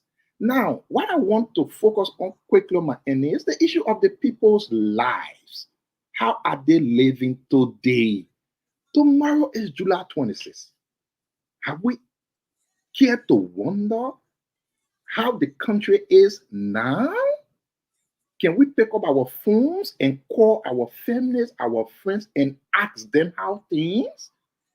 Can we ask Spoon to go on the street tomorrow and talk to the people on the streets? Can we send people to Nimba, to Maryland, and ask them, how is the 26th going with you? Can we find out these things? How much for bag of rice? How much for soup, for fish? Are they something we should focus on? That's what we gotta go. How much is the government using for its 26 budget tomorrow? Hopefully, we will press the government to tell us, because when we're on the show, people were customers of 26. We want the government to come and show us evidence of how much they are using for the July 26. Again, you can use propaganda to win an election. You cannot use propaganda to run a country. Thank you very much. Dr. Richardson, go ahead now. And Glennie will speak, then Conor Gray will take us home. He have not spoken. You muted. Nobody should say anything. You muted that. I will tell you. Dag, you muted. Dag, you are muted. Now he the one muting the woman. I stand up muting the woman. Unmute yourself, Dag. You muted. I will keep my hand up because I know. Thank you, Yes. Dag. You are Go muting ahead. me. That's probably why. Don't mind. Thank But you. Dr. Richardson, before you speak, let me share this. For the very first time in his life, Nelson Colette flew on the plane today. Oh my God. For the very first time in his entire living life, he left Liberia. Where you going? He left Liberia today. To go where? I will not say where he going. He will come and say when he's ready. Damon, I am so shocked and happy for the very first time this Oh, boy you life. going to Ghana? Okay, he left Liberia today. Y'all check You on don't me, want all to. right? You don't want to know when I called the man this morning. Mhm. It was this afternoon. I called him. I said, Nelson, send me your passport so that we can go get your ticket. He like, what? It took him almost 5 minutes to respond. And then when I called him back, he said, Damo, you making fun? I said, no, I'm not kidding. Send me the passport. Then he sent the passport and I called him back and I said, you have to check in Nelson. by 3 p.m. And he's like, how many days am I going for? I said, you know when you see your ticket. So I'm really happy for him. You know, Really happy. it means So- a lot. He cried Such here a during humble the man. elections time, and we want Nelson to enjoy his trip wherever it is that he said it to. I'm sure he has arrived to his Yeah, destination. he called. He just called me and he sent me the text. He arrived. He checked in the hotel.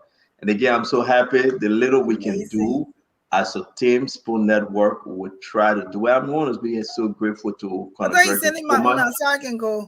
Conor Gregory Coleman, and the entire Liberia National Police. You know that he representing Spoon to cover that That's event. nice. That's a Very great thing, nice. and I'm happy for our staff because of you all on this network. But I'm a staff here, and I'm here for free. And he really needs that rest. You know, I was away for almost 3 weeks, and he sat And he in recovered. everything. Yes. Yeah, he needed that rest and that compensation as well. So it's a good one for him to go and relax himself. Yeah. Nice. I thought he went with someone at 10. He said no. I said okay, but let's get back. That's what Richard said. Go ahead. No, you can always put a good story, man. That was I was just about to, cry, and then you just came with a different thing. Here, but I'm just very happy for Nelson. I have to say that. To me, when you empower someone, when you can do something for another person and not just yourself, is very telling in the nature of your personality and the nature of who you are as a person. This is a very selfless act on the part of Spoon Network. All of you guys here, I want to tell you thank you for contributing to the success of Nelson and the success of this show. But moving right along to the topic that we're talking about, I feel like a little bit like Fadiga. Often on this show we don't agree a lot on a lot of things, but I think on this one, the ease and the comfort in which people were cashing, lower level employees were asked to cash checks is very concerning to me. Very, very concerning to me. I believe they were manipulated. I really think they were manipulated. And I hope that in the future that they will be empowered, to at least say no to these people who will give them checks, because at the end of the day, they are destroying our country and they are destroying our lives. I mean, their lives, and they probably don't know the impact of what they're doing. Secondly, I think someone said, what did they do with the money? Over $178 million. The next step should be, what did they do with the money? The money that these people received, okay? Did they do projects that is equivalent, or this is the big word that everybody like to use these days, commensurate with this project? That's what we need to find out. And as we're having discussions about projects today, I don't want to think that. I think that it will be telling what the investigation will unfold. I also think that a lot of times people say, "Oh, Tottenham did it, Toba did it, Do did it, Ellen did it, we are did it, and so it's okay. So we shouldn't do no investigation. We might just sit down and let it continue." No, I'm here to tell you, say no. We have to start from somewhere, okay? In as much as those people, those leaders in the past did it, and it may still be occurring now, but somebody and somewhere has to stop in order for our country to move forward. If we don't do that, we may as well just kiss Liberia goodbye. That's exactly what I'm trying to do, because these financial inappropriate behaviors is the one that is killing our country. So again, do right for your country so Liberia can be right for all of us. That's what I have to close by. Thank you. Thank you, Dr. Richardson. Glenn. Well, it was a great show. Two things. I mean, everybody have pretty much said and gave us summation on the things we talk about, but there are two things that I'm looking forward to tomorrow, and that's what I want to close on. We're going to have the orator for the 177th Independence Day is a young Liberian activist, Dr. Raptel Nijay Pele. She's going to be the orator tomorrow. Her team is going to be on a radical agenda for reimagining Liberia. She has said that her oration will be to inspire and to incite Liberian people to do better. So we're looking forward to hearing her tomorrow as an African woman. I'm so proud to see this young lady. She's also an author. She's written some books. To see her be chosen to become the orator. Flip it on the other side. Tomorrow is the opening of the Olympics. I will be looking to watch my son. It's going to be an exciting time for me. I still don't know yet what to feel, how to feel, but I just think it's an opportunity that is probably once in a lifetime. And to parents who have kids who are involved in different sporting activities or different things that they want to do of their desire, continue to encourage your children. You never know. I won't be there tomorrow, but we will be there. Me and two of my other children, we will be going. They don't run Team Liberia. He doesn't run until August 8 and 9. But it will just be amazing to see Liberia tomorrow in the opening ceremony. So I'm looking forward to that tomorrow. I will be watching tomorrow. And I hope that when I do get to France, I will come on the TV. I will come on the Spoon TV live. Yes. Be safe traveling, lady. Yes. Let me ask you a question. So the opening is tomorrow, but are we in it now? Are we in the Olympic or just a try? Can you talk to us? We are. Okay. Liberia qualified. We qualify in track and field. So we will be running in the 100 meters. Emmanuel Matadi will represent us. Then we have the 100-meter women hurdle, which will be represented by Ebony, will be representing us. And Joseph Famula is representing us in the 200 meters. Then we have Destiny Smith, who she's also in the 200 meters. And then we have the relay, the 4x100 And your son relay. is in the relay? Yes, he's in the 4x100 relay. He's anchored So talk to us about the relay. The relay is when they pass something to somebody to continue? Yes, where they're running 100 meters and there's 4 of them and they pass it on. So they've all qualified. It's going to be tough. Of course, there's other African countries, but I think this is the only thing Liberia has qualified in, and it's big. I hear that the Minister of Youth and Sports, and I think 2 persons will be there. They'll probably be there for the opening tomorrow, but their games, the Liberians will not start running until the 5th. I think Matadi is in an opening game on the 4th or the 5th. But my son, the relay team and the rest of the people don't run until the 8th. So Liberia will be running from the 5th. What are our chances of winning? What are our chances of winning, Glendy? Pretty good. I think pretty good because I want to say that Lies, I forgot what his name, the guy from America who is number 1, Joseph Famula have ran against him before and beat him. So we're looking pretty good in the 200 meter, 100 and 200 meter, and then Matadi, his last record, his last number 2 weeks ago was 9.9. That's pretty close to Usain Bolt from Jamaica. So our team's looking good, like really, really good. They have high numbers. They have Olympic qualifying numbers. Why couldn't you be there for the opening? Because this is the thing, I work and I will have to have taken 2 weeks off from work. So I wanted to be there as close. So we will spend some time. We'll be there for 7 days. So I wanted to be there as close as possible to all of the. It's not for financial reason, right? It's not for financial reason. No. But you can also help me. Let me tell you, the games are not free. It's like $195 for each game. It's not free. It's not a free trip. It's almost $6,000 per person. Imagine 3 of my kids were going. But they're working. They're not depending on you. They're working. No, they're able. They're of course they're not depending on me, but it's still. I just want to say it's a cost trip. Will you see his dad? I was not married before, so I don't know what you're talking about. But anyway, I'm looking forward to being in. So that way you're the public gonna be.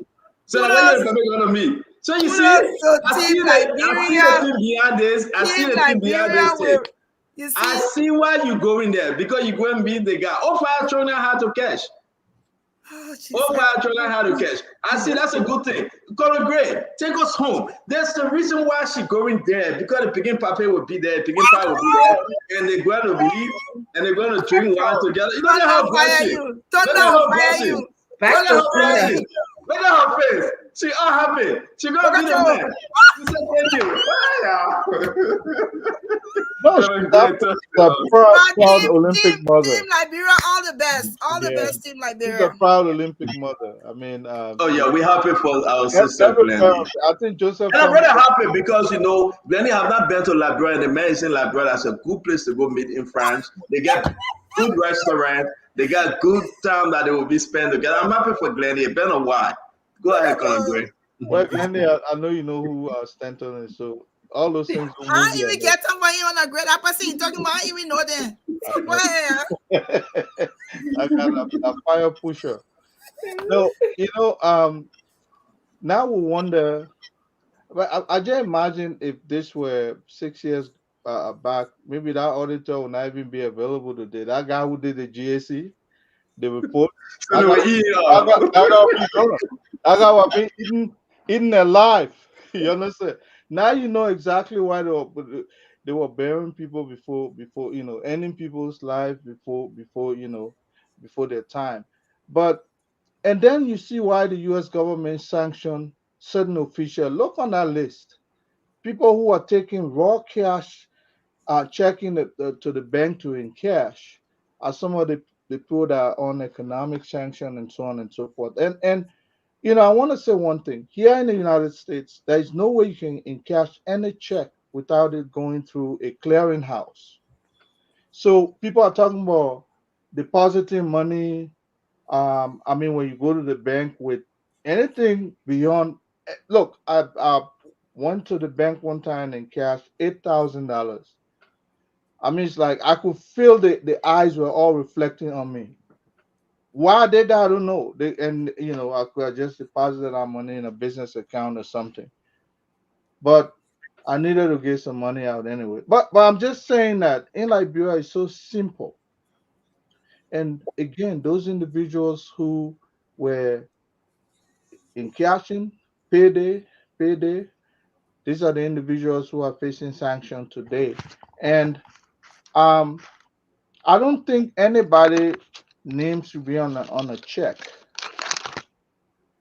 without proper accountability. But what I was seeing is like they were just divvying money among themselves. Thank God my friend Isaac Donin was not on any of those checks.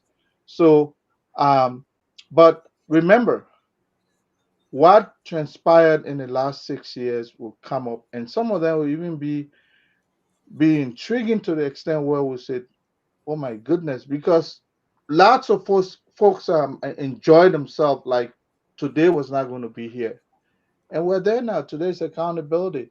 And I look forward to President Buckeye. And again, I will emphasize this is not being done for nothing. We have not seen this type of, audit done before at this level. Other people drag their feet. Some people say, oh, we're not going to audit them, and so on and so forth. But I think accountability is what President Buckeye represents. So I don't think this is just for fanfare or window dressing, just for flow show. I think something behind it. And I'm convinced that there's something behind it. Something's gonna come after it. When judgment day comes, then it will be whether you can take a check to the bank, whether you can do this. We just say, oh man, guilty as because it's glaring. The evidence there. Can't tell us why they should issue you $50,000. And it didn't say City Hall. It said Jefferson Koji. And imagine how much of those checks Jefferson Koji encashed. That's why it's on sanction. And it's left for us now to put in on our own sanction. Jail time, my brother. Big time. For people to serve some time. That's why they should be focusing instead of giving them the ability to be speaking, rubbish all over the place. Come after these people. Let some of them rot in jail. Then we'll go visit them in Beliala. Let's open that prison called Beliala once more.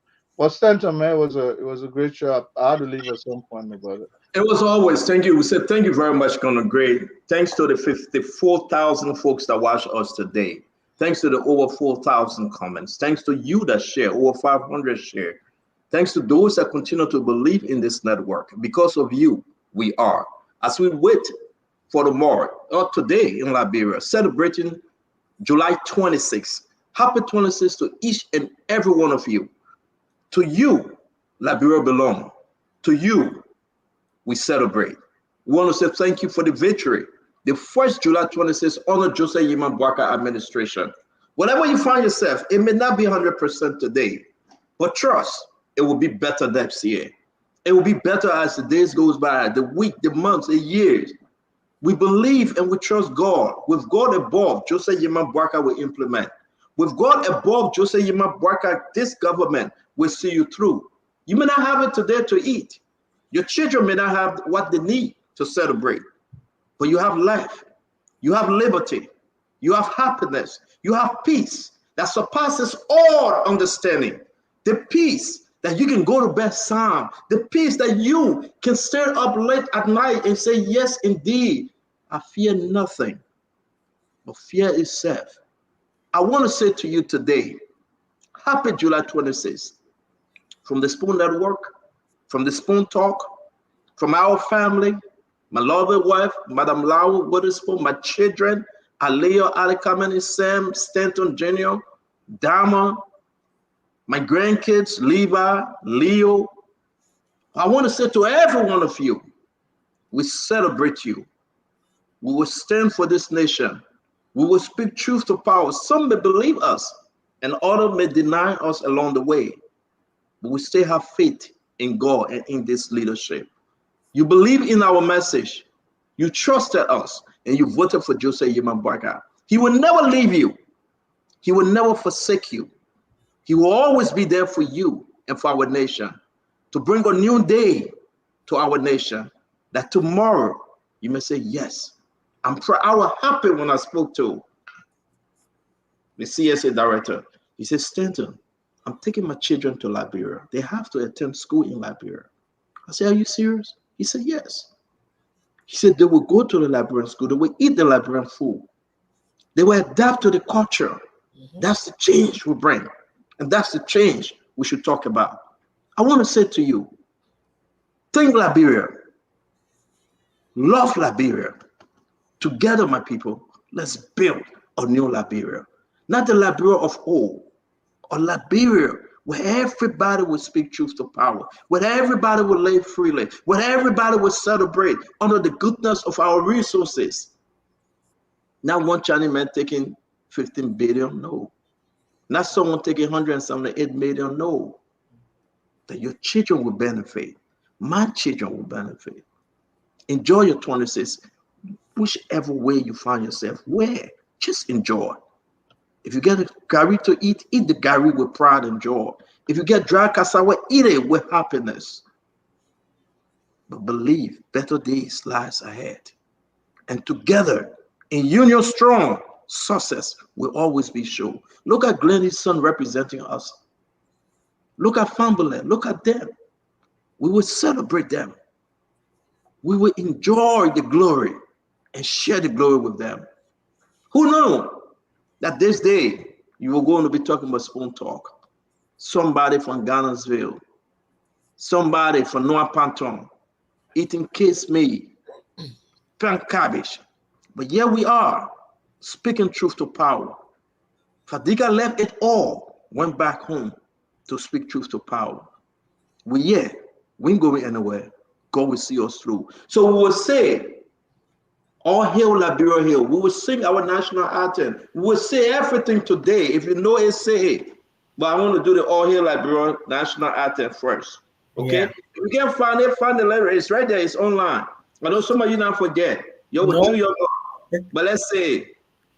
We got to say this because this is all we have. You ready? Or you not forget? Ready. You not forget. Yo, Liberia, yo.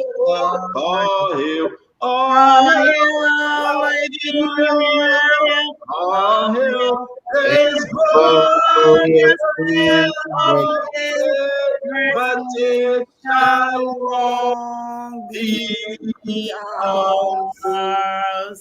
So new we bring the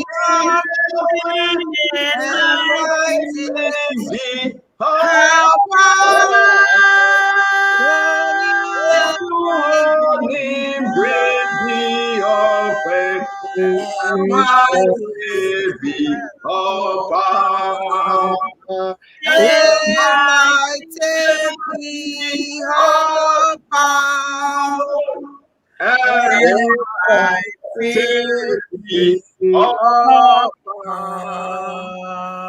One, two, three, four. Joy and gladness with hearts united, we shout the freedom of our united. No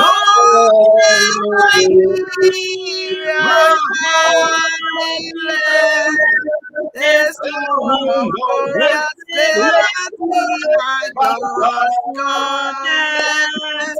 There's no glorious liberty by God's command. That was just a right?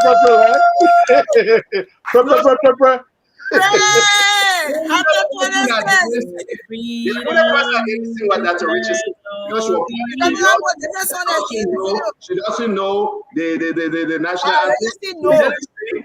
She don't even bring it to me, yeah? Don't bring it to me on this show right now. You have to first. She didn't say a word. Yes, I don't have to sing. You just sing like you guys are singing. I want to say congrats to everybody. God bless you. Happy God keep you. 26. Happy 26. To all Liberians across the globe, we love you. This 26, this year, that my sister Glennie gonna meet her ex in France. God forbid. The fire truck gonna connect. Fine. The fire truck will connect. All right. Thank you, Damo. You want to come on? Nelson, you want to come on? Or whoever in the back? Let's end the show, guys. Damo, thank you very much. I see that Nelson is Nelson logging, but maybe he's off. Damo, Yeah, thank I'm you. sure That was a great show. Yes, I beg you, my friend. Let's work on that on Saturday. Don't let the people know. Now you bringing it on. Now I say anything.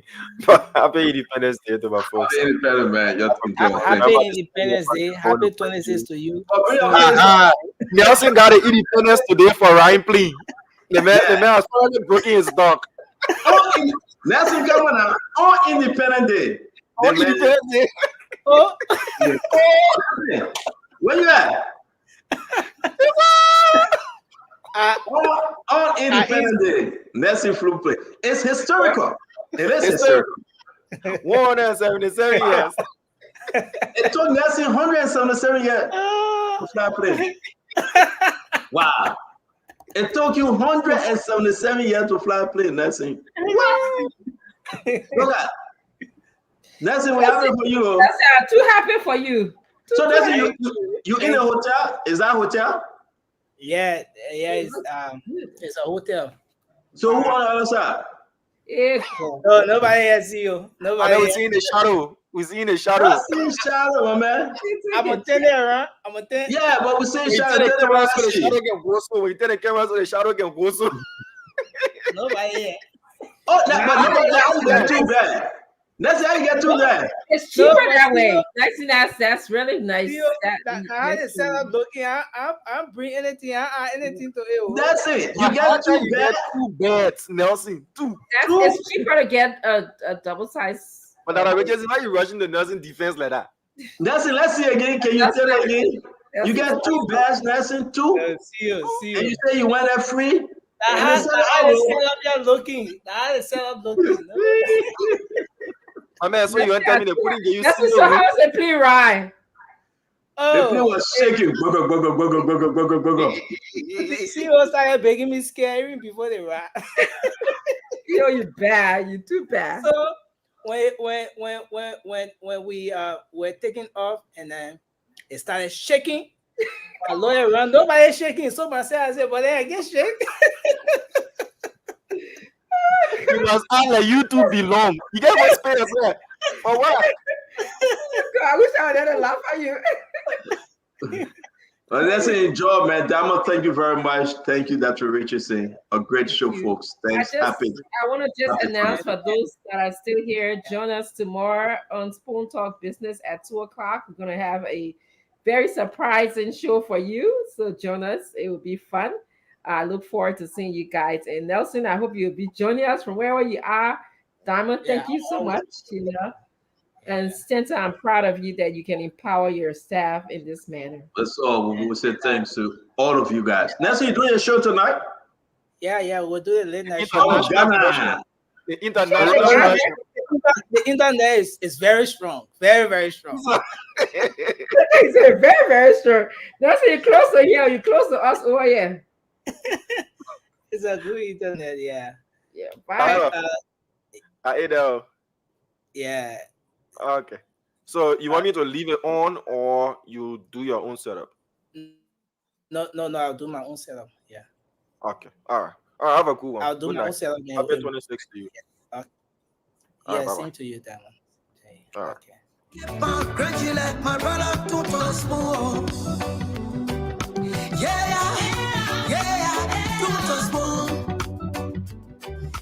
You from Funjama, Maryland to Tospoon. Yeah, to Tospoon.